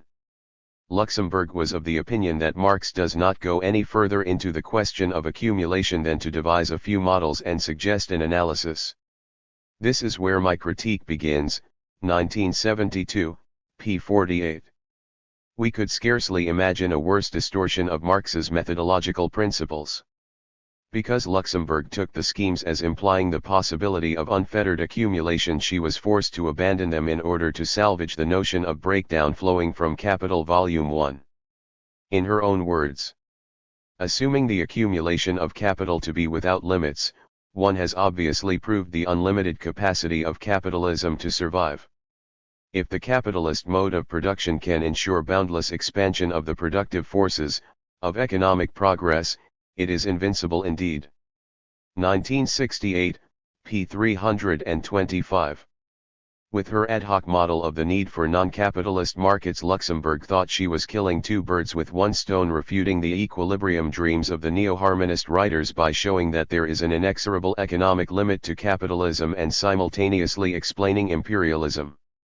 Capitalism is dominated by a blind, unlimited thirst for surplus value. According to the interpretation that Luxemburg gives, it would appear as if the system suffers from an excess of surplus value, that it contains an unsaleable residue of surplus value and in this sense possesses too much surplus value. Such a theory is quite illogical and self-contradictory in terms of trying to understand the most important and peculiar function of capital, the function of valorization. The whole matter is quite different in the interpretation I have given. The capitalist mechanism falls sick not because it contains too much surplus value but because it contains too little. The valorization of capital is its basic function and the system dies because this function cannot be fulfilled. In explaining how this happens, the logical unity and consistency of Marx's system finds its most powerful expression. Unless we are going to overthrow the logical unity of the system, we have to be able to demonstrate the necessary breakdown of capitalism in terms of the theory itself, that is, on the basis of the law of value without recourse to unnecessary and complicating auxiliary hypotheses. The Marxian theory of crises can account for recessions and their necessary periodic recurrence without having to invoke special causes. This illustrates the essential character of the logical structure of Marx's theory of breakdown and its difference from all other theories of the business cycle. The latter are theories of equilibrium. They bear a static character. They cannot deduce the general crisis seen as a discrepancy between demand and supply from the system itself, because in equilibrium theory prices represent an automatic mechanism for adjusting one to the other. Disruptions of equilibrium can only be explained in terms of exogenous factors. There is no such defect in Marx's theory of crises. True, Marx's proof procedure starts from the assumption of equilibrium.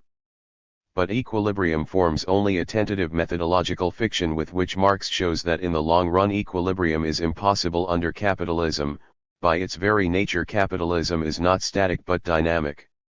All the requirements placed on any theory with respect to its logical unity are satisfied, if purely deductively, proceeding from the inner course of capitalist accumulation itself. Keeping with the logic of the total system, we can show the possibility and necessity of economic movements that lead to the periodic disruption of the system's equilibrium and to its final destruction.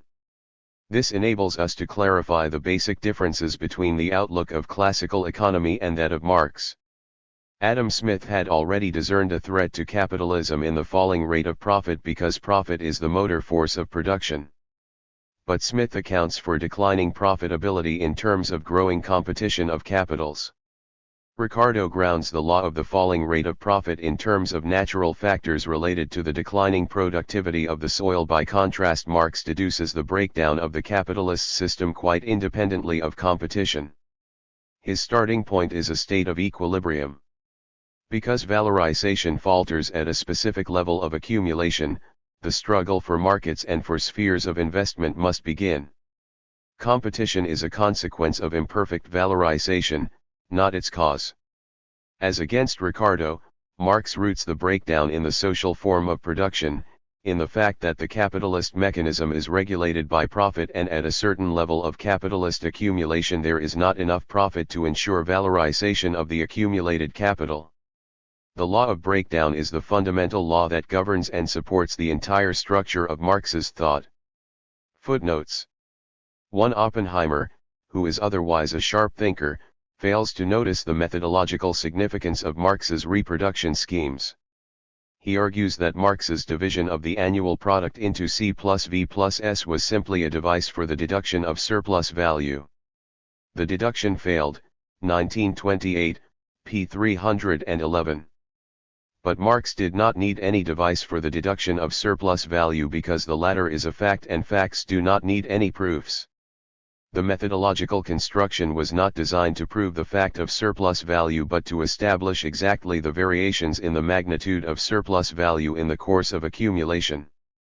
2. The basic mistake is Bauer's assumption that the rate of surplus value is constant despite the assumed rising organic composition of capital. Bauer's other mistakes relate not so much to the construction of his scheme as to his underlying lack of methodological clarity. He confuses the purely fictitious trajectory of accumulation represented by the scheme with the actual trajectory of accumulation. 3. The same holds for Tugin Baranovsky, who followed through the development of his system for only 3 years and claimed that it is quite unnecessary to continue with the analysis into the 4th and 5th and following years, 1901, p. 24. For to think as Boudin that a fall in the rate of profit naturally interrupts the advance of the accumulation process and acts like an automatic brake, 1909, p. 169, is to understand nothing of Marx's system. I have shown that it is not only not natural that accumulation should slow down with a fall in the rate of profit, but that, on the contrary, it can proceed at an accelerated pace. 5. According to Marx, there is too much capital and too many workers with respect to valorization. Rosa Luxemburg shatters the clear sense of this passage by forcibly interjecting her theory of insufficient market outlets, of which there is no trace in Marx. After quoting the passage concerned, she asks, in relation to what is there too much of both? In relation to the market under normal conditions. As the market for capitalist commodities periodically grows too small, capital must remain unemployed and consequently part of the labor force as well, 1972, p. 126. Yet Marx says not a single word about the lack of markets. On the contrary, he says that the very causes that expanded markets and accelerated accumulation have also lowered the rate of profit. Hence he says the precise opposite of what Luxemburg supposes, not a decline in profitability due to lack of markets and the impossibility of accumulating, but a decline in profitability due to accelerated accumulation and expansion of markets. Moreover, Luxemburg states that the market for capitalist commodities periodically grows too small. But she herself makes not the slightest effort to show why there is this periodic shortage of outlets, and from her standpoint the periodicity of crises simply cannot be explained. 6. This exposition suggests that capital accumulation forms the decisive element in Marx's theory of crises. Nevertheless, the influence of other factors is of great significance for the actual course of crises, especially the role of fixed capital as the factor which governs the periodicity of the crisis. I cannot go into this in more detail because this factor comes under simple reproduction and is therefore outside the framework of my analysis. Here I merely say that in contrast to the prevalent conception, even in Marxist writings, that there is no problem of a business cycle under simple reproduction, Marx demonstrates that even in simple reproduction crises must periodically burst forth due to the impact of fixed capital. 7. Oppenheimer drags in a third kind of setting free, arguing that more labor is displaced in the countryside than in industry, and concludes that the process of setting free can have nothing to do with changes in the organic composition of capital, 1913, p. 105. Oppenheimer overlooks something quite elementary. The basis of Marx's analysis is capitalism in its pure form. Marx is concerned with the condition of workers who already function as wage laborers. In the countryside the setting free is a setting free of small producers, it is their proletarianization and conversion into wage labor. 8. No earlier epoch has come even vaguely close to ours in the abundance of data at its disposal. Yet what theoretical results can these writings lay claim to? The limited significance of this entire direction of research for theory is admitted by the chief statistician of the Federal Reserve Bank of New York, Carl Snyder. If we were to ask what is the sum total of theorems to flow from these detailed and penetrating studies, the answer would have to be that their yield in terms of forecasts or controls, both hallmarks of any real scientific knowledge, is truly low, 1928, p. 27. To expect the construction of theory to be directly promoted by expanding empirical insights is a complete misunderstanding of the logical relationship of theory and empirical research. 9. Lederer's critique of disproportionality theory is the best thing that has been written on the subject. However, it does not affect the Marxist theory of crisis because the latter traces crises to the periodically recurring shortage of surplus value. Any theory of disproportionality implies a theory of partial overproduction. Yet Marx deduces the inner crisis of capitalism from a generalist overproduction arising from a complete proportionality. 10. In the following description of the cycle I can only go into the essential causal relationships. Therefore I shall have to refrain from a more detailed treatment of credit and of its impact on the reproductive process, reserving this for my major study. The Marxist position has to show why crises are inevitable quite irrespective of credit and of the circulation process, and how they are rooted in causes within production. Table of contents. 3. Modifying counter-tendencies. Introduction. An abstract deductively elaborated theory never coincides directly with appearances.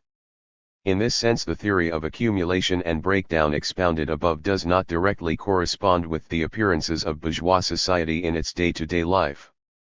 The conditions of capitalism conceived in its pure form, which we have analyzed so far, and those of the system in its empirical manifestations, which we have to analyze now, are by no means identical.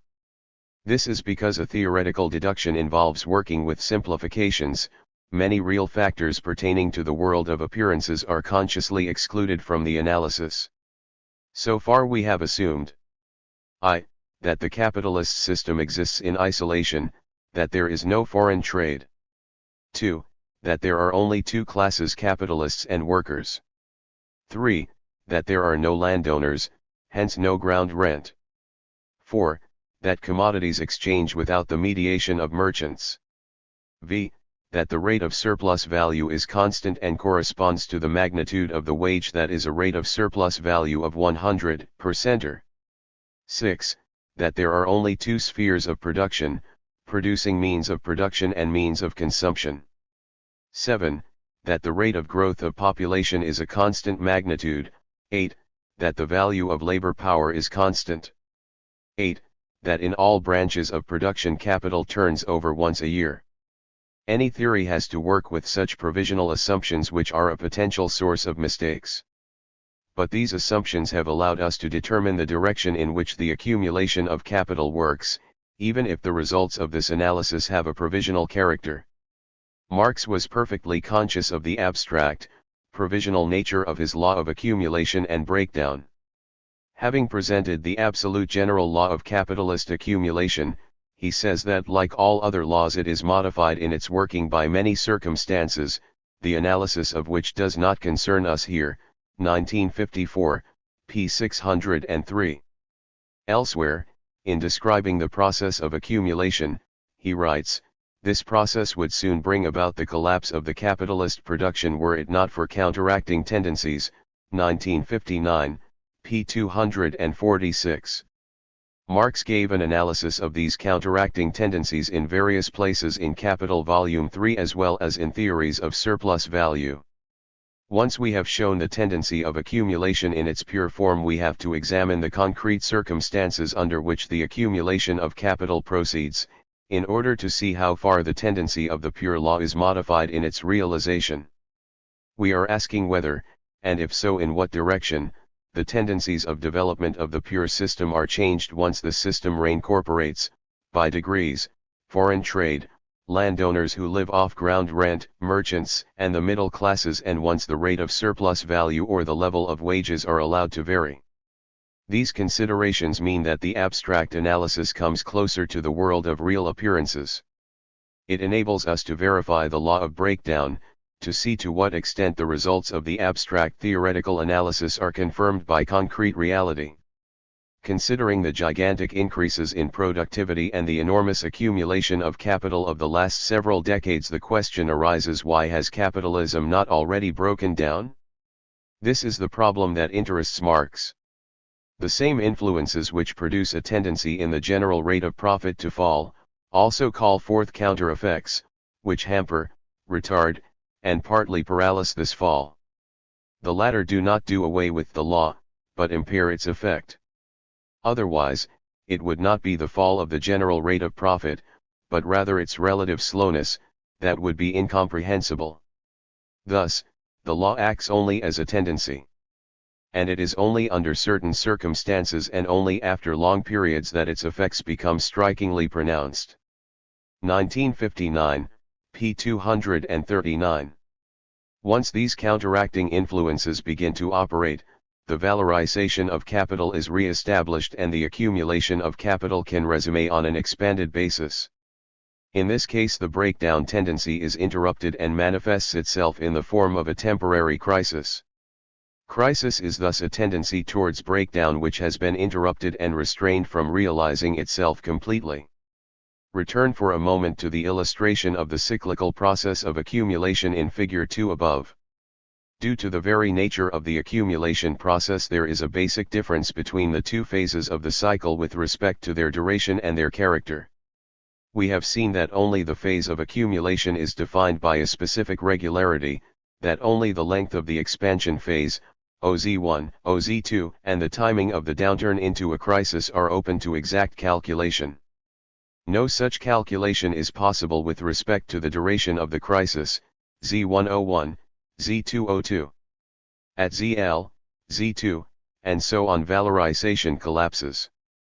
The ensuing overproduction of commodities is a consequence of imperfect valorization due to overaccumulation. The crisis is not caused by disproportionality between expansion of production and lack of purchasing power, that is, by a shortage of consumers. The crisis intervenes because no use is made of the purchasing power that exists.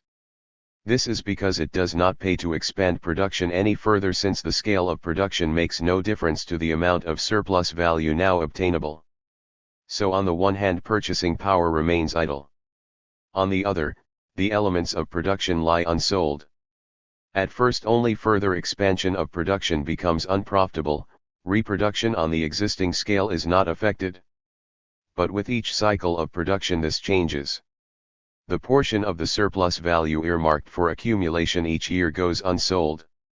As inventories build up, the capitalist is forced to sell at any price to obtain the resources to keep the enterprise going on its existing scale. He is compelled to reduce prices and cut back on his scale of production. The scale of operations is reduced, or they shut down completely. Many firms declare bankruptcy and are devalued. Huge amounts of capital are written off as losses. Unemployment grows. This sickness leads in one of two directions. Either there is nothing to stop the breakdown tendency from working itself out and the economy simply ceases to function, or specific measures are undertaken to counteract the sickness so that the sickness is stopped and turns into a healing process. The question arises, how is a crisis surmounted? How is a new period of upswing initiated? The mere statement that crises are a form of sickness is quite useless if we have no conception of what the sickness is caused by. The specific means by which a crisis is surmounted are obviously closely related to the diagnosis of the sickness. The remedies prescribed would vary according to whether the underlying cause of crises is seen as the underconsumption of the masses, as disproportions between branches of production, or as a shortage of capital. There are, of course, cases where the boom has been precipitated by a massive flow of funds from abroad, for instance, the huge imports of American capital into Germany over 1926-7. But in numerous instances, and this is the general rule, crises have been surmounted without any flow of foreign funds. And just as crises have been surmounted while many of its so-called causes, for instance, underconsumption of the masses, are still present, so we find that all the factors generally cited to explain the boom turn out to be quite useless in explaining how the depression itself is overcome. The remedies proposed are not logically connected with the diagnosis of industrial sickness. In contrast to these various theories, our theory shows that the means actually enforced to surmount a crisis correspond perfectly to the actual causes of industrial sickness in our analysis. In this sense, the theory provides a consistent explanation of the two phases of the industrial cycle, both of the turn from expansion to crisis and of the process through which the crisis is later surmounted. From the argument that crises are caused by an imperfect valorization of capital, it follows that they can only be overcome if the valorization of capital is restored. But this cannot come about by itself, merely in the course of time. It presupposes a series of organizational measures. Crises are only surmounted through such a structural reorganization of the economy. The capitalist mechanism is not something left to itself. It contains within itself living social forces, on one side the working class, on the other the class of industrialists. The latter is directly interested in preserving the existing economic order and tries, in every conceivable way, to find means of boosting the economy, of bringing it back into motion through restoring profitability. The circumstances through which the crises can be overcome vary enormously. Ultimately, however, they are all reducible to the fact that they either reduce the value of the constant capital or increase the rate of surplus value. In both cases the valorization of capital is enhanced, the rate of profit rises. Such circumstances lie both within production and in the sphere of circulation, and pertain both to the inner mechanism of capital as well as to its external relations to the world market. The capitalist's continual efforts to restore profitability might take the form of reorganizing the mechanism of capital internally, for instance, by cutting costs of production, or effecting economies in the use of energy, raw materials, and labor power, or of recasting trade relations on the world market, international cartels, cheaper sources of raw material supply and so on. This involves groping attempts at a complete rationalization of all spheres of economic life.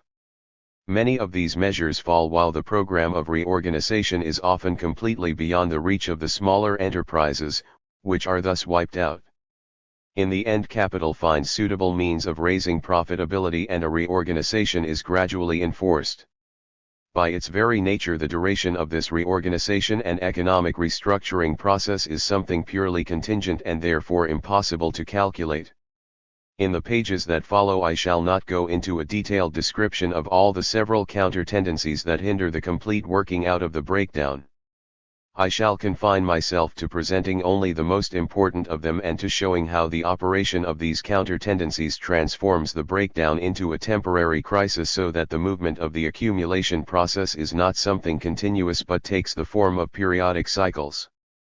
We shall also see how, as these counter-tendencies are gradually emasculated, the antagonisms of world capitalism become progressively sharper and the tendency towards breakdown increasingly approaches its final form of an absolute collapse. Part 1. Counter-tendencies internal to the mechanism of capital. Increases in the rate of profit through the expansion of productivity. In Chapter 2 I outline the methodological considerations which prompted Marx to analyze the problem of accumulation and crisis on the assumption of constant prices. This assumption made it possible to prove that the cyclical movements of expansion and decline are independent of fluctuations in the level of commodity prices and wages. Here I want to show that the opposite assumption of the bourgeois economists, who take the price fluctuations as their starting point, simply confuses the issue. We have already seen that in analyzing the business cycle, Lederer starts from rising prices as the decisive factor. If we look at periods of boom, then we find that in such periods all prices rise. 1925, p. 387.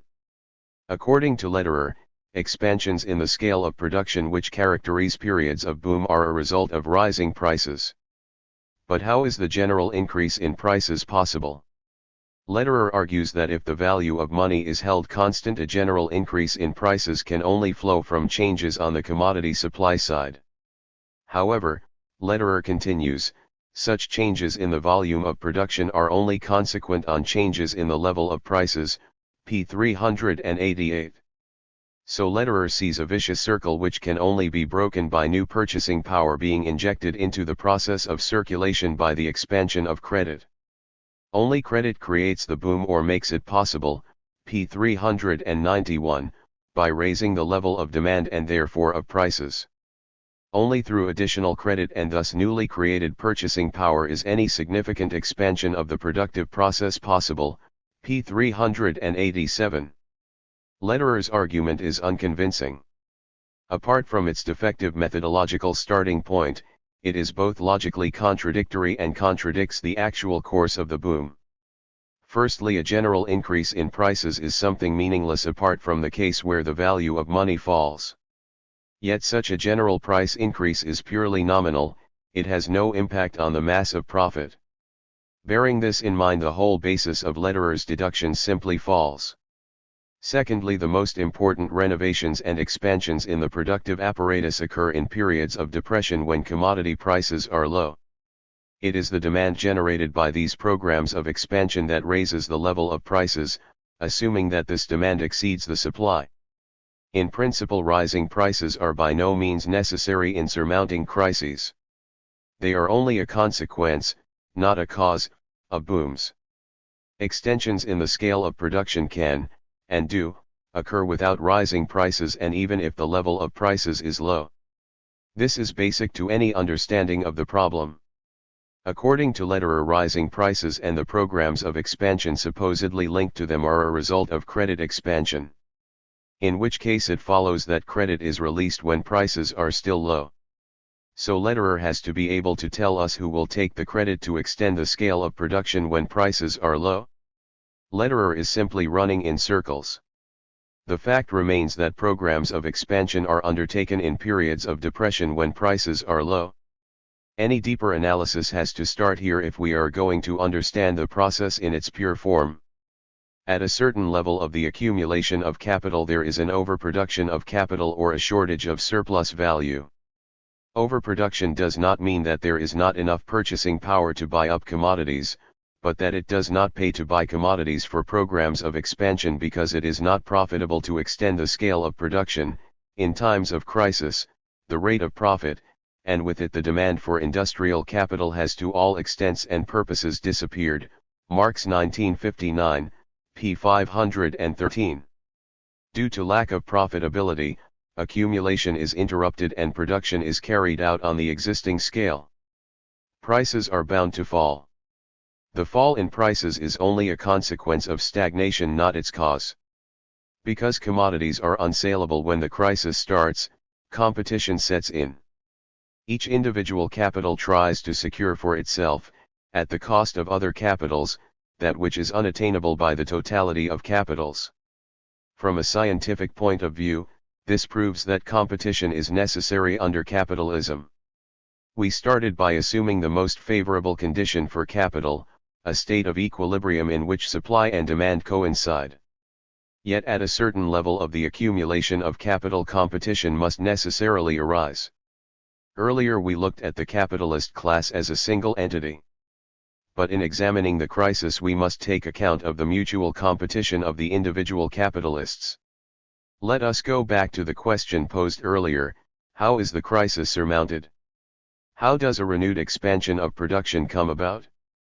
The answer is, through the reorganization and rationalization of production, by which profitability is again restored even at the depressed level of prices prevailing. Figure 4 is a schematic illustration of the entire movement. For the new enterprise resulting from the merger, the higher organic composition entails a restoration of its profitability even at the lower price level too. Firstly, because the higher organic composition of capital means an increase in the productivity of labor and thus a reduction in unit costs. Secondly, because an increase in the productivity of labor also means a higher rate of surplus value. This increase in the rate of surplus value implies that as the other companies also decide to rationalize, the total surplus value obtainable expands proportionately, quite irrespective of the fact that every year a new generation of workers is appearing on the labor market. It follows that the maximum possible limit to the accumulation of capital is pushed further back beyond the level 150C. During the crisis there was overproduction. How was the upturn produced? Was the scale of operations reduced? On the contrary, it was expanded even further. And yet the crisis was surmounted. That crises are surmounted although the scale of operations is extended even further is the best proof that crises do not stem from a lack of purchasing power, a shortage of consumers, or from disproportions in the individual spheres of industry. Because the crisis is rooted in a lack of valorization, it necessarily disappears once profitability is improved, even if prices remain low. The empirical evidence for this view confirms it word for word. Take the example of German shipping, where, due to massive overproduction of tonnage and the ruinously low freight charges that followed, the biggest shipping companies incurred consistently heavy losses throughout the Depression years 1892-4. How was this severe crisis overcome? R. Schachner tells us that the depression in freight charges stimulated important changes in the technological structure of shipping. In 1894 and 1895, encouraged by low construction costs, all the big companies went in for the large-scale steamer, 1903, p. 5. Due to this revolution in shipping enterprise, world shipping statistics show an increasing average size of ships. In 1893 the average was 1,418 gross register tons, in 1894 1,457 GRT, in 1895 1,499 GRT, In 1896 won 532 GRT. The smaller companies could no longer compete on the freight market with these giant steamers and were forced to sell off their steamers at enormous losses. The position of the big shipping companies was entirely different, despite their intense competition with England. In 1895 the Hamburg America Line stated in its annual report, despite miserable freight charges, our new steamers were able to operate at a profit due to their large tonnage and their savings in fuel costs. P7. To overcome the crisis of overproduction of tonnage, the tonnage was expanded even further, despite low prices.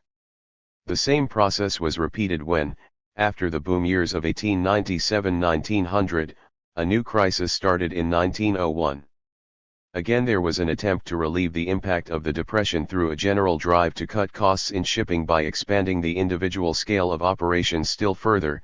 Schachner, p. 96. This happened a third time after the war. In spite of the huge losses due to the war, world shipping was afflicted by an oversupply of loading capacity. By 1926 world tonnage had increased by 31.7% compared to its pre-war level. Yet world trade had still to recover its pre-war levels, so it is not surprising that there was a state of severe depression in the world freight market. Rates declined steeply to rock bottom levels of profitability. How was this crisis overcome? Despite the massive oversupply of tonnage, international shipping converted to the latest type of vessels with a still larger scale of operations. As against an average capacity of 1,857 GRT in 1914, the figure was 136 GRT in 1925. Loading capacities increased even more sharply. Today a modern 8000-ton steamer with a 10-knot speed consumes only 30 tons of coal per day. Prior to the war it consumed 35.6 tons per day. Yet the most significant technological change, decisive to the whole question of profitability, was the introduction of a new type of propulsion. In 1914 mechanized vessels formed just 3.1% of the total world tonnage. By the end of 1924 their share was 37.6%. As against the old coal-run steamers, the new mechanized ships were characterized by much higher loading capacities relative to size, by lower fuel costs and by savings in manpower. For instance, on English vessels, despite a shorter working day, average crew size declined from 2.58 per GRT in 1920 to 2.41 per GRT in 1923. In short, despite the trough in freight rates, the technological rationalization of shipping restored profit levels and enabled the industry to overcome its crisis. Because it is so recent, we hardly need to substantiate the fact that the last Great Depression following the German stabilization of 1924-6 was overcome by the same methods of rationalization by a process of fusion and concentration, and increases in the productivity of labor through technological renovations. Profitability was revived and the crisis surmounted through increases in productivity and extensions in the scale of production. If we survey the process in its pure form over a longer period of several cycles and in abstraction from various counter-tendencies, it follows that prices show a declining tendency from one crisis to the next, in Figure 4, from level 1 to level 2 and so on, whereas the scale of production undergoes continuous expansion. In reality the process does not take this pure form due to the intervention of various subsidiary factors. In a given branch of production the crisis is never overcome purely through the technological improvements within the branch itself. The capitalists also gain from the technological and organizational changes accomplished in other spheres of industry, either because these changes reduce their investment costs by cheapening basic elements of the reproductive process or because improvements in transport or monetary circulation shorten the turnover time of capital and thus increase the rate of surplus value. The more a movement of rationalization spreads and penetrates into a whole series of new industries, the more the boom gains in intensity because improvements in one sphere of industry mean an expanding mass of surplus value in others. Reducing the costs of variable capital through increases in productivity. A. Starting from a dynamic equilibrium, the previous analysis assumed a constant rate of surplus value of 100% throughout the course of accumulation. This conflicts with reality and has a purely fictitious, tentative character. It has to be modified. 1. Rising productivity cheapens commodities. Insofar as this includes commodities that go into workers' consumption, the elements of variable capital are thereby cheapened, the value of labor power therefore declines and surplus value and the rate of surplus value increase. Marx says, hand in hand with the increasing productivity of labor, goes, the cheapening of the laborer, therefore a higher rate of surplus value, even when the real wages are rising. The latter never rise proportionally to the productive power of labor. 1954, p. 566. A further factor in enhancing the rate of surplus value is the rising intensity of labor that goes together with general increases in productivity. The increasing degree of exploitation of labor that flows from the general course of capitalist production constitutes a factor that weakens the breakdown tendency. b. The depression of wages below the value of labor power, Marx, 1959, p. 235, works in the same direction. Obviously, since the efficiency of work is going to fall, this can only be a temporary step.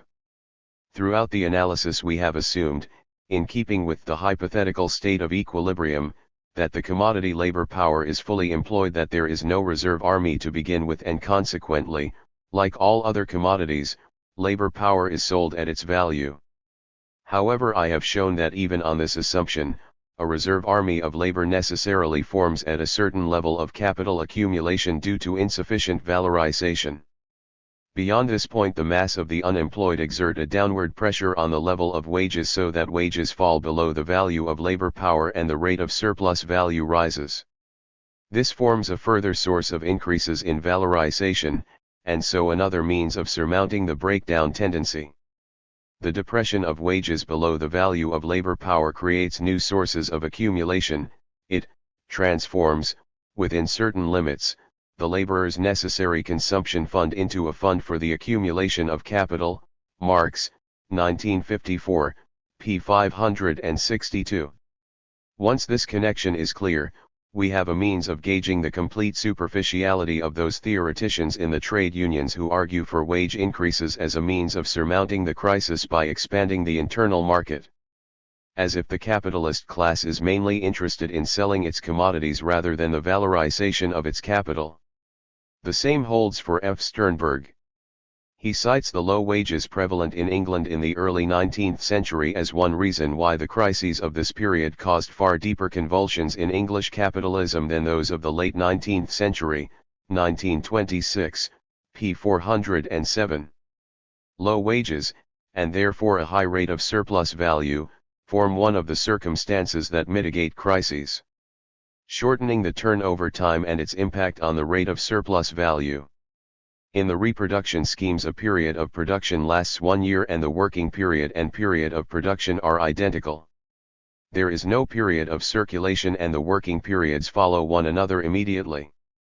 The duration of the production period is the same in all spheres of production, and the assumption is made that in all branches capital turns over once every year. None of these several assumptions corresponds to reality, and they are intended purely for simplification. First, the working period and production time are not identical in reality.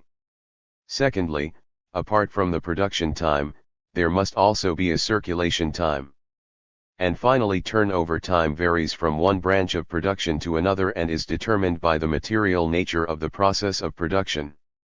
If the analysis is to bear any correspondence to the real appearances, those assumptions also have to be modified. According to Marx, the difference in the period of turnover is in itself of no importance except so far as it affects the mass of surplus labor appropriated and realized by the same capital in a given time. 1959, p. 152. The impact of turnover on the production of surplus value can be summarized by saying that during the period of time required for turnover, the whole capital cannot be deployed productively for the creation of surplus value. A portion of the capital always lies fallow in the form of either money capital, commodity capital, or productive capital in stock. The capital active in the production of surplus value is always limited by this portion, and the mass of surplus value obtained diminished in proportion.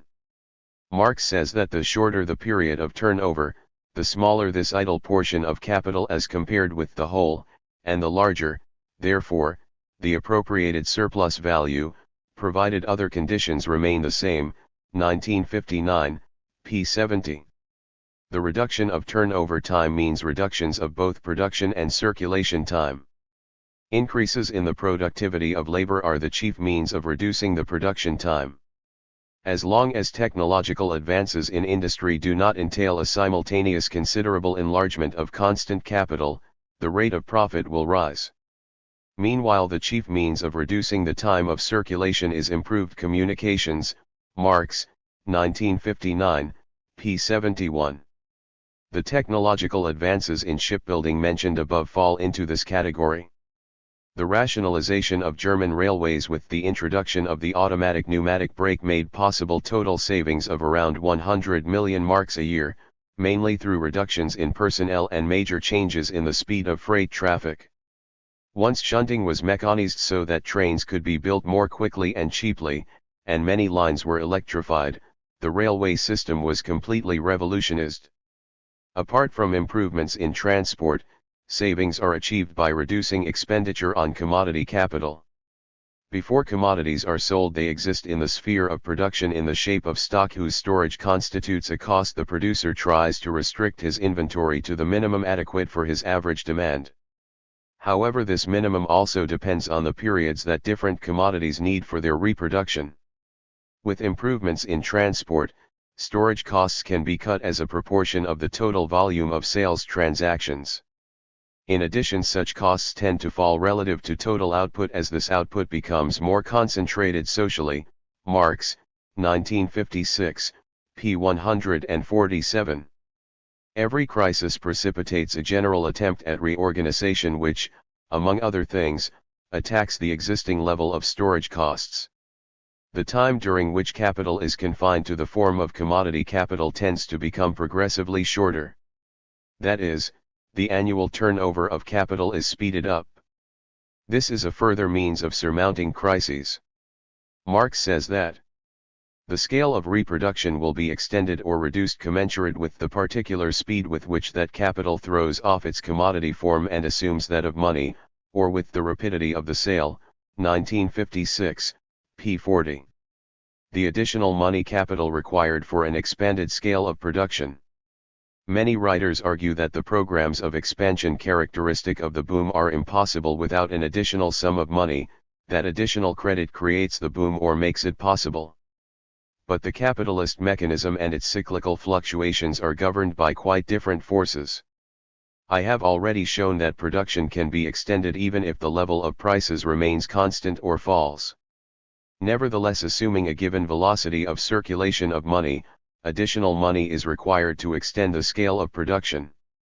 But this is for quite different reasons than those adduced by supporters of the credit theory. We know from Marx's description of the reproduction process that both the individual and the total social capital must split into three portions if the process of reproduction is to have any continuity. Apart from productive and commodity capital, one portion must stay in circulation in the form of money capital. The size of this money capital is historically variable. Even if it grows absolutely, it declines in proportion to the total volume of sales transactions. At any given point of time, however, it is a given magnitude which can be calculated according to the law of circulation. If production is expanded, then, other things being equal, the mass of money capital also has to be expanded. What is the source of this additional money capital required for expansions in the scale of reproduction? In Chapter 15 of Capital Volume 2, Marx showed how through the very mechanism of the turnover money capital is always periodically set free. While one portion of capital is tied up in production during the working period, another portion is in active circulation. If the working period were equal to the circulation period, the money flowing back out of circulation would be constantly redeployed in each successive working period, and vice versa, so that in this case no part of the capital successively advanced would be set free. However, in all cases where the circulation period and the working period are not equal, a portion of the total circulating capital is set free continually and periodically at the close of each working period. Marx, 1956, p. 283. As the case of equality is only exceptional, it follows that for the aggregate social capital, so far as its circulating part is concerned, the release of capital must be the rule, p. 284. Thus a very considerable portion of the social circulating capital, which is turned over several times a year, will therefore exist in the form of released capital during the annual turnover cycle which is set free. The magnitude of this capital set free will grow with the scale of production. The magnitude of the released capital grows with the volume of the labor process or with the scale of production, p. 284. Engels thought that Marx had attached unwarranted importance to a circumstance, which, in my opinion, has actually little significance. I refer to what he calls the release of money capital, 1956, p. 288. This assessment of Engels appears to me to be completely off the mark. Through his analysis, Marx did not merely show that large masses of money capital are periodically set free through the very mechanism of the turnover. He also explicitly refers to the fact that due to the curtailment of the periods of turnover as well as to technical changes in production and circulation, as we have seen, carried through chiefly in periods of depression, a portion of the capital value advanced becomes superfluous for the operation of the entire process of social reproduction, while the scale of production and prices remain the same, p. 287. This superfluous part enters the money market and forms an additional portion of the capital's functioning here, p. 287. It follows that after every period of depression a new disposable capital stands available. This setting free of a part of the money capital also affects the valorization of the total capital. It increases the rate of profit in the sense that the same surplus value is calculated on a reduced total capital. The setting free of a part of the money capital is thus a further means of surmounting the crisis. Marx thus shows that despite the assumption of equilibrium, a plethora of money capital may arise, in the sense that a definite portion of the capital value advanced becomes superfluous for the operation of the entire process of social reproduction, and is therefore eliminated in the form of money capital dash. A plethora brought about by the mere contraction of the period of turnover, while the scale of production and prices remain the same. p. 287. The reduction in the turnover period generates an additional mass of money capital which is used to expand the scale of reproduction further whenever a period of boom is beginning. Marx has this function in mind when he states that the money capital thus released by the mere mechanism of the turnover movement, must play an important role as soon as the credit system develops and must at the same time form one of the latter's foundations, p. 286. The conflict between use value and exchange value. Up to now Marxists have drawn attention to the fact that with the general progress of capital accumulation the value of constant capital increases absolutely and relative to variable capital. Yet this phenomenon forms only one side of the accumulation process. It examines the process from its value side. However, and this cannot be emphasized enough, the reproduction process is not simply a valorization process, it is also a labor process, producing not only values but also use values. Considered from the side of use value, increases in the productivity of labor represent not merely a devaluation of the existing capital, but also a quantitative expansion of useful things. Earlier I referred to how rising productivity cheapens the use values consumed by workers and, as a result, raises the rate of surplus value. Now we shall examine the impact of increases in the mass of use values, through rising productivity, on the fund for accumulation. Marx proceeds from the empirical fact that, with the development of social productivity of labor, the mass of produced use values, of which the means of production form a part, grows still more. And the additional labor, through whose appropriation this additional wealth can be reconverted into capital, does not depend on the value, but on the mass of these means of production, including means of subsistence, because in the production process the laborers have nothing to do with the value, but with the use value, of the means of production. 1959, p. 218. Increases in productivity that impinge on the material elements of productive capital, especially fixed capital, mean a higher profitability for individual capitals. The same mechanism operates when we look at the process of reproduction in its totality. Marx writes, with respect to the total capital, the value of the constant capital does not increase in the same proportion as its material volume. For instance, the quantity of cotton worked up by a single European spinner in a modern factory has grown tremendously compared to the quantity formerly worked up by a European spinner with a spinning wheel.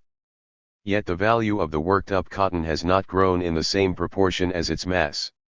The same applies to machinery and other fixed capital.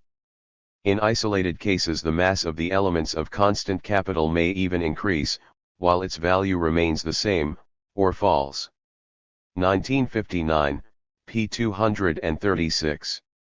The expansion in the mass of use values in which a given sum of value is represented is of great indirect significance for the valorization process.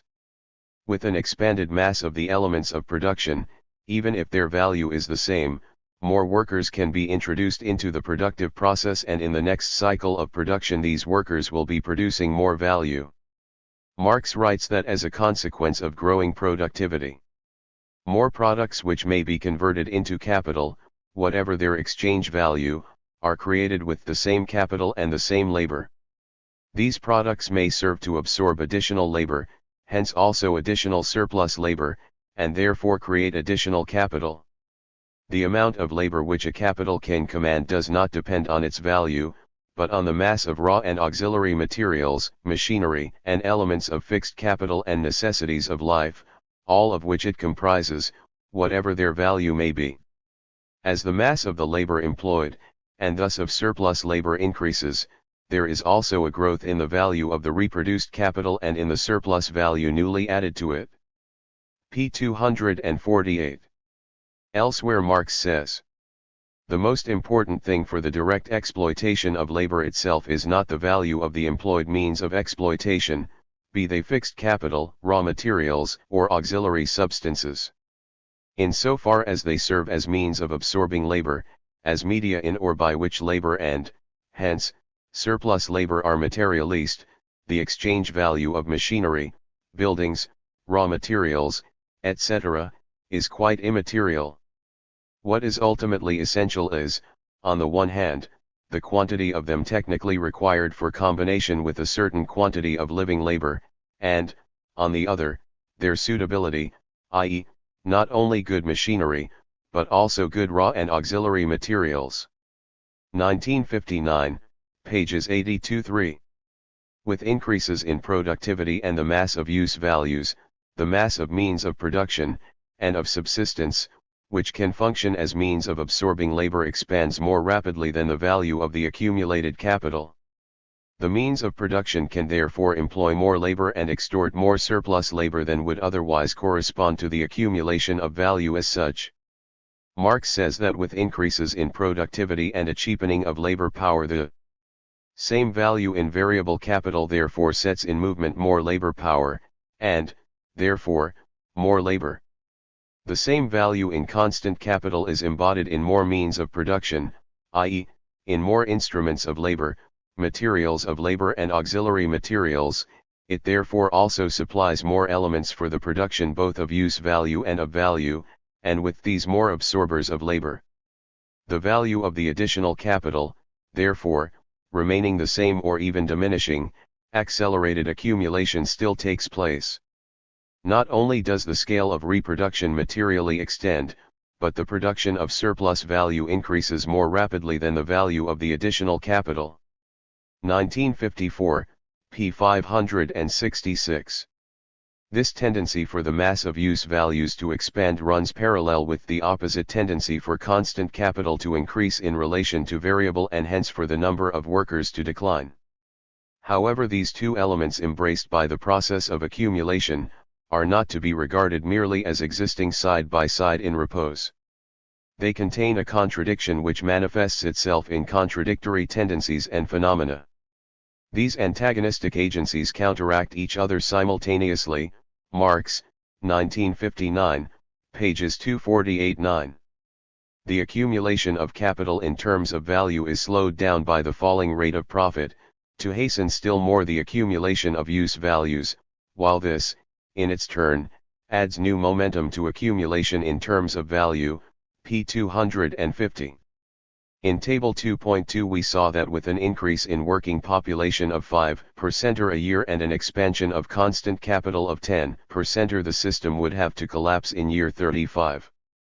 But because the mass of capital grows more rapidly in use value than in value terms, and because the employment of living labor depends not on the value but on the mass of the elements of production, it follows that to employ the working population at a given level a much smaller capital would actually suffice than shown in the table itself.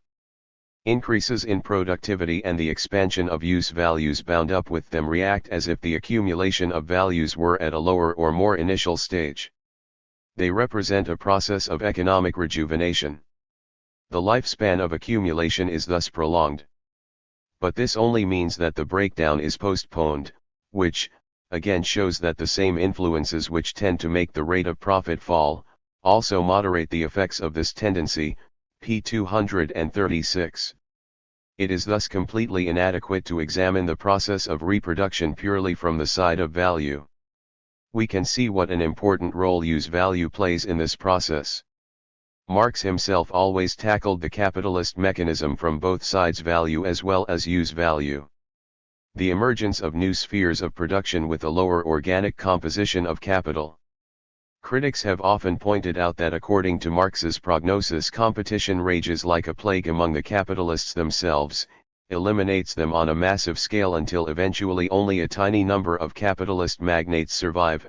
Oppenheimer, 1927, p. 499. Sternberg repeats the same point. Having portrayed Marx's argument in this fashion, it is easy to pronounce that it is not substantiated by the concrete tendencies of historical development. But this overlooks the essential point of Marx's methodological procedure. Marx's schemes deliberately simplify. They show only two spheres of production within which individual capitals progressively succumb to concentration. On this assumption, the number of capitalists progressively declines. But the assumption that there are only two spheres of production is fictitious, and it has to be modified so as to correspond with empirical reality. Marx shows that there is a continual penetration by capital into new spheres in which portions of the original capitals disengage themselves and function as new and independent capitals. Besides other causes, the division of property, within capitalist families, plays a great part in this. With the accumulation of capital, therefore, the number of capitalists grows to a greater or lesser extent. 1954, p. 586. The concentration of capital is thus supplemented by the opposite tendency of its fragmentation. In this way, the increase of each functioning capital is thwarted by the formation of new and the subdivision of old capitals, p. 586. Because the minimum amount of capital required for business in spheres with a higher organic composition is very high and is growing continuously, smaller capitals crowd into spheres of production which modern industry has only sporadically or incompletely got hold of, p. 587. These are naturally spheres with a lower organic composition where a relatively larger mass of workers is employed. If a new branch of production comes into being employing a relatively large mass of living labor in which therefore the composition of capital is far below the average composition which governs the average profit, a larger mass of surplus value will be produced in this branch. Marx says that competition can level this out, only through the raising of the general level of profit, because capital on the whole realizes, sets in motion, a greater quantity of unpaid surplus labor. 1969, p. 435. Obviously this must also restrain the breakdown tendency. On the one hand, the lower organic composition of capital raises the rate of profit, on the other the formation of new spheres of production makes possible further investment of capital. In this way a cyclical movement evolves. The self-expanding capital searches out new investment possibilities while new inventions create such possibilities, new spheres of industry develop suddenly, superfluous capital is reabsorbed, and gradually there is a new accumulation of capital which is destined to become superfluous on an ever larger scale, and so on.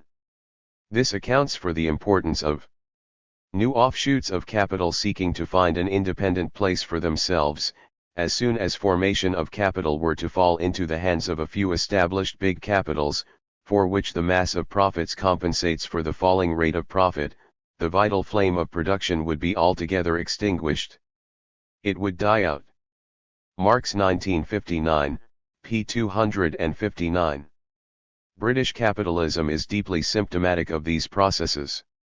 While the traditional industrial centres of the north, of Scotland and Wales have been in a chronic crisis, a whole series of new industries have begun to spring up in the south, in the Midlands and in the areas surrounding London. A report published by the Inspector General of Factories shows that these industries have a much lower organic composition of capital. For example, around London, apart from a few car assembly plants, there are factories producing bandages, minor electrical fittings, bedsteads, bedspreads, ice creams, mixed pickles, cardboard boxes and pencils. Among the few newer industries with a fairly high organic composition are rayon and automobiles. The latter involves some 14,500 units, over half of which are repair shops scattered across the country. According to data released by the Ministry of Labour, 1926, the number of workers employed in the new industries increased by 14% in the space of 3 years, 1923-6, while those employed in the older industries like coal mining and shipbuilding declined by 7.5%. Earlier Britain could afford to import small-scale stuff from the continent and Japan, whereas now it has to produce it itself. Even if the development of such industries does relieve the general impact of the economic depression, it cannot compensate for the catastrophic consequences of the decline of the older branches which formed the basis of Britain's domination.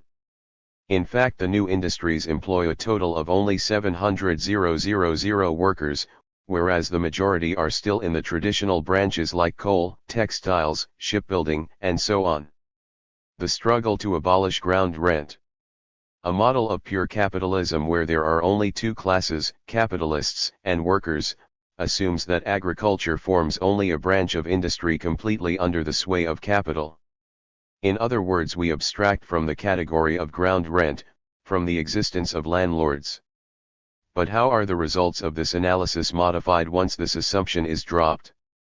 Modern, purely capitalist, ground rent is simply a tax levied on the profits of capital by the landlord. To the landlord, the land merely represents a certain money assessment which he collects by virtue of his monopoly from the industrial capitalist. Marx, 1959, p. 618.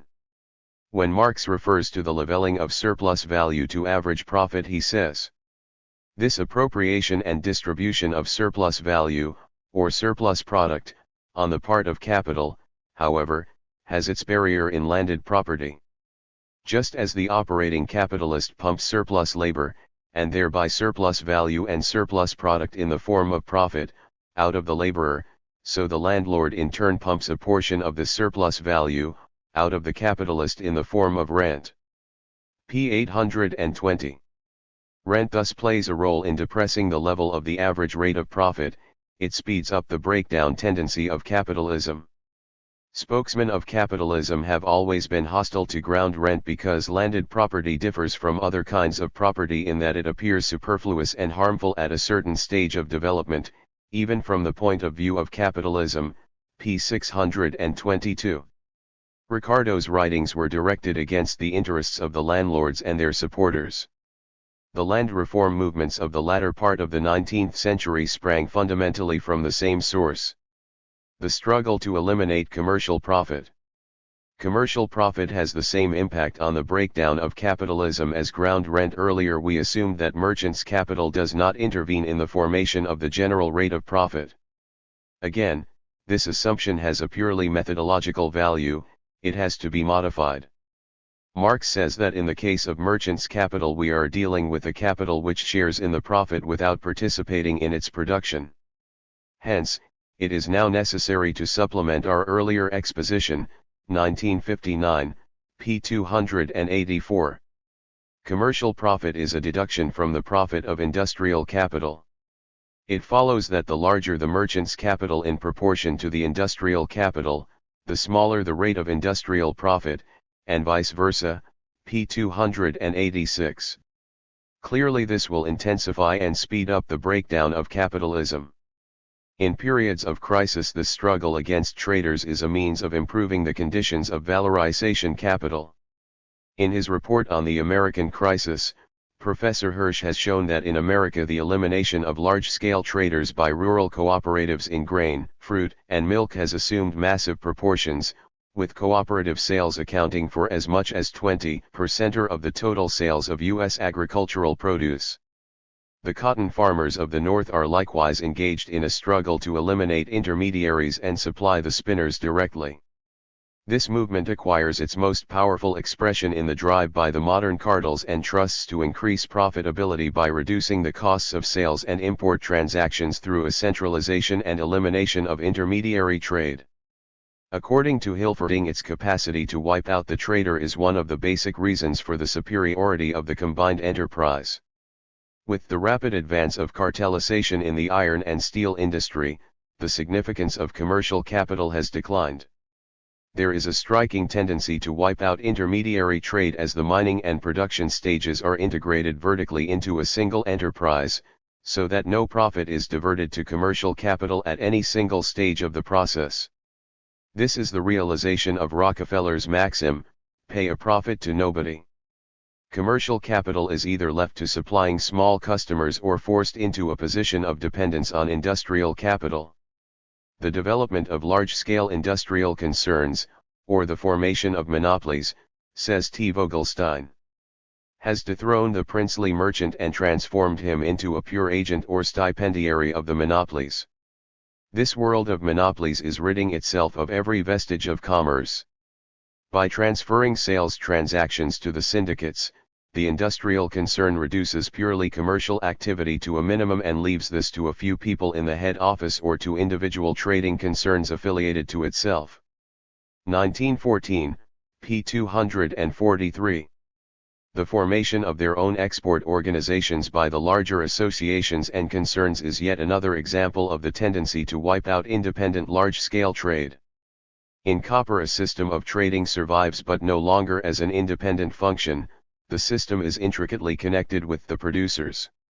Dyes, tufts and electricals are two industries with their own sales organizations abroad. According to the calculations made by E. Rosenbaum of Germany's total imports in 1926, around 48.3% were direct, that is, transacted without the mediation of any trading concerns. In the case of textile raw materials the figure was 50%, and in ores and metals as high as 90%, 1928, pages 130 and 146. The squeeze on commercial profit to enhance the average rate of profit on industrial capital is a product of the growing barriers to valorization that arise in the course of capital accumulation. Therefore, as the level of accumulation advances, the tendency to eliminate commercial capital intensifies. However, the squeeze on commercial profit is not tantamount to a cessation of commercial activity. The latter cannot be done away with under capitalism because commercial agents fulfill basic functions of industrial capital in the process of its circulation, namely, its function of realizing values. In this respect they are simply representatives of the industrial capitalist. Marx says that in the production of commodities, circulation is just as necessary as production itself, so that circulation agents are just as much needed as production agents. The process of reproduction includes both functions of capital, therefore it includes the necessity of having representatives of these functions, either in the person of the capitalist himself or of wage laborers, his agents. 1956, pages 129-30. Despite the tendency for commercial profit to be eliminated, commercial functions gain in importance as capitalism develops. This is regardless of whether they are represented by individual merchants, trade organizations, cooperatives, or industrial trusts and concerns. Prior to capitalism there was no large-scale commercialization of the product of labor, the extent to which products enter trade and go through the merchant's hands depends on the mode of production, and reaches its maximum in the ultimate development of capitalist production, where the product is produced solely as a commodity. Marx, 1959, p. 325. It follows that the share of commerce in the overall occupational structure must expand. There is a growing number of commercial businesses and commercial employees. A new middle stratum of commercial agents, commercial employees, secretaries, accountants, cashiers emerges. The question arises: what impact does the existence of this new middle stratum have on the course of the capitalist reproduction process? Can it reduce the severity of capitalist crises and weaken the breakdown tendency, as the reformists have argued ever since Bernstein? Marx points to the different character of this middle stratum which arises on the foundations of capitalist production. The outlay for these commercial wage workers, although made in the form of wages, differs from the variable capital laid out in purchasing productive labor. It increases the outlay of the industrial capitalist, the mass of the capital to be advanced, without directly increasing surplus value. Because it is an outlay for labor employed solely in realizing value already created.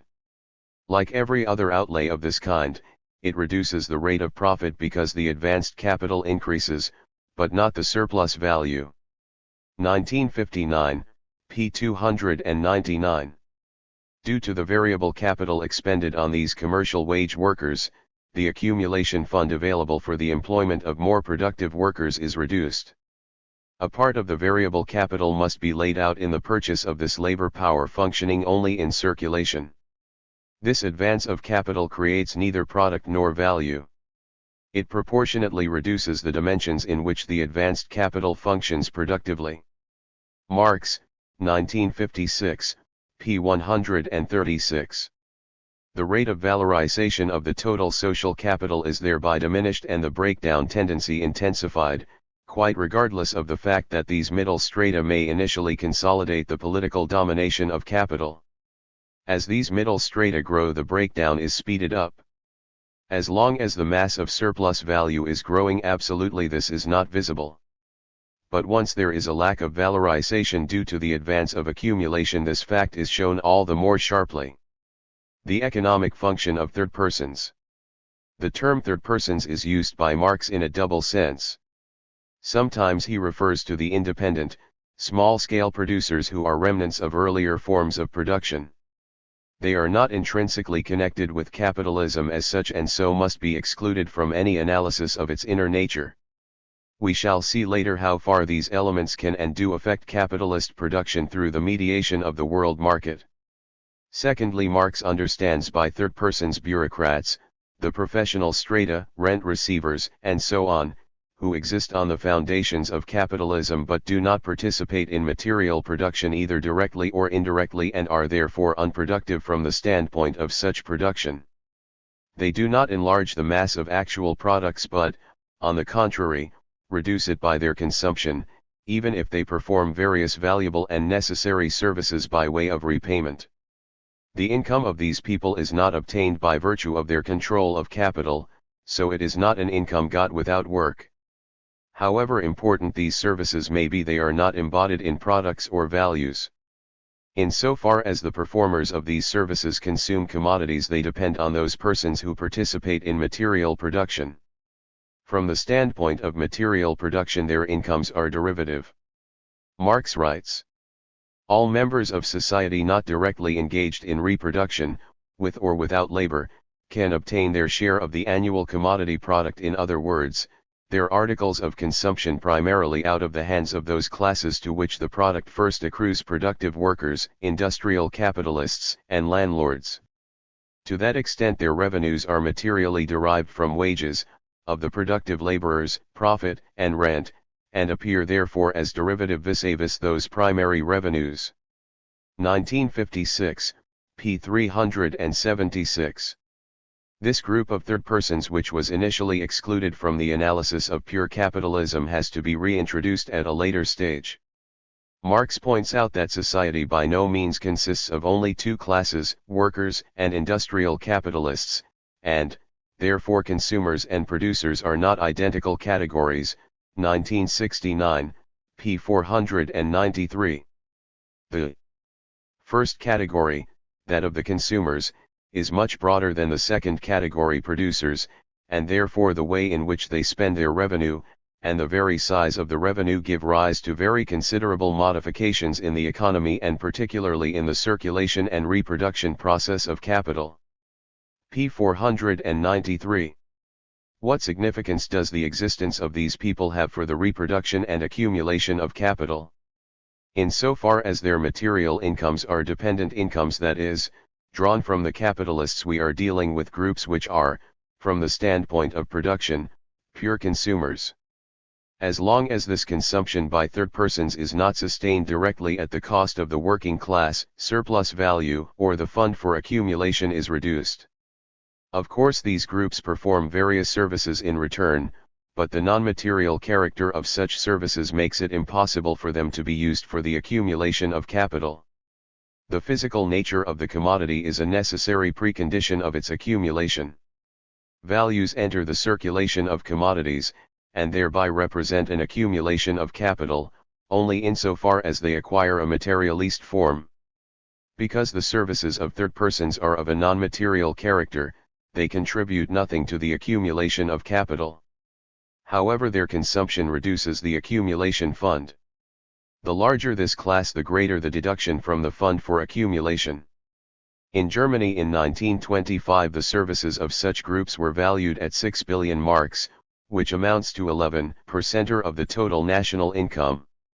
In Britain, where there is a large number of such persons, the tempo of accumulation will have to be slower. In America, where their proportion is low, it can be much more rapid. If the number of these third persons were cut down, the breakdown of capitalism could be postponed. But there are several limits to any such process, in the sense that it would entail a cut in the standard of living of the wealthier classes. Expanding the scale of production on the existing technological basis, simple accumulation. Along with Bauer, we assumed that each year there are technological changes going on which mean that constant capital is expanding more rapidly than variable capital. However, production is not always expanded on the basis of a higher organic composition. Capitalists may expand production on the existing technological basis for an extended period of time. In such cases we are dealing with simple accumulation where the growth of constant capital proceeds in step with variable capital. The expansion of capital exerts a proportional attraction on workers. Of course, the technological foundations of capitalism are being constantly improved and the organic composition is always changing. Nevertheless, these changes are continually interrupted by periods of rest, during which there is a mere quantitative extension of factories on the existing technical basis. Marx, 1954, p. 423. As the accumulation of capital advances, these periods of rest become progressively shorter. However, to the extent that such periods of rest occur, they imply a weakening of the breakdown tendency. Marx writes, "This constant expansion of capital, hence also an expansion of production, on the basis of the old method of production which goes quietly on while new methods are already being introduced at its side, is another reason why the rate of profit does not fall as much as the total capital of society grows." 1959, p. 263. We shall see that as world market antagonisms intensify, technological superiority is the sole means of surviving on the world market. The sharper the struggle on the world market, the greater the compulsion behind technological changes, so that the intermediate pauses are shortened. Gradually this counteracting factor becomes less and less important. The periodic devaluation of capital on the accumulation process. The assumption of constant values is one of the many underlying the reproduction scheme of Marx. Bauer adopts this assumption in two senses: I. The value of the constant capital used up in the process of production is transferred intact to the product. 2. The values created in each cycle of production are accumulated in the next cycle without undergoing any quantitative changes. Some values are of course destroyed in consumption. This constancy is postulated although Bauer's scheme presupposes continuous technological progress.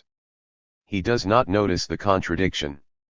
Technological progress means that since commodities are created with a smaller expenditure of labor, their value falls. This is not only true of the newly produced commodities.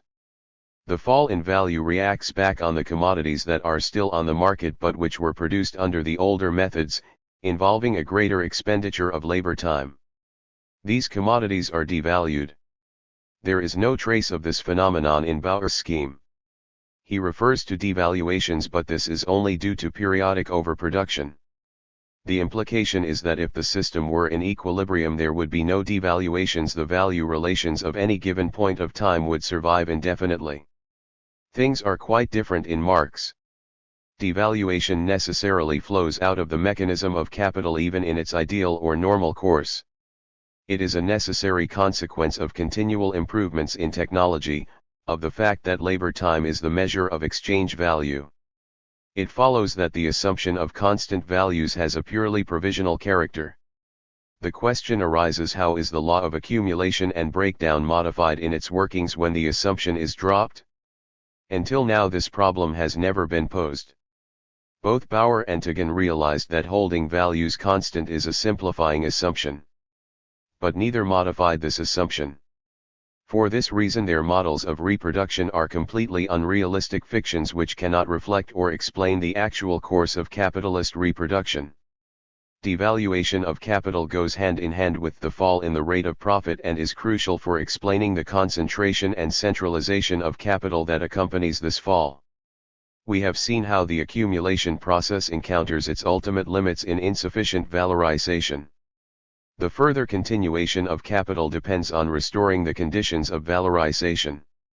These conditions can only be secured if a relative surplus value is increased or b, the value of the constant capital is reduced so that the commodities which enter either the reproduction of labor power, or into the elements of constant capital, are cheapened. Both imply a depreciation of the existing capital, Marx, 1959, p. 248. This depreciation does not come about as a consequence of overproduction but in the normal course of capitalist accumulation as a result of constant improvements in technology. Advances in technology thus entail periodical depreciation of existing capital, one of the means imminent in capitalist production to check the fall of the rate of profit and hasten accumulation of capital value through formation of new capital, p. 249. The result of the devaluation of capital is reflected in the fact that a given mass of means of production represents a smaller value. The result is analogous to that which arises from growing productivity, cheapening of the elements of production, and a faster growth of the mass of use values as compared with the mass of value. However, in the case of rising productivity, the elements of production actually start off cheaper, whereas here we are dealing with a case where the elements of production produced at a given value are only subsequently devalued. With devaluation, the technological composition of capital remains the same while its value composition declines. Both before and after devaluation, the same quantity of labor is required to set in motion the same mass of means of production and to produce the same quantity of surplus value. But because the value of the constant capital has declined, this quantity of surplus value is calculated on a reduced capital value. The rate of valorization is thereby increased, and so the breakdown is postponed for some time. In terms of Bauer's scheme, periodic devaluation of capital would mean that the accumulated capital represents a smaller value magnitude than shown by the figures there and would, for example, only reach the level of year 20 as late as year 36. In other words, however much devaluation of capital may devastate the individual capitalist in periods of crisis, they are a safety valve for the capitalist class as a whole. For the system, devaluation of capital is a means of prolonging its lifespan, of diffusing the dangers that threaten to explode the entire mechanism. The individual is thus sacrificed in the interest of the species. The devaluation of accumulated capital takes various forms. Initially, Marx deals with the case of periodic devaluation due to technological changes. In this case, the value of the existing capital is diminished while the mass of production remains the same. The same effect, however, is produced when the apparatus of reproduction is used up or destroyed in terms of value as well as use value through wars, revolutions, habitual use without simultaneous reproduction, etc. For a given economy, the effect of capital devaluation is the same as if the accumulation of capital were to find itself at a lower stage of development. In this sense, it creates a greater scope for the accumulation of capital. The specific function of wars in the capitalist mechanism is only explicable in these terms.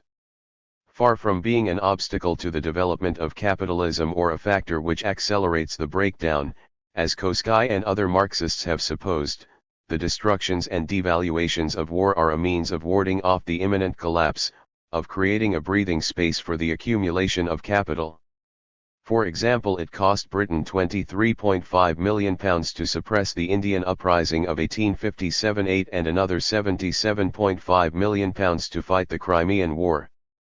These capital losses relieved the overtense situation of British capitalism and opened up new room for her expansion. This is even more true of the capital losses and devaluations to follow in the aftermath of the 1914-18 war. According to W. Wotensky, around 35% of the wealth of mankind was destroyed and squandered in the 4 years, 1925, pages 197-8. Because the population of the major European countries simultaneously expanded, despite war losses, a larger valorization base confronted a reduced capital, and this created new scope for accumulation. Koski was completely wrong to have supposed that the catastrophe of the World War would inevitably lead to the breakdown of capitalism and then, when no such thing happened, to have gone on to deny the inevitability of the breakdown as such. From the Marxist theory of accumulation, it follows that war and the destruction of capital values bound up with it weaken the breakdown and necessarily provide a new impetus to the accumulation of capital. Luxemburg's conception is equally wrong. From the purely economic point of view, militarism is a preeminent means for the realization of surplus value. It is in itself a sphere of accumulation, 1968, p. 454. This is how things may appear from the standpoint of individual capital, as military supplies have always been the occasion for rapid enrichment. But from the standpoint of the total capital, militarism is a sphere of unproductive consumption. Instead of being saved, values are pulverized. Far from being a sphere of accumulation, militarism slows down accumulation. By means of indirect taxation, a major share of the income of the working class which might have gone into the hands of the capitalists as surplus value is seized by the state and spent mainly for unproductive purposes. The expansion of share capital. Among the factors that counteract the breakdown Marx includes the fact that a progressively larger part of social capital takes the form of share capital. These capitals, although invested in large productive enterprises, yield only large or small amounts of interest, so-called dividends, once costs have been deducted.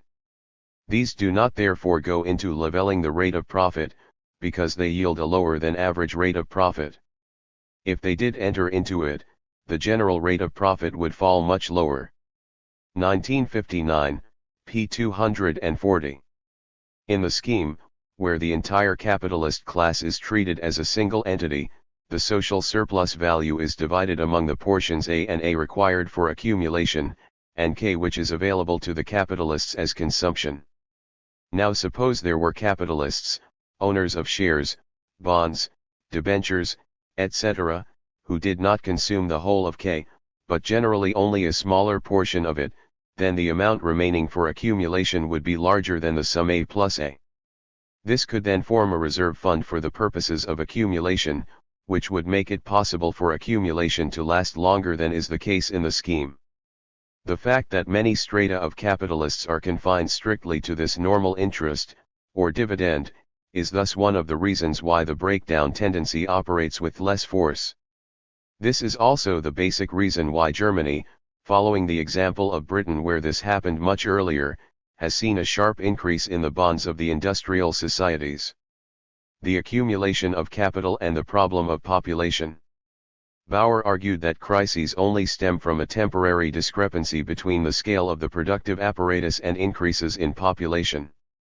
The crisis automatically adjusts the scale of production to the size of population and is then overcome. Luxemburg produced a brilliant refutation of this harmonist theory, 1972, pages 107-39.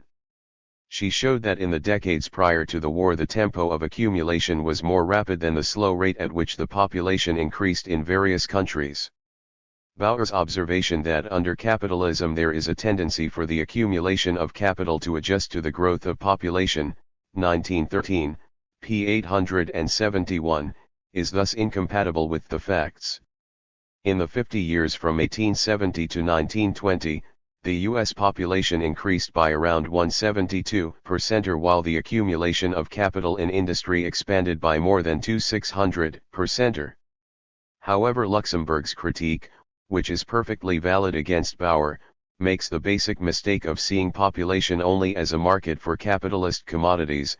It is obvious that the annual increase of mankind is relevant for capitalism only to the extent that mankind consumes capitalist commodities, 1972, p. 111.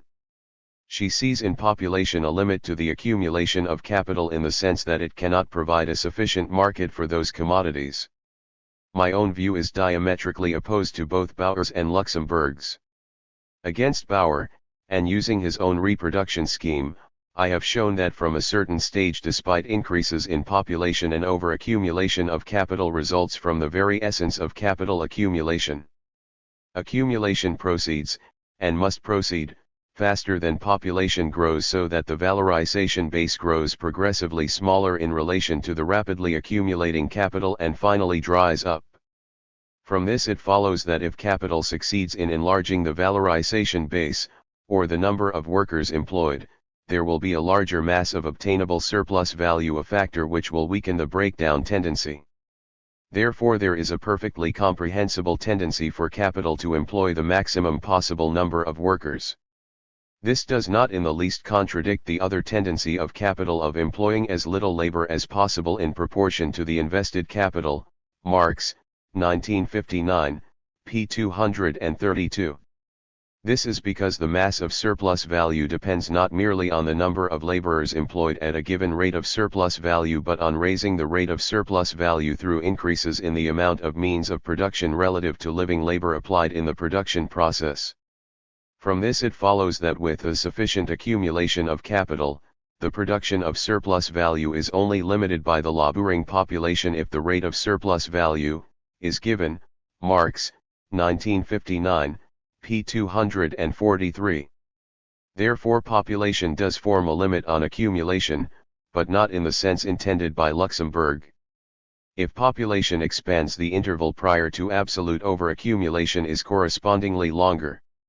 This is what Marx means when he writes: if accumulation is to be a steady, continuous process, then this absolute growth in population, although it may be decreasing in relation to the capital employed, is a necessary condition. An increasing population appears to be the basis of accumulation as a continuous process, 1969, p. 477. The tendency to employ the largest possible number of productive workers is already contained in the very concept of capital as a production of surplus value and surplus labor. Oppenheimer's criticism, that Marx was forced to admit that despite the overall displacement of workers their total number grows, is really unfounded and meaningless. Capital accumulation is only possible if it succeeds in creating an expanded valorization base for the growing capital. For example, at the low degree of accumulation which survived in Germany up to the end of the 1880s, the nascent large-scale industry failed to absorb the entire working population. Emigration became necessary to contain this situation. In the decade 1871-80, some 622,914 persons emigrated abroad from the country. In the following decade this number rose to 1,342,423. But with the rapid upsurge of industrialization and the accelerated tempo of accumulation in the 1890s, emigration ceased and even gave way to immigration from Poland and Italy into the industrial areas of the West. The absorption of these additional labor powers provided the basis for producing the surplus value required for the valorization of the expanded capital. Natural increases in urban population and migration from the countryside were insufficient. This was the case despite continuous intensification of labor, which meant that the mass of exploited labor was growing faster than the number of exploited workers. A shortage of labor power persisted despite the recruitment of new workers and the reabsorption of workers displaced by the increasing mechanization of work processes and rising organic composition of capital. After the 1907 crisis, capital was compelled to seek out an expanded valorization base by intensifying the incorporation of women workers. This had the additional advantage of being cheaper. In a penetrating account of the German economy, A. Feiler tells us, "It became increasingly clear that the rapid expansion of female labor which had characterized the Depression years of 1908 and 1909 was not some passing phenomenon that would vanish once the rate of employment restabilized. It survived the Depression years into the boom. The number of women workers continued to rise. In the 5 years from 1905 to 1910, the number increased by 33%. This trend intensified in the years that followed. The number of women employed in factories and offices increased much more rapidly than the number of men. This was a revolution pure and simple. At the end of 1913 there were as many employed women in Germany as employed men." 1914, p. 86. However, not much more can be drawn out of the disposable mass of labor power. Children and old people cannot be inducted into the production process. The reservoir of human labor is running dry. If there is a declining inflow of labor into production, the source of additional surplus value is restricted. This means an intensified struggle on the world market in search of the sources of additional surplus value required for the valorization of the expanded capital. But even in countries where population is expanding, the danger of overaccumulation is inherent. Given a rising organic composition of capital, every increase in the number of workers implies only a temporary weakening of the breakdown, not its final overcoming. Because constant capital expands much more rapidly than population, it follows that after a more or less long period of accumulation a point must come at which the given population is not enough to valorize the swollen mass of capital. At this point capital begins to press against the extreme boundary of valorization. Population begins to form the limit to the accumulation of capital, not because the consumption base of capital is too narrow but because the valorization base is insufficient. As a result of insufficient valorization, a reserve army is created and there is chronic unemployment.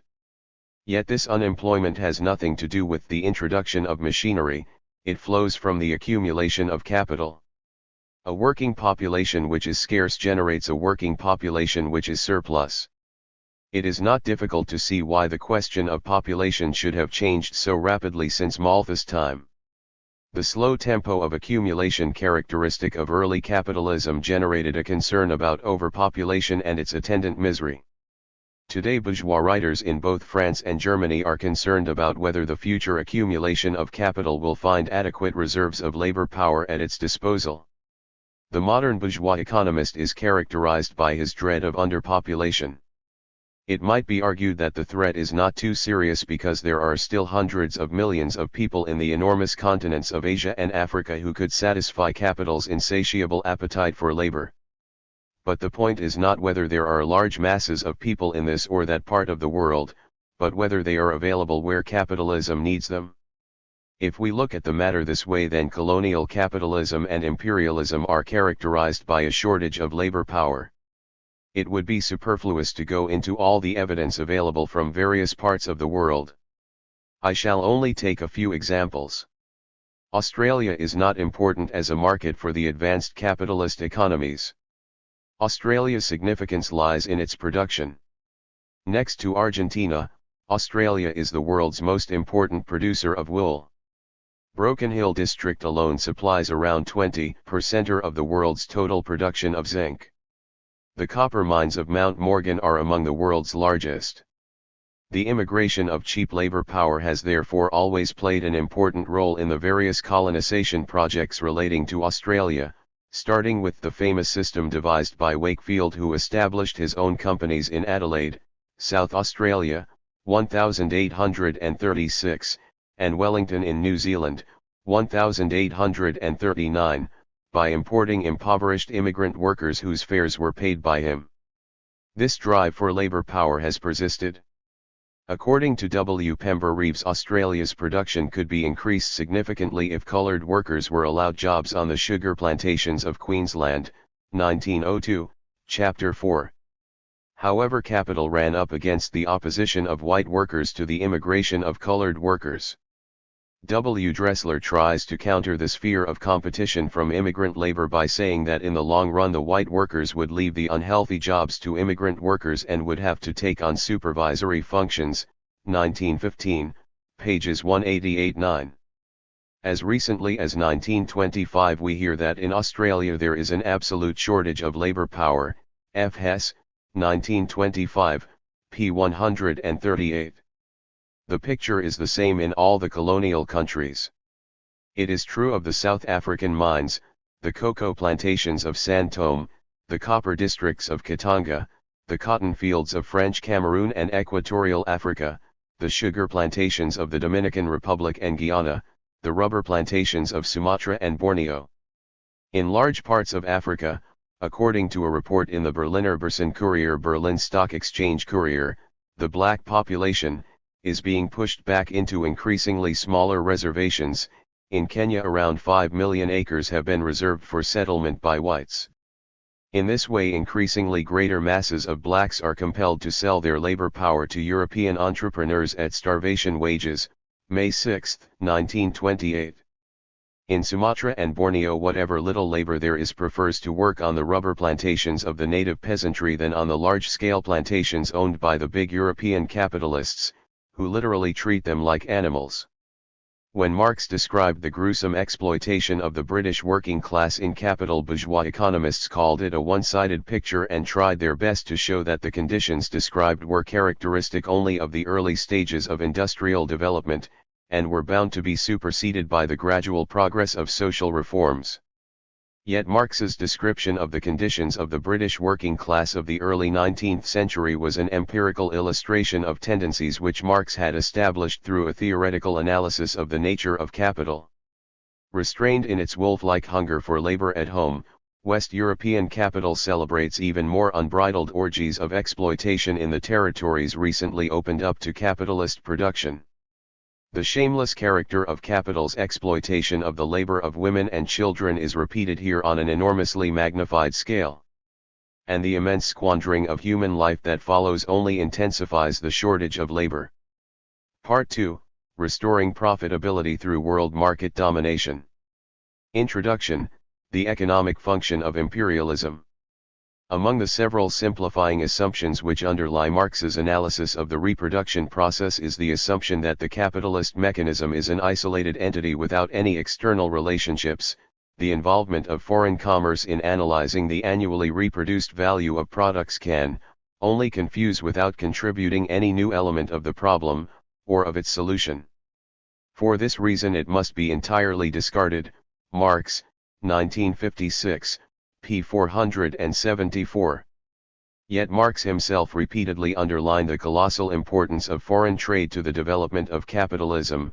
In 1859 he proposed a six-book structure for his investigations of the capitalist economy and intended the world market to be one of the six. Although the structure of the work was later changed, its object of inquiry remained basically the same. In Capital we find the creation of the world market listed as one of the three cardinal facts of capitalist production, 1956, p. 266. Elsewhere Marx writes, capitalist production does not exist at all without foreign commerce, 1956, p. 474. And it is only foreign trade, the development of the market to a world market, which causes money to develop into world money and abstract labor into social labor. Capitalist production rests on the value or the transformation of the labor embodied in the products into social labor. But this is only possible on the basis of foreign trade and of the world market. This is at once the precondition and the result of capitalist production.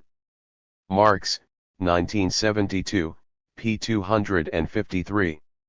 So what scientific value can there be in a theoretical system which abstracts from the decisively important factor of foreign trade? People have tried to escape the problem by postulating a gap in Marx's system. They have argued that after all capital is an unfinished work. Thus Parvis argues that the founders of scientific socialism died much too early, 1901, p. 587, to leave us any analysis of trade policy. Recently Musel has argued that Marx was naturally less interested in problems of foreign trade because the only significant foreign trade controversy which he lived to see, the struggle for the abolition of the Corn Laws, appeared to be a conflict between the landed aristocracy and the industrial middle class. It was easy to suppose that the working class had no immediate strong interests of its own in policies relating to foreign trade. Musel, 1928, p. 79. This distortion explains why Musel cannot grasp the tremendous importance of foreign trade in Marx's work, even though this is repeatedly and emphatically drawn out in Capital and Theories of Surplus Value. Luxemburg also starts from the conception that Marx ignored foreign trade in his system, that he himself explicitly states time and again that he aims at presenting the process of accumulation of the aggregate capital in a society consisting solely of capitalists and workers, 1968, pages 331. Luxemburg could only explain this by postulating a gap in Marx's work, supposedly due to the fact that this second volume of Capital is not a finished whole but a manuscript that stops short halfway through, pages 165-6. Luxemburg then constructs a theory to fill in the so-called gap. This may be a convenient way of disposing of theoretical problems, but it shatters the underlying unity of the system and creates 100 new problems. 2. What Luxemburg sees as a gap in Marx's system is transformed by Sternberg into its basic limitation. Marx turns out to be a builder of completely abstract systems which were bound to lead to untenable conclusions insofar as they ignored the basic aspects of reality.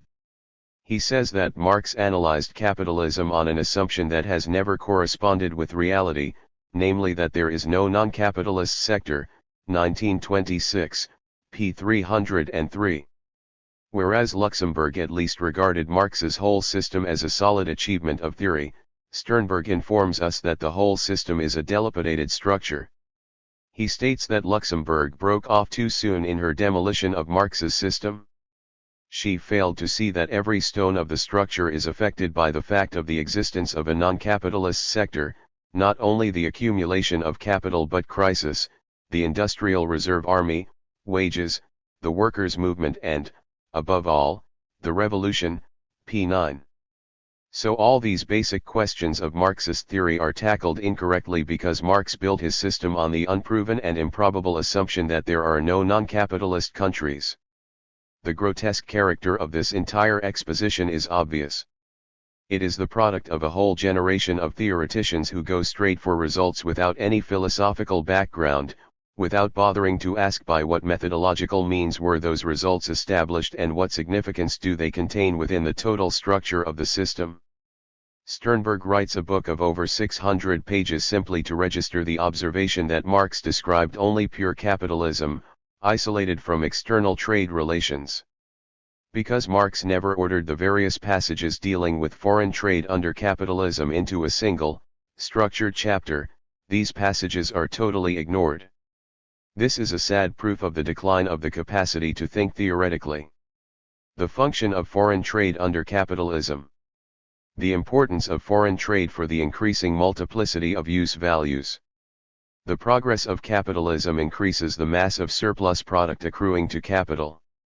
The number of human needs is unlimited, and when people have enough of some products there are always others which they can use. Towards the middle of the last century people consumed a greater variety of products than 50 years earlier, and today this variety is greater still. Foreign trade plays an important role in expanding this multiplicity of products. Here what matters is international exchange as such, regardless of whether it takes place with capitalist or non-capitalist ones. By increasing the multiplicity of products, foreign trade has the same impact as product diversification on the home market. An increasing variety of use values facilitates accumulation and weakens the breakdown tendency. Marx says, If surplus labor or surplus value were represented only in the national surplus product, then the increase of value for the sake of value and therefore the exaction of surplus labor would be restricted by the limited, narrow circle of use values in which the value of the national labor would be represented. But it is foreign trade which develops the surplus product's real nature by developing the labor embodied in it as social labor, which manifests itself in an unlimited range of different use values, and this in fact gives meaning to abstract wealth. 1972, p. 253. Thus the limits on the production of surplus value are extended, the breakdown of capitalism is postponed. This aspect of the exchange relationship does not exhaust the problem of foreign trade and its impact on the tendencies of capitalism. Looking at the matter from the value side, I have shown that the problem of breakdown by no means lies in an excess of surplus value but in its opposite, a lack of sufficient valorization. Therefore we have to examine foreign trade from the aspect of its impact on valorization. Expansion of the market as a means of reducing the costs of production and circulation. To understand why foreign trade and market expansion are important, we do not need to fall back on the metaphysical theory of the realization of the surplus value. Their importance is more obvious. Hilferding argues, the size of the economic territory has always been extremely important for the development of capitalist production. The larger and more populous the economic territory, the larger the individual plant can be, the lower the costs of production, and the greater the degree of specialization within the plant, which also reduces costs of production. The larger the economic territory, the more easily can industry be located where the natural conditions are most favorable and the productivity of labor its highest. The more extensive the territory, the more diversified is production and the more probable it is that the various branches of production will complement one another and that transport costs on imports from abroad will be saved. 1981, p. 311. Due to mass production, British industry, which was the workshop of the world down to the 1870s, could carry through a division of labor, increases in productivity and cost savings to a level that was unattainable elsewhere. Whereas weaving and spinning were originally combined, later they were separated. This resulted in geographical specialization. Burnley made the traditional calico prints, Blackburn clothed India and China, Preston manufactured fine cottons. The factory districts lying close to Manchester concentrated on more complicated fabrics, like the cotton velvets of Oldham and high-quality calicos of Ashton and Glossop. Only mass production of this kind made possible the construction of specialized machines for individual operations, and this meant important savings in investment and enterprise costs. Manchester, previously the center of the industry, more and more specialized as the exclusive base of the export trade. In the basements of the city's commercial firms, which were often several stories underground, steam engines and hydraulic presses were reducing cotton yams and fabrics to half their thickness. Such a high level of production specialization meant huge cost reductions due to savings in non-productive expenses, reduced work interruptions and increases in productivity and the intensity of labor. Economies in production are supplemented by economies in the sphere of circulation. The number of importers, brokers, and so on is compressed to the absolute minimum. An intricate system of transport connects supply bases to centers of production. Special credit organizations emerge with their own terms of payment. All of this enhances valorization by reducing the costs of investment, manufacturing, and marketing. This is what accounted for the competitive superiority of British capitalism. The compulsion to produce the greatest possible surplus value is enough to account for the enormous importance of market expansion and struggles for markets. We do not need to fall back on Luxemburg's notion of the necessity of non-capitalist markets for realizing surplus value. In fact, it is irrelevant whether the markets in question are capitalist or not. What matters is mass outlets, mass production, and the specialization and rationalization of work and circulation which mass production makes possible. It makes no difference whether German chemicals are exported to Britain or to China. Finally, the specialization and geographical concentration of production in specific lines contributes to the training of a highly efficient workforce, and therefore to increases in the skill and intensity of labor. A German worker cited by Schulz-Governetz talks of German workers being less efficient than British workers due to lack of tradition, in the sense that in Britain workers have acquired a basic experience in handling machinery through specialized work lasting over generations. The result is that in Britain 3 or 4 workers can operate 1000 spindles, whereas in Germany at that time it needed 6 to 10, 1892, p. 109. We should add that France, for example, which possesses an old and flourishing silk industry at Lyons, remained totally dependent on Britain for her imports of raw silk from China and Japan. All attempts to procure Chinese silk directly, with the help of French banks, failed because Britain was able to buy the silk more cheaply due to her extensive trade connections and lower freight costs. In addition, despite the double freight costs involved in importing the raw material all the way from Australia and shipping the final product back there, British woolens remain cheaper and more competitive than Australian woolens because the size of the Australian market forces the individual units there to diversify instead of specialising. Domestic prices are higher than world market prices. Sales are confined exclusively to the home market, and this means that protection is necessary.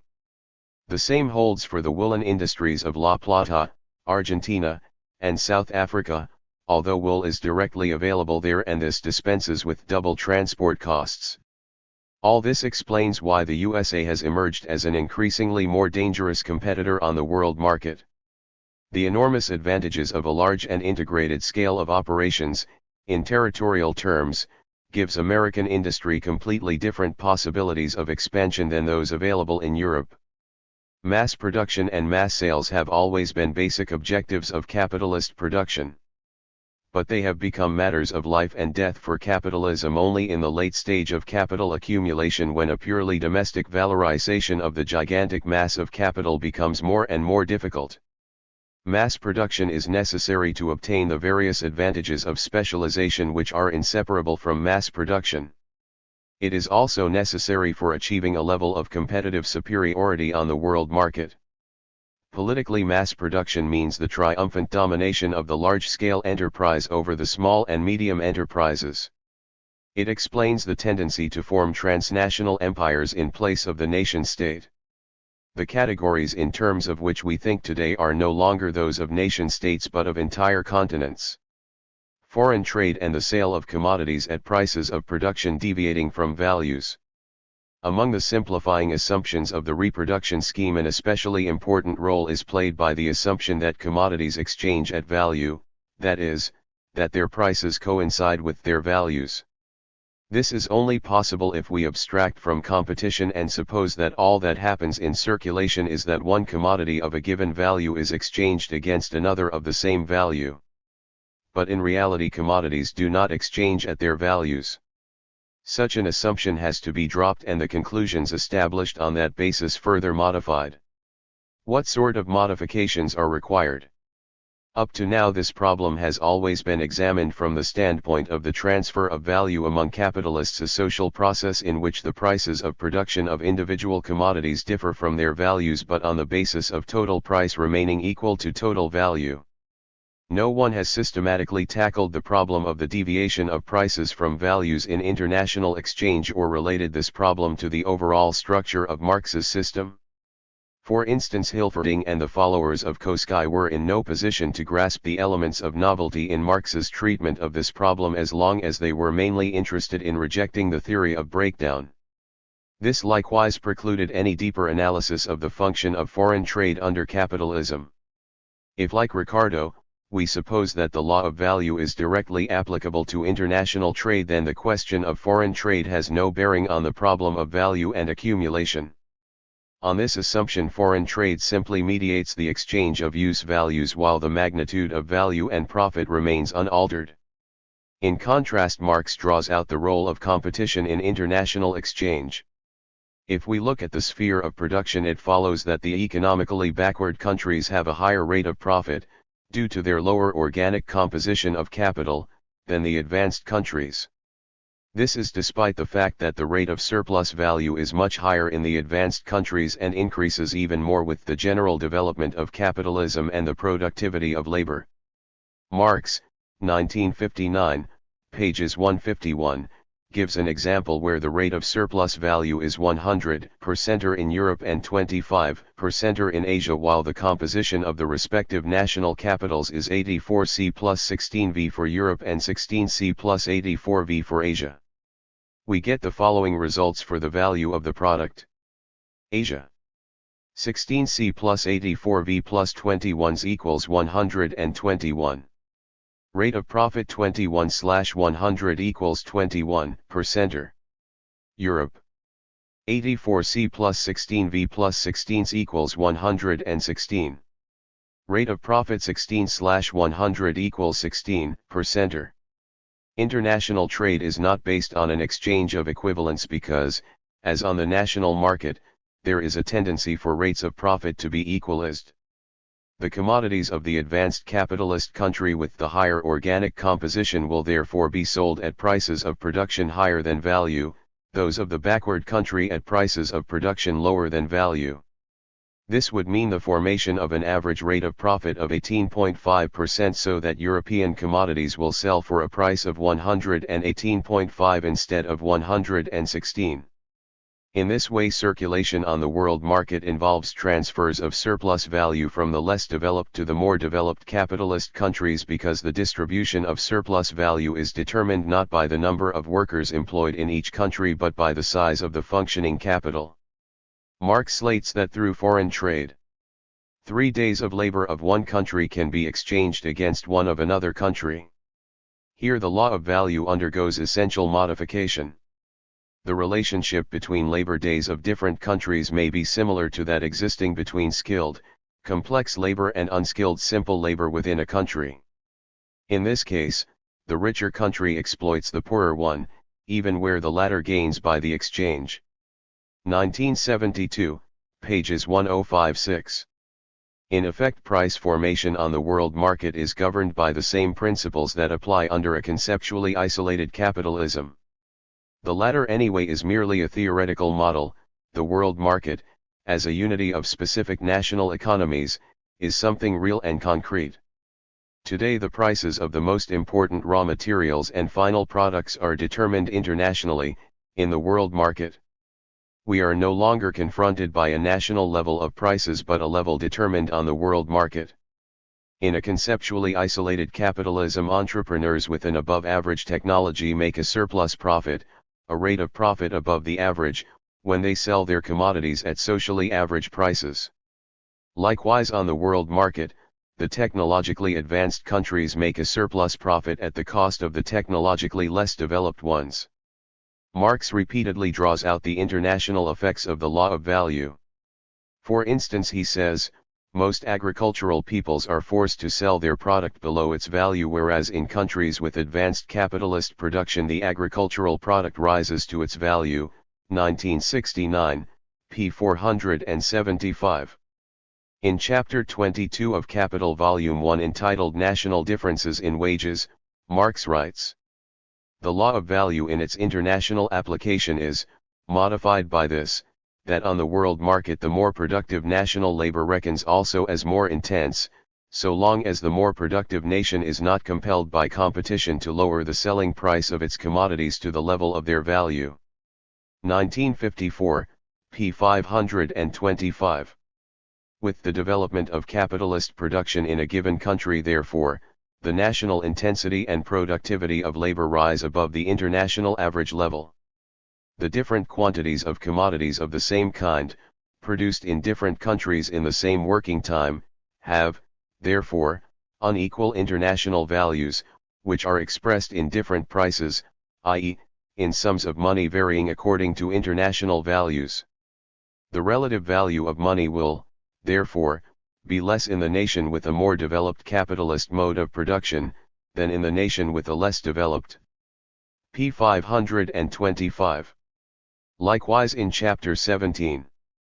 The intensity of labor would be different in different countries, and would modify the international application of the law of value.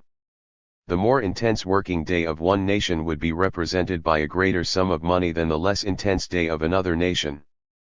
p. 492. Finally, in Capital Volume 3. Capitals invested in foreign trade can yield a higher rate of profit, because, in the first place, there is competition with commodities produced in other countries with inferior production facilities, so that the more advanced country sells its goods above their value even though cheaper than the competing countries. Insofar as the labor of the more advanced country is here realized as labor of a higher specific weight, the rate of profit rises, because labor which has not been paid as being of a higher quality, is sold as such. As regards capitals invested in colonies, etc., on the other hand, they may yield higher rates of profit for the simple reason that the rate of profit there is higher due to backward development, and likewise the exploitation of labor, because of the use of slaves, coolies, etc. 1959, p. 238. In the examples cited above, the gain of the more advanced capitalist countries consists in a transfer of profit from the less developed countries. It is irrelevant whether the latter are capitalist or non-capitalist. It is not a question of the realization of surplus value but of additional surplus value which is obtained through competition on the world market through unequal exchange, or exchange of non-equivalents. The enormous significance of this transfer process and the function of imperialist expansion are only explicable in terms of the theory of breakdown developed earlier. I have already shown that capitalism does not suffer from a hyperproduction of surplus value but, on the contrary, from insufficient valorization. This produces a tendency towards breakdown which is expressed in periodic crises and which in the further course of accumulation necessarily leads to a final collapse. Under these circumstances, an injection of surplus value by means of foreign trade would raise the rate of profit and reduce the severity of the breakdown tendency. According to the conception I have developed and which, I believe, is also Marx's conception, the original surplus value expands by means of transfers from abroad. At advanced stages of accumulation, when it becomes more and more difficult to valorize the enormously accumulated capital, such transfers become a matter of life and death for capitalism. This explains the virulence of imperialist expansion in the late stage of capital accumulation. Because it is irrelevant whether the exploited countries are capitalist or non-capitalist, and because the latter can in turn exploit other less developed countries by means of foreign trade, accumulation of capital at a late stage entails intensified competition of all capitalist countries on the world market. The drive to neutralize the breakdown tendency through increased valorization takes place at the cost of other capitalist states. The accumulation of capital produces an ever more destructive struggle among capitalist states, a continuous revolutionization of technology, rationalization, taylorization, or Fordization of the economy, all of which is intended to create the kind of technology and organization that can preserve competitive superiority on the world market. On the other side, accumulation intensifies the drift to protectionism in the economically backward countries. Koski sees the essence of imperialism in a striving to conquer the non-capitalist agrarian parts of the world. He therefore sees imperialism as merely an episode in the history of capitalism that will pass with the industrialization of those parts of the world. This conception is totally false. Imperialism must be understood in the specific form that Luxemburg gives to it in her theory of the role of the non-capitalist countries. Imperialist antagonism subsists even among the capitalist states in their relations to one another. Far from being merely an episode that belongs to the past, imperialism is rooted in the essence of capitalism at advanced stages of accumulation. Imperialist tendencies become stronger in the course of accumulation, and only the overthrow of capitalism will abolish them altogether. The argument developed here shows how foreign trade can function as a means of surmounting crises. While commodity exports are not confined to periods of crisis or depression, it is a fact that in boom periods, when the level of domestic prices is high and shows an upward trend, accumulation in individual spheres of industry creates a market for industry as a whole, and industry works mainly for the national market. Foreign trade gains importance in periods of internal saturation, when valorization disappears due to overaccumulation and there is a declining demand for investment goods. The drive to export in a period of depression acts as a valve for overproduction on the domestic market. In Germany after the boom year of 1927 there was a tapering off early in 1928. Although a depression has still to come, there was, in the first 4 months of 1928, a retreat in domestic demand practically all along the line. At the same time, however, exports provided a compensation.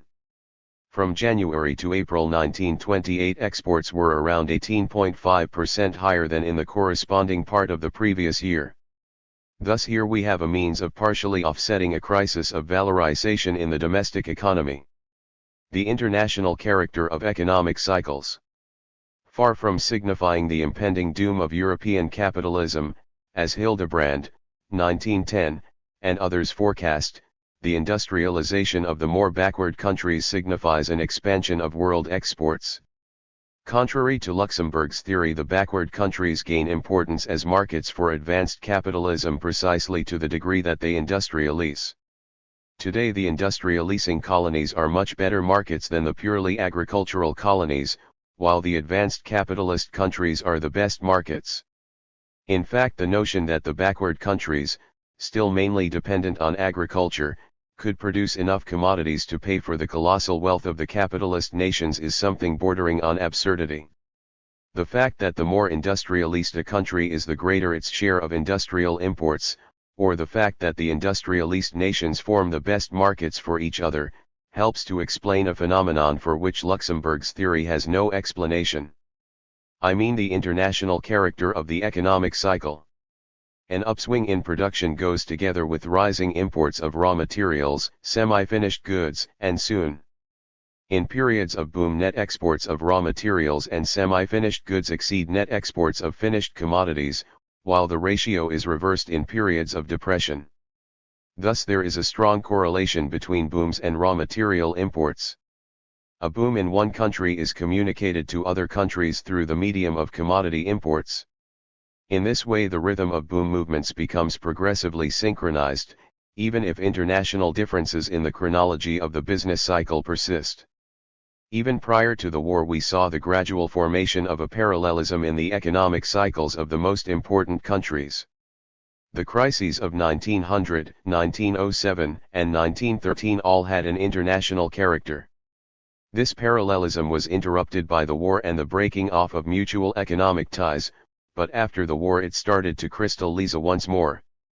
The minor boom of 1925 was followed by the depression of 1926 when the total volume of imports declined steeply. In the boom year of 1927 imports exceeded the level of 1925. It is easy to see that such a rapid increase of German imports, by 3.2 billion marks, is bound to have an invigorating effect on the world market. As long as it is sufficiently strong, the boom in a single country can communicate itself to all its trade partners. For instance, the German boom of 1927 drew along with it all the neighboring countries of Central and Eastern Europe which have close economic ties to Germany. In that year there was a revival, of varying strength, in Poland, Czechoslovakia, Austria, Hungary, Switzerland, Belgium, Netherlands, Sweden, and Finland. In periods of depression things are reversed. Imports decline and a chain repercussion starts as orders are cancelled. Foreign trade and world monopolies.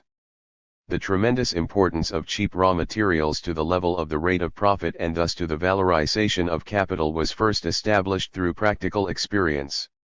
However, the classical economists found it difficult to explain the fact theoretically due to their confusion of the rate of profit with the rate of surplus value. Marx was the first to establish the connection clearly through his own exposition of the laws that govern the rate of profit.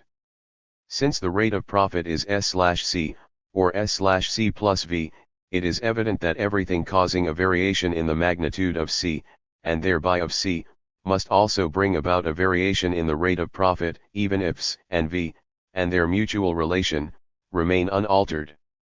Now, raw materials are one of the principal components of constant capital. Should the price of raw material fall, the rate of profit rises. Other conditions being equal, the rate of profit, therefore, falls and rises inversely to the price of raw material. This shows, among other things, how important the low price of raw material is for the industrial countries. 1959, p. 106. Marx goes on to point out that the importance of raw materials to the level of profitability is constantly growing with the development of capitalist industry. The quantity and value of the employed machinery grows with the development of labor productivity, but not in the same proportion as productivity itself, i.e., not in the proportion in which this machinery increases its output. In those branches of industry, therefore, which do consume raw materials, the growing productivity of labor is expressed precisely in the proportion in which a larger quantity of raw material absorbs a definite of labor, hence in the increasing amount of raw material converted in, say, 1 hour into products. The value of raw material, therefore, forms an ever-growing component of the value of the commodity product. 1959, p. 108. The growing importance of raw materials is also obvious in the fact that as industrialization advances, every capitalist country becomes increasingly dependent on raw material imports. For instance, in Germany, imports of raw materials for industrial purposes increased by between 40 to 55% between the late 1880s and 1912. A further point is that monopolistic controls in the world market are easier to carry through in the sphere of raw materials, where the range of possible applications is very wide. Competition among the capitalist powers first exploded in the struggles to control raw material resources because the chance of monopoly profits were greatest here. Yet this is not the only factor. Control over raw materials leads to control over industry as such. F. Kestner says, because only raw materials or means of production are susceptible to long-term monopolization, which is generally not the case with finished products, unless raw material syndicates intervene, cartelization necessarily shifts the economic balance in favor of heavy industry, both in terms of price formation, and in terms of the fact that the processing industries fall under the sway of the raw materials industries. 1912, p. 258. The struggle for control of raw materials is thus a struggle for control over processing industries, which is itself finally reducible to the drive for additional surplus value. Because raw materials are only found at specific points on the globe, capitalism is defined by a tendency to gain access to, and exert domination over, the sources of supply. This can only take the form of a division of the world. A world monopoly in raw materials means that more surplus value can be pumped out of the world market. For competitors who face such a monopoly, it means that the breakdown of capitalism is intensified. The economic roots of imperialism, of the incessant drive to dominate territories capitalistically and later politically, lie in imperfect valorization. Perhaps the most obvious case of this is the Anglo-American struggle over oil. The struggles for petroleum in the Caucasus, Mesopotamia, and Persia are already well known, so I shall be brief here. Oil first became a burning issue for Britain when the discovery of the diesel engine made it possible to substitute liquid fuel for coal in shipping. Yet the biggest reserves of crude oil and the bulk of oil production were concentrated in American hands. Britain saw the American monopoly as a threat. F. de Lacy points out that for close to a century the whole power of British trade and industry was founded on her control over coal. Superiority in the coal market, and especially in the production of bunker coal, enabled Britain to consolidate its traditional maritime dominance. Britain could afford to charge cheaper rates on return freight than her competitors. Thus commodities destined for Britain paid lower transport costs than those destined for other countries. Hence British industry enjoyed a real premium on all overseas raw materials. This was an enormous advantage over all competitors in the struggle to win international markets. De Lacy, 1921, p. 40. Once shipping converted to oil, all this could change. Britain produced no petroleum. British domination over sea transport was seriously threatened. Then there was the experience of the World War, which showed the importance of automobiles and aircraft. The decisive strategic significance of Allied control over oil reserves became more and more obvious the longer the war lasted. The oil politics of the post-war period was a direct consequence of these experiences. Britain realized the implications of this situation quite early on and, at the beginning of the century, quietly and unobtrusively started to acquire reserves of oil that were still going. Against Rockefeller's Standard Oil Trust, Britain founded a series of oil trusts, Royal Shell, later expanded into Royal Dutch Shell, Mexican Eagle, Anglo-Persian Oil, etc. Britain even settled down in the USA to take on the competition of Standard Oil.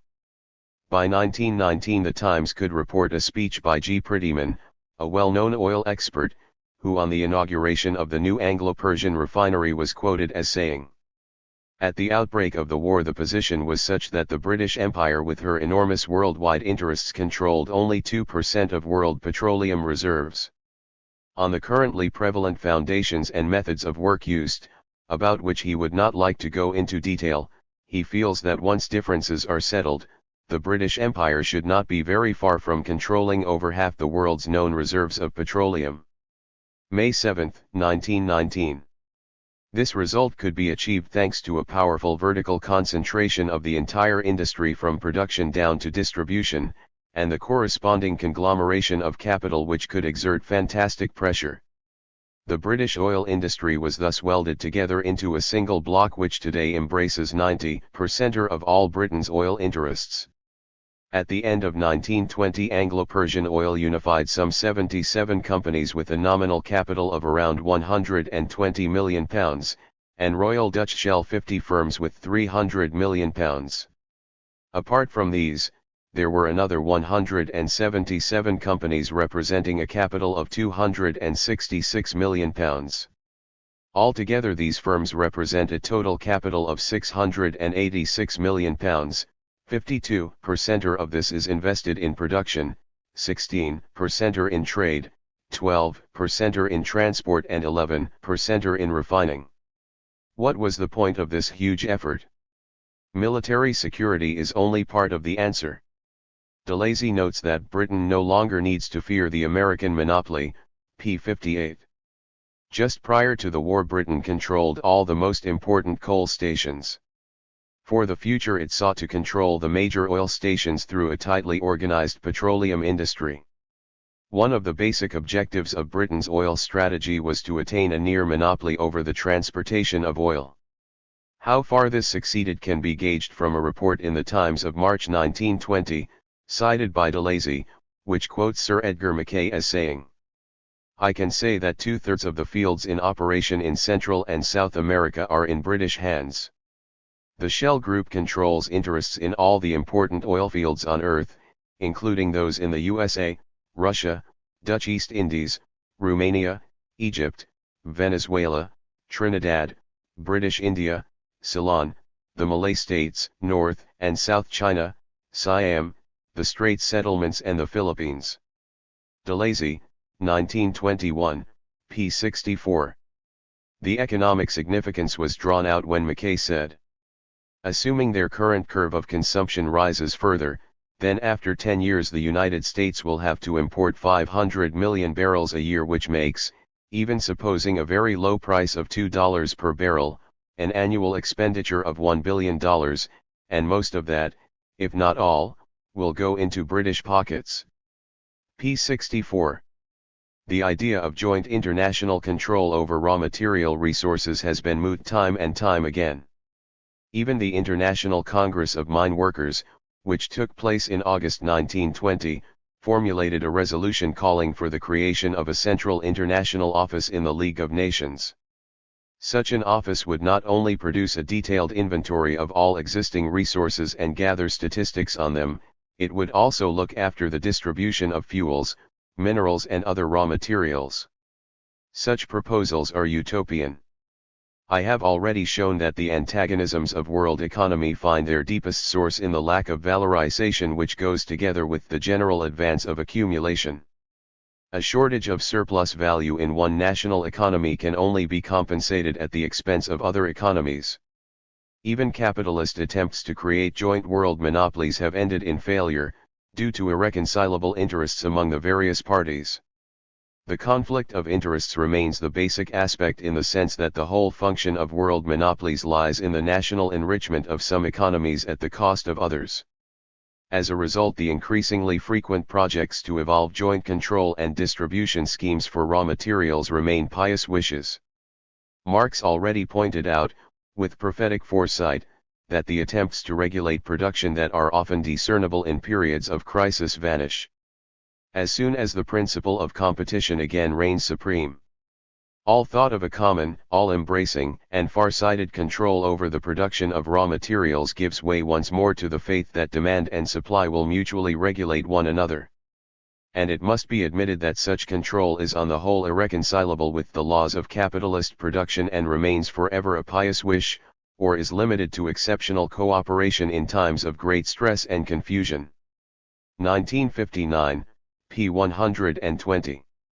The function of capital exports under capitalism. Earlier presentations of the question.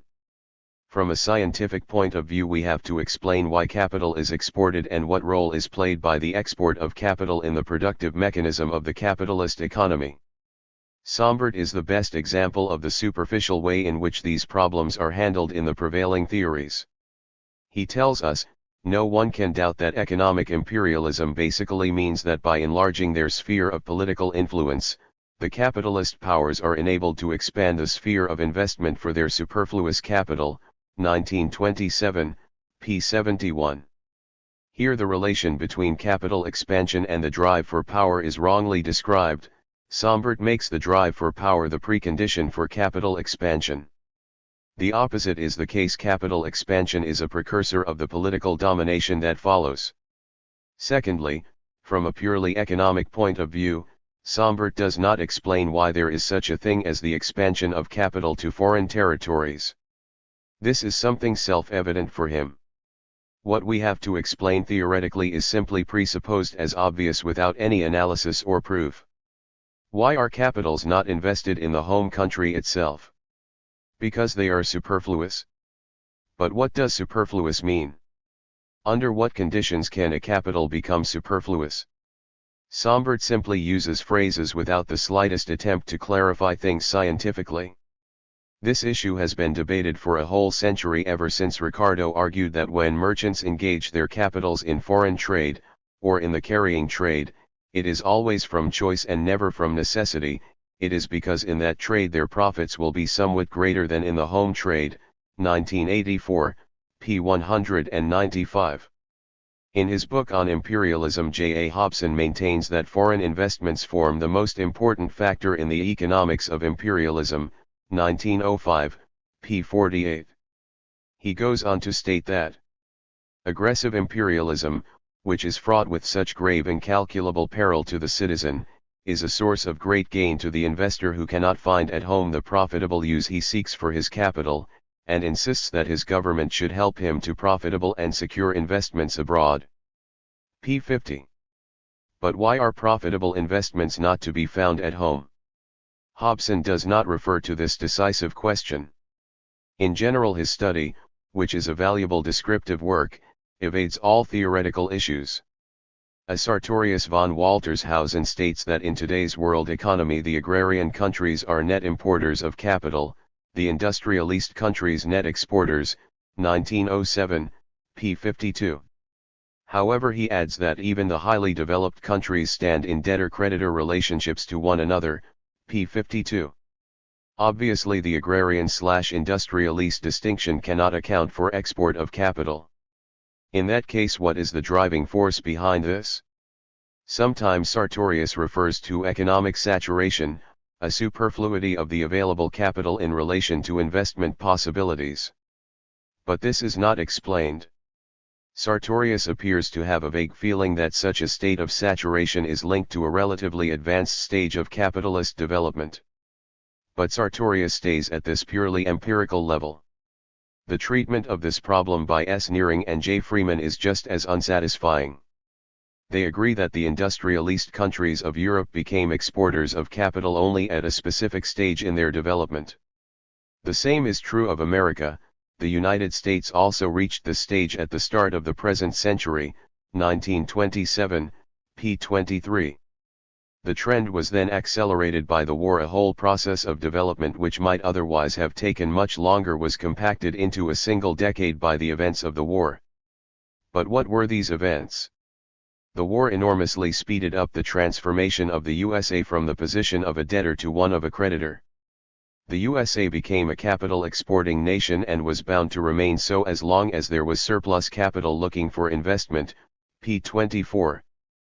But the authors do not show why such a surplus emerges or why it cannot find investment in the domestic economy. Even in Marxist writings we search in vain for any explanation of the specific function of capital exports in the capitalist system. Marxists have simply described the surface appearances and made no attempt to build these into Marx's overall system. So Varga says, the importance of capital exports to monopoly capitalism was analyzed in detail by Lenin in Imperialism, hardly anything new can be added, 1928, p. 56. Elsewhere he simply casts aside any attempt to analyze the problem theoretically and simply produces facts about the volume and direction of international capital flows. The rate of profit, he says, regulates not only the influx of capital into individual branches of industry, but also its geographical migrations. Capital is invested abroad whenever there are prospects of obtaining a higher rate of profit, 1927, p. 363. This conclusion is hardly original.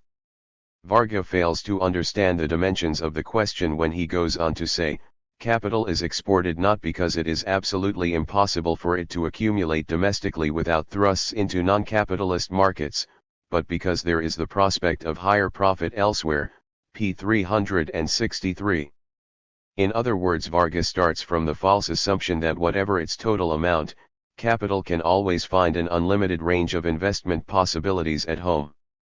He overlooks the simple fact that in denying the possibility of an overabundance of capital, he simultaneously denies the possibility of an overproduction of commodities. In addition, Varga imagines any argument that there are definite limits to the accumulation of capital, and that capital export necessarily follows, is incompatible with Marx's conception and can only be made from Luxemburg's position. I shall show that Varga's conception is untenable, that it was precisely Marx who showed that there are definite limits to the volume of capital investments in any single country, that it was Marx who explained the conditions under which there arises an absolute overaccumulation of capital and therefore the compulsion to export capital abroad.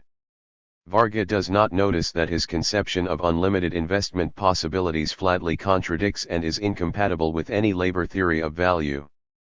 Investment of capital demands surplus value. But surplus value is labor, and in any given country labor is of a given magnitude. From a given working population only a definite mass of surplus labor is extortable. To suppose that capital can expand without limits is to suppose that surplus value can likewise expand without limits, and thus independently of the size of the working population. This means that surplus value does not depend on labor.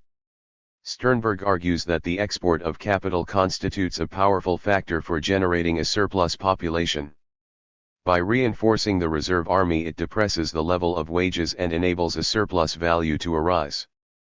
The expansion of capital is therefore one of the strongest supports of the capitalist relation and its continuity over time, 1926, p. 36, because a surplus value can arise only if there is a surplus population, p. 16. Export of capital is supposed to be the most powerful factor of surplus population. Yet in Germany in the years 1926-7 we saw the exact opposite. Massive inflows of foreign capital were crucial to the general wave of rationalization and played a major role in displacing workers or creating a surplus population. If it were simply a question of reducing the amount of capital so as to reduce the demand for labor, then a simple transfer of capital would be enough to solve this. For instance, German capitalists can go to Canada and settle down there. But this is not an export of capital so much as a loss of capital. In fact, if it were simply a question of reducing the amount of capital, the essential aspect of capital exports, the drive to improve the conditions for the further expansion of capital, would no longer hold. Sternberg tries to explain the export of capital, as he does all other phenomena of capitalism, by reference to competition. Yet the problem is to explain capital exports in abstraction from competition and therefore from the existence of a surplus population. The question is, what compels the capitalist to export capital when there is no reserve army and labor power is sold at its value? Hilferding is not much better. Because he denies the possibility of a generalist overproduction of commodities, there are no limits to the investment of capital in a given country. So capital is exported only because a higher rate of profit can be expected. The precondition for the export of capital is the variation in rates of profit, and the export of capital is the means of equalizing national rates of profit. 1981, p. 315. The same holds for Bauer. Inequality of profit rates is the sole reason why capital is exported. Initially, the rate of profit is higher in the more backward countries which are the targets of imperialist expansion. Capital always flows to where the rate of profit is highest. 1924, p. 470. Capital exports are thus explained in terms of the tendency for the rate of profit to equalize. But Bauer has the feeling that this explanation is quite useless when it comes to understanding modern imperialism. There has always been a tendency for rates of profit to equalize, whereas capital exports from the advanced capitalist countries started with real vigor only recently. Bauer himself says, "The drive for new spheres of investment and new markets is as old as capitalism itself. It is as true of the capitalist republics of the Italian Renaissance as of Britain or Germany today. But the force of this tendency has increased enormously in the recent decades." p. 471. How does he explain this? Ultimately, Bauer has to look for an explanation of rising capital exports in the aggressive character of modern imperialism, which is precisely what has to be explained. Apart from this, if higher rates of profit are what account for the flow of capital to the less developed continents of Asia, Africa, and elsewhere, then it is impossible to understand why capital should ever be invested in the industries of Europe and the United States. Why is the whole surplus value not earmarked for export as capital? In fact, we have already seen that an average rate of profit forms on the world market. On page 247 of his book, Bauer knows this. But when he comes to deal with the roots of export of capital and imperialist expansion, p. 461, he forgets it and falls back onto the banal conception that the higher rate of profit of the backward countries is the cause of capital exports. We argued earlier that on the world market the technologically more advanced countries make a surplus profit at the cost of the technologically backward nations with a lower organic composition. This is what stimulates and simultaneously drives capital to keep developing technology, to force through continuous increases in the organic composition in the advanced countries. Yet this only means that as progressively higher levels of organic composition are introduced, a field is simultaneously created for more profitable investments. However high profits may be in the colonial countries, they would appear to be higher still in the chemical and heavy industries at home which, given their organic composition, are making surplus profits. So the question remains, why is capital exported at all? Bauer can't explain this. It is not necessarily true that in countries recently opened up to capitalist production the organic composition is always lower. While West European capitalism may have needed 150 years to evolve from the organizational form of the manufacturing period into the sophisticated world trust, the colonial nations do not need to repeat this entire process. They take over European capital in the most mature forms it has already assumed in the advanced capitalist countries. In this way they skip over a whole series of historical stages, with their peoples dragged straight into gold and diamond mines dominated by trustified capital with its extremely sophisticated technological and financial organization. Does Bauer mean to suggest that British capitalists invest in railway construction in Africa or South America because the organic composition of the railways there is lower than in England? Argentina's beef industry works on huge refrigerated plants equipped with the most modern technology with large sums of capital invested by the meat processing firms of Chicago. An industry of this type could only have developed after a revolutionary change in transport and refrigeration techniques, and this again presupposes a high organic composition of capital. Bauer senses that there is no factual basis in the argument about higher rates of profit in less developed countries, So he drags in various other factors in the conviction that piling up doubtful arguments is a good enough substitute for one correct one. At any given time, he says, a part of the social money capital always lies fallow, 1924, p. 462. If too much money capital lies fallow, the consequences can be disastrous for capitalism, p. 462. Therefore there is a drive for spheres of investment that will absorb the superfluous capital. One form of this drive is the export of capital, which, according to Bauer, reduces the volume of capital that lies fallow in a given country at a given time, p. 470. Here two completely different explanations tend to coalesce. One deals with productive capital, the other with money capital that is not active in production. In his second theory, Bauer has merely confused money capital which is deposited in banks with capital that lies fallow and searches for investment opportunities. A portion of the total social capital must always exist in the form of money, in the shape of money capital. If reproduction is to be continuous, the size of this portion cannot be reduced at will. The period of time which capital, individual or total, spends in any of its three forms is not determined arbitrarily by bankers or industrialists. It is objectively given. And because the size of money capital is not arbitrarily determined, any more than is the size of commodity capital or productive capital, definite numerical ratios must obtain in the division of capital into three portions. Marx says, the magnitude of the available capital determines the dimensions of the process of production, and this again determines the dimensions of the commodity capital and money capital insofar as they perform their functions parallel with the process of production. 1956, p. 106. Summarizing the results of his analysis, Marx writes, certain laws were found according to which diverse large components of a given capital must continually be advanced and renewed depending on the conditions of the turnover in the form of money capital in order to keep a productive capital of a given size constantly functioning. p. 357. He goes on to add that to set the productive capital in motion requires more or less money capital, depending on the period of turnover, p. 361.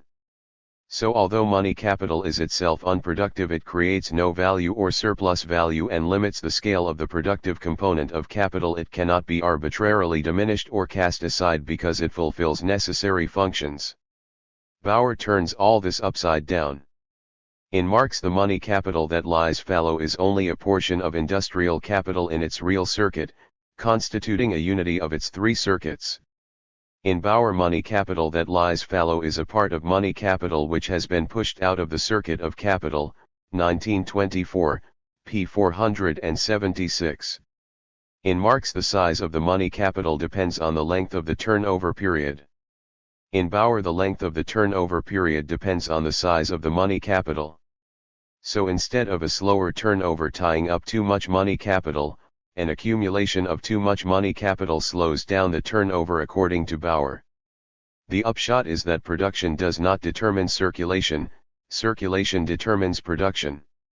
Bauer says, any change in the ratio of fallow to invested capital, of productive capital to capital in circulation, completely transforms the picture of bourgeois society, p. 463. The mystical power of money capital to do this lies with the banks. In fact, expansion is only possible due to the banks, thanks to the scale of resources at their disposal at any given time. The banks can consciously direct the flow of capital to the dominated areas, p. 472. Capital is exported because the banks decide it. The banks seemingly can do what they like. So what of the objective laws of capitalist circulation? Obviously for Bauer these must belong to the realm of fantasy. Bauer refers to fallow money capital which is expelled from the circulation of industrial capital and returns to production through the export of capital. But from statistics on international trade, Bauer knows that international capital movements take place mainly in the form of commodities and hardly at all in the form of money or as money capital. It is not money capital but commodity capital which is expelled from the circulation of industrial capital. This merely shows that there is an overproduction of commodity capital which is unsaleable and which cannot therefore find its way back into production. In fact, Baser himself accepts that export of capital creates an outlet for commodities. Overaccumulation and export of capital in Marx's conception. Marx points to the consistency of Ricardo's argument that if overproduction of commodities is impossible, then there cannot be accumulated in a country any amount of capital which cannot be employed productively. Ricardo, 1984, p. 193. This proposition is founded on J.B. Say's thesis that demand and supply are identical. It shows that Ricardo is always consistent. For him, therefore, the statement that no overproduction of commodities is possible is synonymous with the statement that no plethora or overabundance of capital is possible, pages 496-7. Marx then refers to the stupidity of his Ricardo's successors, who deny overproduction in one form, as a general glut of commodities on the market, and who not only admit its existence in another form, as overproduction of capital, plethora of capital, overabundance of capital, but actually turn it into an essential point of their doctrine. p. 497. The epigones of Marx, for instance Varga, merely reverse this stupidity. They accept the overproduction of commodities and even make this a fundamental part of their doctrine, but deny the overproduction of capital. For Marx there could be no fundamental distinction between the two phenomena. The question is, what is the relation between these two forms of overproduction, the form in which it is denied and the form in which it is asserted or accepted? The question is, therefore, what is the overabundance of capital and how does it differ from overproduction? p. 498. Those economists who admit to the possibility of an overabundance of capital maintain that capital is equivalent to money or commodities. So overproduction of capital is overproduction of money or of commodities. And yet the two phenomena are supposed to have nothing in common with each other, p. 498. Against this thoughtlessness, which admits the existence and necessity of a particular phenomenon when it is called A and denies it when it is called B, p. 499, Marx emphasizes that when we are dealing with overproduction we are not dealing merely with an overproduction of commodities as commodities. We are dealing with the fact that commodities are here no longer considered in their simple form, but in their designation as capital, p. 498. The commodity becomes something more than, and also different from, a commodity, p. 499. In a situation of overproduction the producers confront one another not as pure commodity owners but as capitalists. This means that in every crisis the valorization function of capital is disrupted. A capital that fails to valorize itself is superfluous, overproduced capital. In this sense overproduction of commodities and overproduction of capital are the same thing. Overproduction of capital, not of the individual commodities, although overproduction of capital always includes overproduction of commodities, is thus simply overaccumulation of capital. Marx, 1959, p. 251. The heart of the problem of capital exports lies in showing why it is necessary and under what conditions it comes about. Marx's achievement was that he did precisely this. Marx showed the circumstances which determine a tendential fall in the rate of profit in the course of accumulation. The question arises, how far can this fall go? Can the rate of profit fall to zero? Many writers believe that only in such a case can we speak of an absolute overaccumulation of capital. As long as capital yields a profit, however small, we cannot speak of overaccumulation in an absolute sense, because the capitalist would rather be content with a small profit than have no profit at all. I shall show that this idea is completely false, that there is a limit to the accumulation of capital, and this limit comes into force much earlier than a zero rate of profit. There can be absolute overaccumulation even when capital yields a high interest. The crux of the matter is not the absolute level of this interest, but the ratio of the mass of surplus value to the mass of accumulated capital. In identifying the conditions on which this limit depends, mere empiricism is quite useless. For instance, in the utilization of fuel, the experience of almost 100 years has shown that it was always possible to obtain a greater quantity of heat from a given quantity of coal. Thus experience, based on several decades' practice, might easily suggest that there is no limit to the quantity of heat obtainable through such increases. Only theory can answer the question whether this is really true, or whether there is not a maximum limit here beyond which any further increases are precluded. This answer is possible because theory can calculate the absolute quantity of energy in a unit of coal. Increases in the rate of utilization cannot exceed 100% of the available quantity of energy. Whether this maximum point is reached in practice is of no concern to theory. Starting from considerations of this sort, Marx asks, what is overaccumulation of capital? He answers the question thus: to appreciate what this overaccumulation is, one need only assume it to be absolute. When would overproduction of capital be absolute? 1959, p. 251. According to Marx, absolute overproduction would start when an expanded capital could yield no more surplus value than it did as a smaller capital. As soon as capital would, therefore, have grown in such a ratio to the laboring population that neither the absolute working time supplied by this population, nor the relative surplus working time, could be expanded any further, this last would not be feasible at any rate in the case where the demand for labor were so strong that there were a tendency for wages to rise, at a point, therefore, when the increased capital produced just as much, or even less, surplus value than it did before its increase, there would be absolute overproduction of capital. p. 251.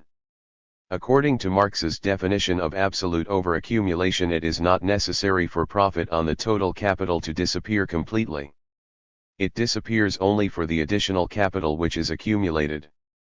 In practice, the additional capital will displace a portion of the existing capital so that for the total capital a lower rate of profit results. However, whereas a falling rate of profit is generally bound up with a growing mass of profit, absolute overaccumulation is characterized by the fact that here the mass of profit of the expanded total capital remains the same. To understand the conditions under which this occurs, I shall first analyze the simplest case where population and the productivity of labor are constant. Absolute overaccumulation of capital with the size of population and technology held constant. Marx says, take a certain working population of, say, 2 million. Assume, furthermore, that the length and intensity of the average working day, the level of wages, and thereby the proportion between necessary and surplus labor, are given. In that case, the aggregate labor of these 2 million, and their surplus labor expressed in surplus value, always produces the same magnitude of value. 1959, pages 216-17.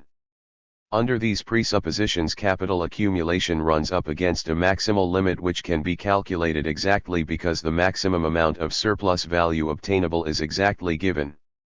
It would make no sense to continue accumulation beyond this limit because any expanded capital would yield the same mass of surplus value as before. If accumulation were continued, it would necessarily lead to a devaluation of capital and a sharp fall in the rate of profit. A portion of the capital would lie completely or partially idle, because it would have to crowd out some of the active capital before it could expand its own value, and the other portion would produce values at a lower rate of profit owing to the pressure of unemployed or but partly employed capital. The fall in the rate of profit would then be accompanied by an absolute decline in its mass. And the reduced mass of profit would have to be calculated on an increased total capital. 1959, p. 252. This constitutes a case of absolute overaccumulation of capital because capital would be unable to exploit labor, to the degree which would at least increase the mass of profit along with the growing mass of employed capital, p. 255. According to Marx, this would be the case in which more capital is accumulated than can be invested in production.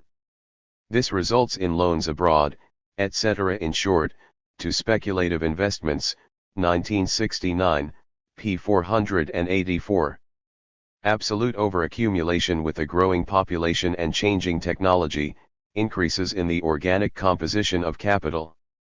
It would be wrong to conclude that absolute overaccumulation is only possible when population and technology are held constant. Using Bauer's scheme, I have shown that it can and must arise on the basis of the assumptions, a. of a progressively rising organic composition of capital, and b. of annual increases in population. Under the conditions postulated by this model, absolute overaccumulation does not set in immediately but only after a certain interval. I showed, in Table 2.2, p. 75, that after year 21 the capitalists could have no interest in accumulating at the existing rate, 10% for constant capital, 5% for variable, because a capital expanded at this rate would be too large to be valorized to the same degree.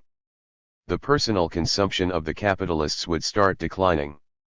So instead of accumulating the surplus value of year 20, that is, incorporating it into the original capital, they will earmark it for capital export. Since businessmen are not inclined to cut down their own consumption, there will be a shortage of the portion earmarked for accumulation. By year 36 there has to be a reserve army, of 11,509 workers, and simultaneously a superfluous capital, of 117,174. This is the situation that prevailed in Britain early in 1867 as reported in Reynolds' newspaper. At this moment, while English workmen with their wives and children are dying of cold and hunger, there are millions of English gold, the produce of English labor, being invested in Russia, Spain, Italy, and other foreign countries. Marx, 1954, p. 625. From this moment on, accumulation runs into difficulties. The profit earmarked for accumulation cannot be invested in expanding business in the industry in which it was made. This is because industry is saturated with capital.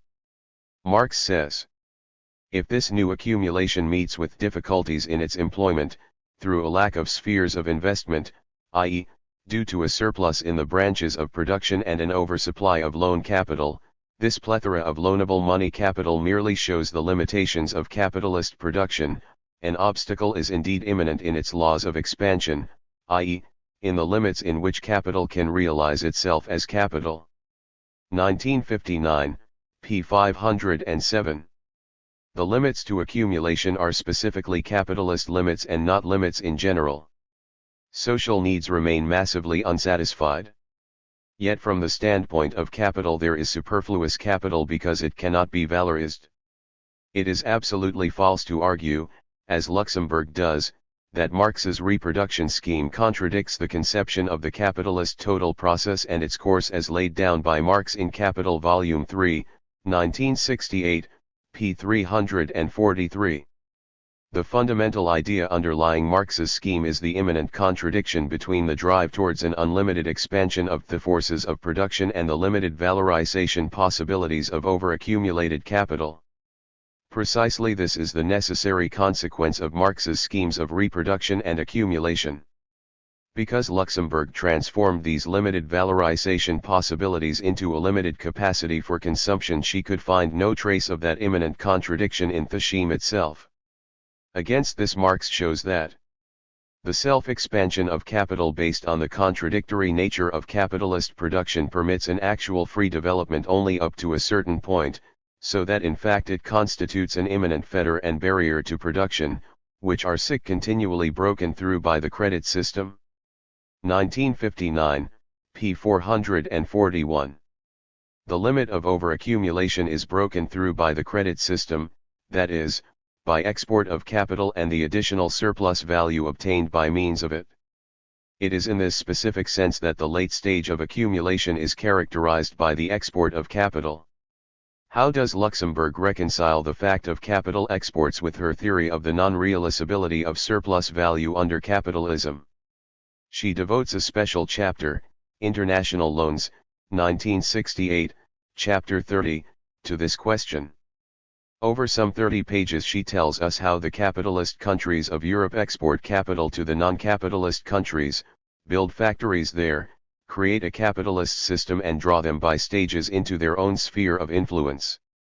But there is not a word about how the surplus value produced in the former is realized in the latter. Instead we are told how the masses of Egypt and elsewhere have to work for long hours at low wages, how they are drawn into the capitalist nexus.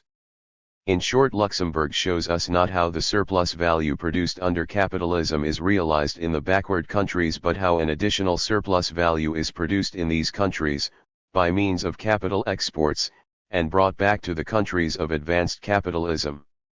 The existence of capital exports is not only irreconcilable with Luxembourg's theory, it directly contradicts it. Capital exports bear no relation to the realization of surplus value. They are related to the problem of production, of the production of additional surplus value abroad. An inductive verification. I have proposed two sorts of argument: that the valorization of capital is the driving force of capitalism and governs all the movements of the capitalist mechanism, its expansions and contractions. Initially production is expanded because, in the early stages of accumulation, profit grows.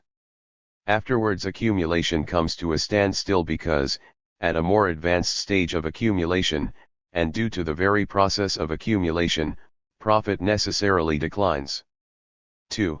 Apart from trying to explain the oscillations of the business cycle, I have tried to define the law of motion of capitalism, its secular trend, or, in Marx's words, the general tendency of capitalist accumulation.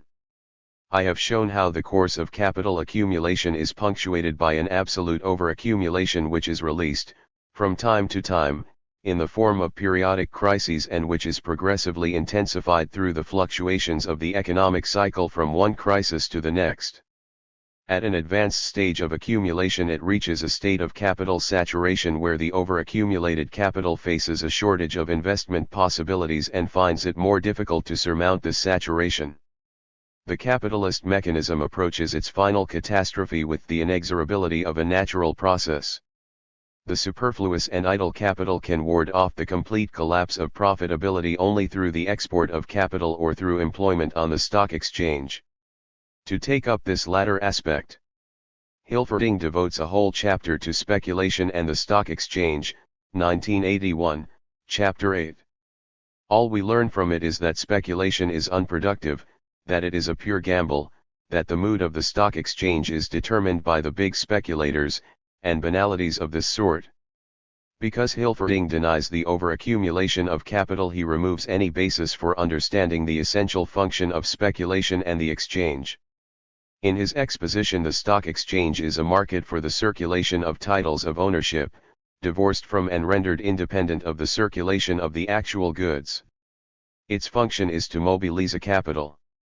Through the conversion of industrial capital into fictitious capital on the exchange, the individual capitalist always has the option open to withdraw his capital in the form of money whenever he likes. Finally, the mobilization of capital in the form of shares, or the creation of fictitious capital, opens the possibility of capitalizing dividends. According to Hilferding, speculation is necessary to capitalism for all these reasons. In all this there is no reference to the function of speculation in the movement of the business cycle. I have already pointed out that superfluous capital looks for spheres of profitable investment. With no chance in production, capital is either exported or switched to speculation. Thus in the depression of 1925 money poured into the stock exchange.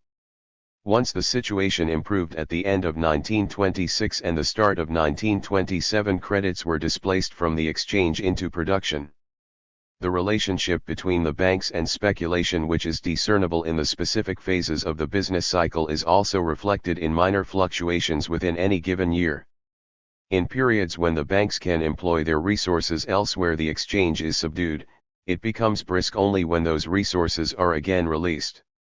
Speculation is a means of balancing the shortage of valorization in productive activity by gains that flow from the losses made on the exchange by the mass of smaller capitalists. In this sense it is a power mechanism in the concentration of money capital. Let us take the present economic situation of the USA as an example of these movements. Despite the optimism of many bourgeois writers who think that the Americans have succeeded in solving the problem of crises and creating economic stability, there are enough signs to suggest that America is fast approaching a state of overaccumulation. A report dated June 1926 notes that, since the war the capital formation process has advanced with extreme rapidity. Capital is now looking for investment outlets, and due to its overflow, it can only find these at declining rates of interest. Naturally, this has meant an increase of all real estate values. Furious speculation in the real estate is one result. Wirtschaftsdienst, 1926,1, p. 792. The basic characteristic of the economic year 1927 is that industry and commerce have watched their production fall, their sales decline and their profits contract. Reduced sales and lower production release a portion of the capital which flows into the banks in the form of deposits. The banks attract industrial profits for which there are no openings in industry and commerce. At the end of 1927, the holdings of the member banks of the U.S. Federal Reserve System were $1.7 billion more than a year earlier. This constitutes a rise of 8% against the 5% considered normal. The retrogression in industry and commerce contrasts sharply with the overabundance of cheap credit money. The discount policy of the Federal Reserve Board has to be seen in this context. It is not that capital flows into Europe because rates of interest are higher. On the contrary, U.S. rates of interest have been cut in order to promote an outflow of capital. The financial expert Dr. Haffeld reports that there were two reasons why in August 1927 the U.S. banks of issue reduced the discount rate from 4% to 3.5%. Firstly, to create an outflow of gold to Europe which is short of capital, and, secondly, to revive domestic business. Yet this discount policy failed. Despite the substantial outflow of gold, U.S. interest rates continued to remain low in the open market and vast sums of money were directed into speculation. The depressed state of industry is reflected by an expansion of speculative loans and speculative driving up of share prices. According to estimates of the U.S. Department of Commerce, in 1927 the USA invested $1.648 billion of new capital abroad. While this was partly matched by a reverse flow of $919 million, the greater part of this money flowed straight into the New York Stock Exchange for speculation. Advances by New York banks by way of brokers' loans on the stock exchange totaled $4.282 billion at the start of May, 46% higher than in the previous year. On the other side, disbursements to industry and commerce remained low up to the middle of February. Towards the end of March there was a massive outflow of capital from the country, including large-scale buying up of foreign securities. As a countervailing measure, the Federal Reserve banks decided on a discount policy which was the reverse of the one followed late in 1927. All 12 banks raised the discount rate from 3.5% to 4%. In April 1928 the Chicago and Boston bankers increased the rate a second time to 4.5% and several banks followed suit. The discount rate thus returned to a level not seen by American money markets since early 1924. The results of the new discount policy appear to have been a complete failure if we go by the staggering bout of speculation on the New York Stock Exchange in the last week of March 1928. In fact, despite the measures taken by the Clearing House Association against further extension of speculative credits, the flood of speculation reached a feverish pitch by August. The fever of speculation is only a measure of the shortage of productive investment outlets. Dr. Fleming is therefore quite right in saying that loans to foreign countries offer one way of eliminating difficulties since income from production cannot be redeployed on the domestic market. Not higher profits abroad, but a shortage of investment outlets at home is the basic underlying cause of capital exports. Today America is doing its best to avert the coming crash already foreshadowed in the panic selling on the stock exchange of December 1928 by forcing up the volume of exports. The recent Copper Exporters Incorporated has been followed by the formation of the Steel Export Association of America, a joint export organization of the two major American concerns, U.S. Steel Corporation and Bethlehem Steel. When these efforts are matched by a similar drive by the Germans and the British, the crisis will only be intensified. The result, intensified international struggle for investment outlets, Transformations in the relationship of finance capital and industrial capital. Lenin was quite correct in supposing that contemporary capitalism, based on the domination of monopoly, is typically characterized by the export of capital. Holland had already evolved into a capital exporter by the close of the 17th century. Britain reached this stage early in the 19th century, France in the I-860s. Yet there is a big difference between the capital exports of today's monopoly capitalism and those of early capitalism. Export of capital was not typical of the capitalism of that epoch. It was a transient, periodic phenomenon which was always sooner or later interrupted and replaced by a new boom. Today things are different.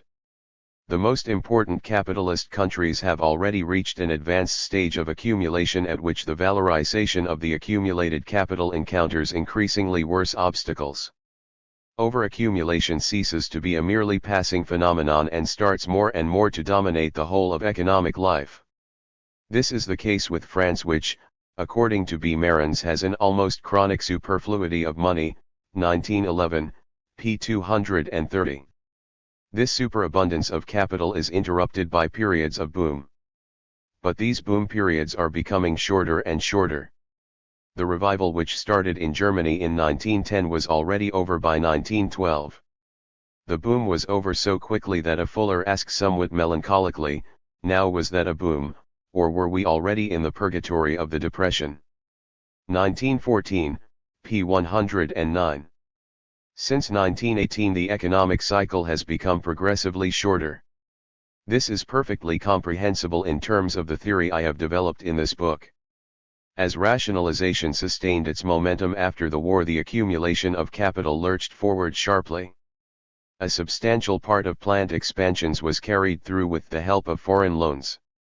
However, in economic terms this is irrelevant to the fact that capital expanded enormously, with the result that the valorization of the expanded capital became more difficult. Apart from this, the problem of valorization was further aggravated by the fact that America was now absorbing one part of the surplus value in the form of interest on her loans. At this advanced stage of accumulation, booms become less intensive. They have changed their character. Today we no longer expect booms to bring increased prosperity to all sectors of the economy. We are generally quite content if industry as a whole tends to prosper, and especially if the main industries and firms show higher prosperity. Filer, 1914, p. 106. Under these circumstances the overabundance of capital can only be surmounted through capital exports. This has therefore become a typical and indispensable move in all the advanced capitalist countries. Export of capital has thus become a means of warding off the breakdown, of prolonging the lifespan of capitalism. The bourgeois economist proclaims triumphantly that Marx's theory of breakdown and crises is false and contradicted by the actual development. He is generous enough to concede that it bore some correspondence to the formative period of capitalism in the 1840s. But when conditions changed, the theory simply had the ground removed from under its feet. When Marx worked out his theory of crisis, one could actually suppose that the recessions following the booms would become progressively worse. It was always possible to extrapolate from the line 1825, 1836, 1847 and end up with the theory of catastrophe worked out by Marx. In fact, even the crisis of 1857 still fitted into the picture. We know from their correspondence how both Marx and Engels saw in the breakdown of the boom in 1857, a vindication of their theory of crisis. Sombart, 1927, p. 702. According to Sombart, the crisis of 1857 was the last great catastrophe of the classic type that Britain would go through. Germany and Austria had still to go through their own crisis in 1873. After that, Europe's economic life was underpinned by a conscious drive to neutralize, mitigate, and abolish the tensions. This was a tendency that persisted down to the war, and nothing in the war itself or the years that followed it at all weakened or transformed this tendency. What emerged out of capitalism was the very opposite of the prophesized sharpening of crises. It was their elimination, or cyclical stability, as people have been saying more recently. p. 702. The one-sidedness of this description is shown by the facts. Bourgeois economists prefer to convince themselves more than others that we are through with crises. Sombart assures us that we have not seen a serious crisis in Europe since 1873. But we know that the French crash of 1882 is reckoned among the most serious crises in French economic history, Marans, 1911, p. 197, and that it precipitated a depression that was destined to persist for over 1.5 decades. According to Sombart, in Britain the full savagery of unbridled capitalism burst forth really for the last time in the 1840s. Already in the 1850s the drive for expansion was much weaker and therefore also the setback, 1927, p. 703. The facts prove the opposite. The crisis of 1895 was preceded by intense speculation chiefly in South African gold shares. The real boom started only in 1895. Of all the attacks of pure speculative frenzy which the city has lived through, this was the worst, the wildest, and the most pernicious. While it raged, more money was won and lost than in half a dozen earlier booms and panics. It ruined 10 times as many people as the South Seas swindle and undoubtedly played its part in bringing forth the Boer War. Financial Times, cited Weber, 1915, p. 270. Commentators have tried to explain the novel character of crises by saying that the banks have succeeded in imposing regulation over economic life. They can systematically withhold credit and stop capital issues, where claims are economically unsound. And in this way they can ensure that the creation of capital takes a rational form. They can thereby prevent speculation on the exchange and moderate the over-optimism of industry itself. Filer, 1914, p. 168. The fact that the character of crises has changed is traced back to increasing planning and conscious regulation of the economy. Changes that are rooted in complex causes are interpreted as the achievements of bankers. The worst orgies of speculation are possible in a period when, with the transition from individual forms of property to its social form in share capital, enormous fortunes accumulated over several decades are thrown onto the market and sacrificed on the stock exchange. These are the flotation periods bound up with vast regroupments and concentration of wealth. They are therefore periods of wild speculation. But once this process of concentration of share capital has already reached an advanced level, with the general progress of accumulation and through the mediation of the stock exchange, the exchange itself is left only with the residual stock capital in the hands of the public. Under these conditions speculation is badly debilitated, not of course through the conscious intervention of banks which supposedly centralize command over the economy into their own hands, but because there is not enough material for the exchange to digest. At an already advanced level of concentration of share capital, speculation on the stock exchange is bound to lose its impetus as its middle-class base of small rentiers, workers, civil servants, and so on, dries up. Yet this only compels the idle money capital to rush into other outlets, into export of capital, as the only investments promising greater returns. This alone is one reason why world market struggles for investment outlets become increasingly sharper. This brings us to the second reason why the character of crises in Britain has temporarily changed. As long as our attention is fixed on an isolated capitalism, it follows that advanced stages of accumulation will necessarily generate crises in their sharpest and most savage forms. During the first 50 years after 1825, when British relations with world economy were still only embryonic, and Britain could thus be regarded to some extent as an isolated capitalism, the crises of capital accumulation were enough to precipitate wild panics and collapses. But the more Britain succeeded in building relations with world economy, expanding foreign trade and discovering foreign outlets for over-accumulated capital, the more the character of those crises changed. But with the progress of accumulation, the number of countries grows in which accumulation approaches absolute limits. If Britain and France were the world's first bankers, today the list includes America as well as a whole series of small donor countries like Belgium, Switzerland, Holland, Sweden. Germany's capital imports are a purely temporary phenomenon. Given the technologically advanced structure of German industry, high productivity of labor and very low wages, the rate of surplus value is extremely high. Therefore the tempo of accumulation is much faster, so that Germany will reimburse her foreign debt sooner than people imagine and emerge on the world market as an exporter of capital. Yet in proportion to the growth in the number of countries which export capital, competition and the struggle for profitable outlets is bound to intensify. The repercussions of this will necessarily sharpen the crisis at home. If the early crises of capitalism could already lead to wild outbreaks, we can imagine what crises will be like under the growing weight of accumulation when the capital exporting countries are compelled to wage the sharpest struggles for investment outlets on the world market.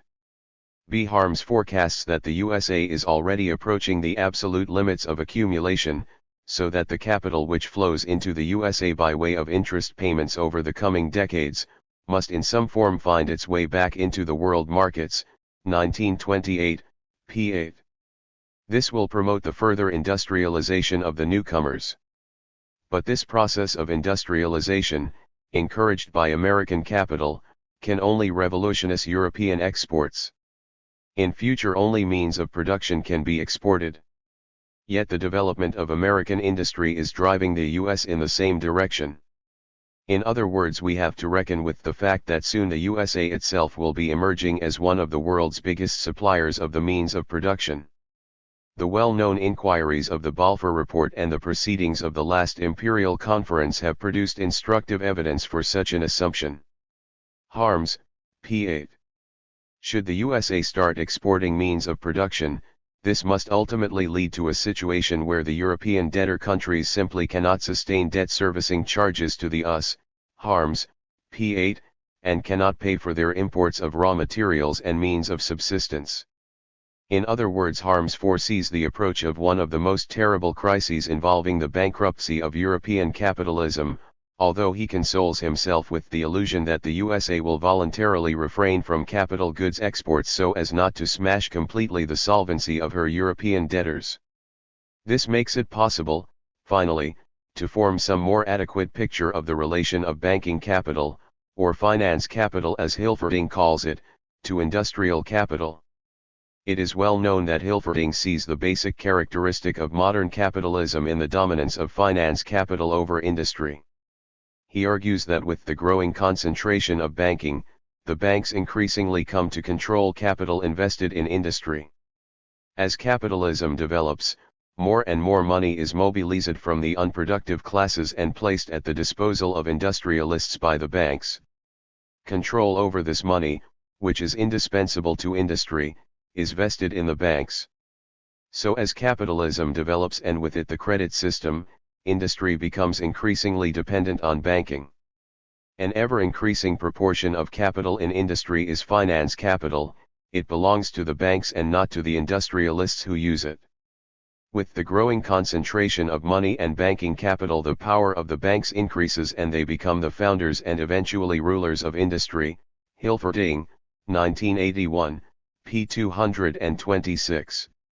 As banking itself develops, there is a growing tendency to eliminate competition among the banks themselves, and on the other side, to concentrate all capital in the form of money capital, and to make it available to producers only through the banks.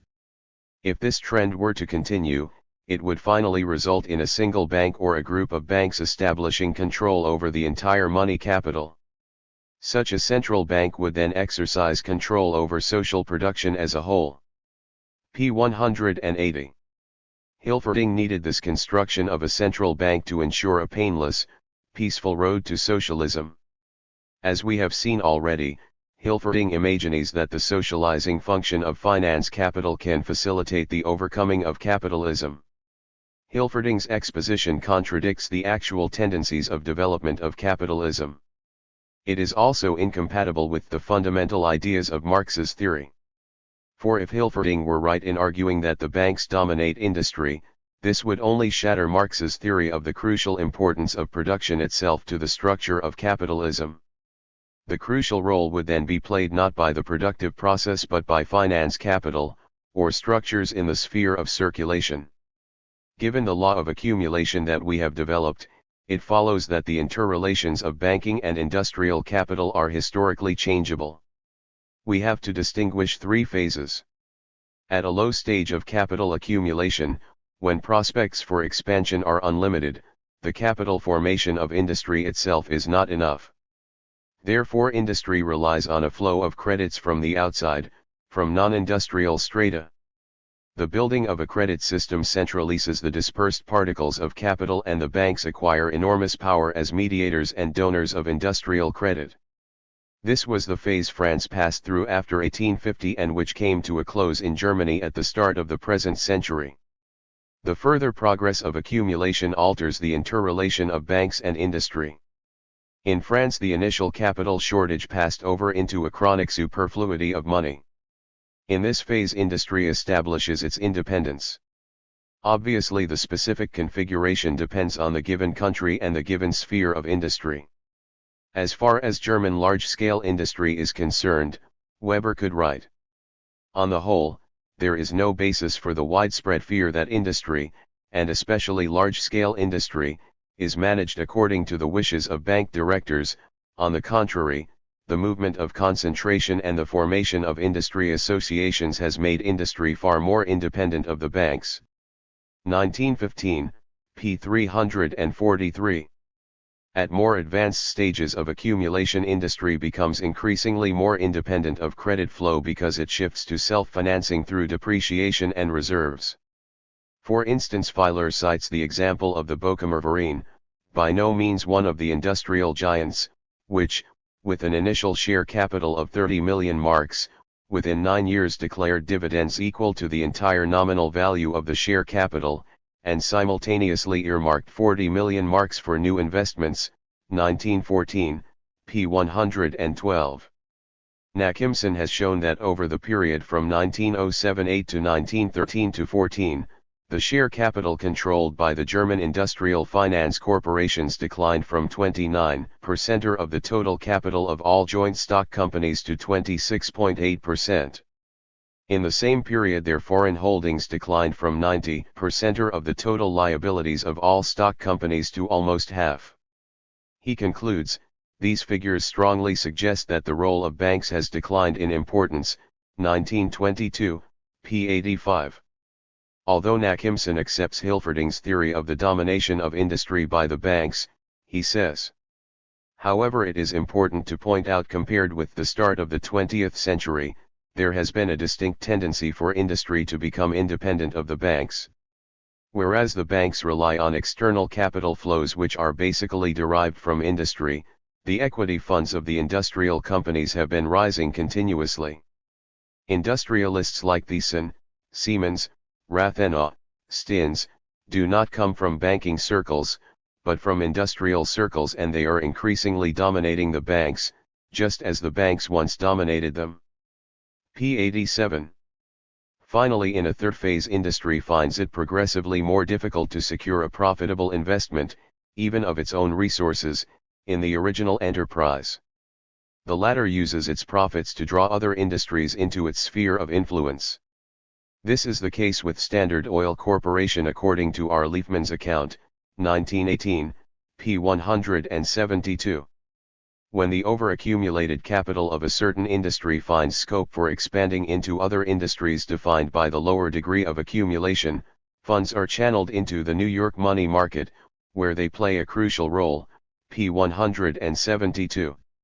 In countries like Britain, France, and especially the USA, it is simply not possible to speak of industry being dependent on the banks. On the contrary, industry has recently been dominating the banks.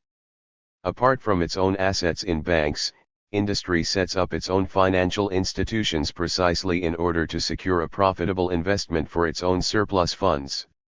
In Germany, firms like AEG are not only independent of the banks, they stand in a solid position in financial circles due to their own massive bank accounts. In a chapter on recent international trends in industrial financing, T. Vogelstein, 1914, points out that the typical balance sheet of modern large-scale companies shows a completely different picture from the past. There is a tendency for the share of equity funds to increase at the expense of borrowed funds, or for the company to acquire its own assets in the banks. According to Vogelstein, this is one of the reasons why banks have been turning to the stock exchange by way of investments. The historical tendency of capital is not the creation of a central bank which dominates the whole economy through a general cartel, but industrial concentration and growing accumulation of capital leading to the final breakdown due to overaccumulation.